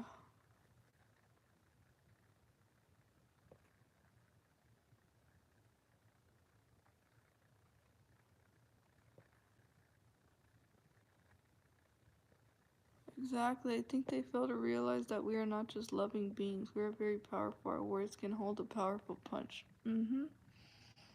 That's very true. Very true. But it's like they don't appreciate us until we're gone. Like they don't appreciate us until they no longer have us there, benefiting off of us. That's when they start to actually see our value and start to miss us, and you know. But they don't change. It's just like it's the same cycle over and over again. And I can't anymore. I'm like tired of it. I'm so tired of giving my energy. But I feel like that's gonna happen, so I don't know what to expect. But I think I should get out, don't you think? Just in case something backfires, or something happens like that. I don't know. I'm just thinking, like, wow. I'm glad I'm talking about this right now, cause that's been on my mind lately. Betrayal is my life story. Same. I've never had a real friend. Never. Like I've never had a friend that gives back. It's always just takes, you know, takes and takes and takes. It's a one-sided relationship. And once I stop putting effort, once I fall back, it's like the relationship is dead. Cuz I was the one watering it I was the one keeping the relationship the whole time. And when you stop like caring, you fall back, you're going to notice that the relationship just ends right there cuz it's one-sided. So,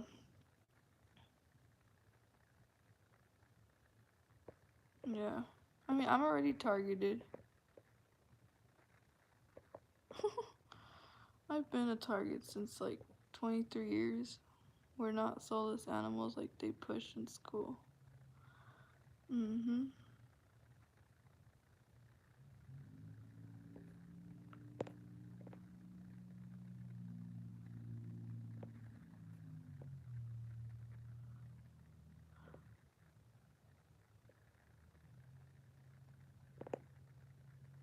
I notice we only get our strength from, yeah, we don't get support from people, it seems.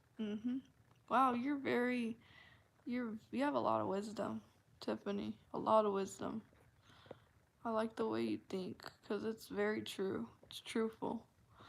We don't get support from people most of the time. I mean, we get it from God. Yeah, but I have to cut some cords out in my life. I used to fight for with everyone because I felt lost in a sea of shallow water.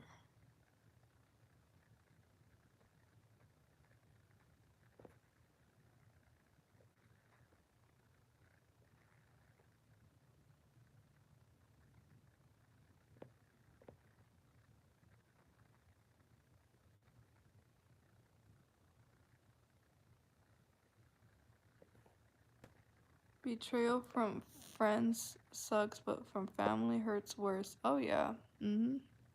Especially when you had a good connection with one family member, you know, and it gets destroyed. It's nothing you could do. Cause like they're not on the same path. Like the person I had a very strong connection with changed for the worse, and I was just like, wow. And, you know, just bless him, bless.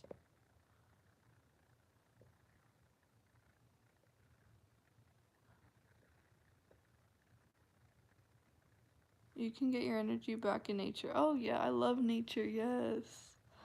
Yeah, I love grounding. I love like walking in the grass barefoot and hugging trees. I love doing that. Yeah, it's beautiful. I wish I can go to a forest and just like wander around. That'd be beautiful. Like grounds, yeah. Grounding is very healing too. It's very comfortable. Like when you step on like the grass, it's like so your feet. It just feels nice.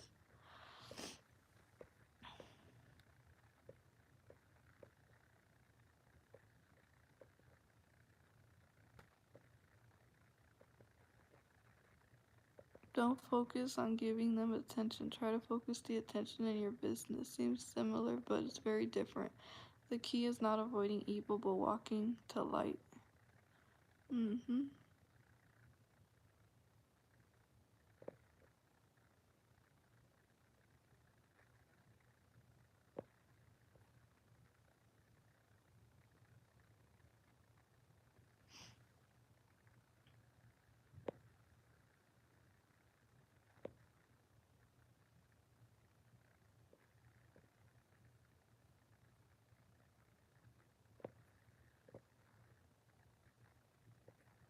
When we walk in light more and more evil comes to us, we keep going, focusing on the path towards light.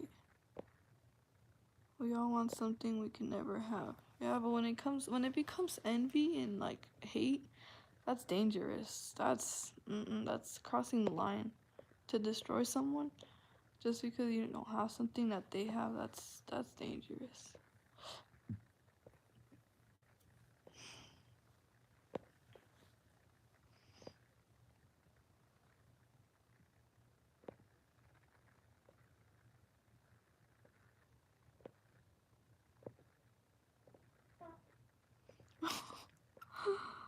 It's all about grounding.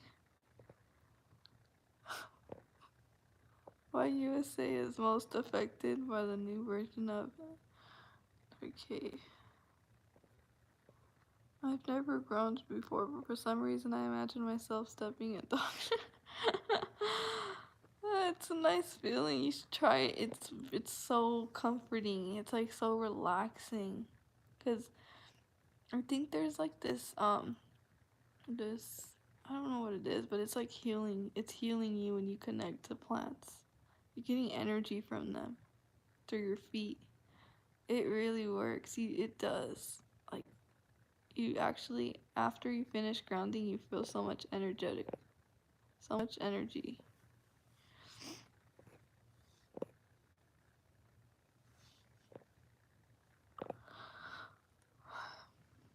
Have you ever hugged a tree? Yes, I have. I always need a hug. I always need a hug. Since I don't get enough hugs in real life. Since I'm always alone. Yeah, hugging a tree is good.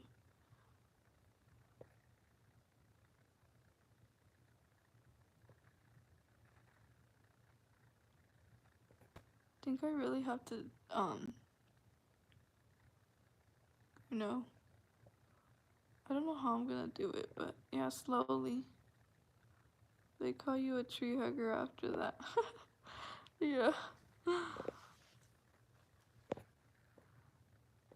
I mean, I don't have that much, like, I don't have like a nice place where I could just go and relax.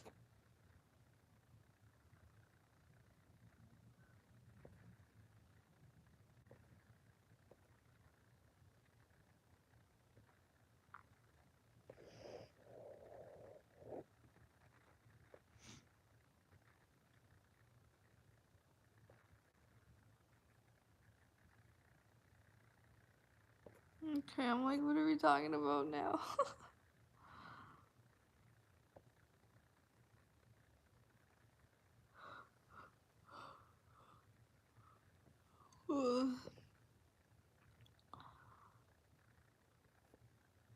It's almost more difficult for them to get stuck in a small rural area. You can spot them easily.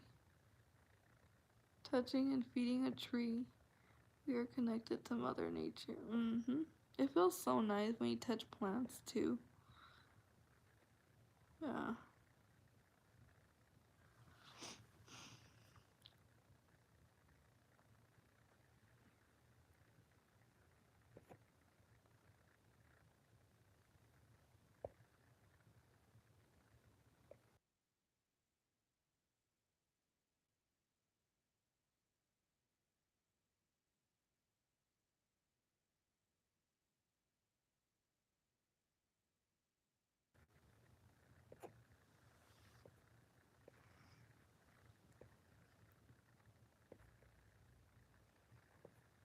You get some of the best ideas in nature.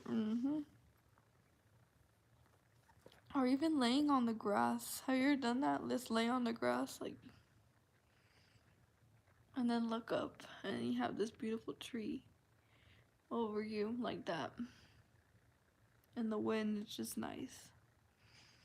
And you're just laying on the grass. So relaxing. What happened to my camera?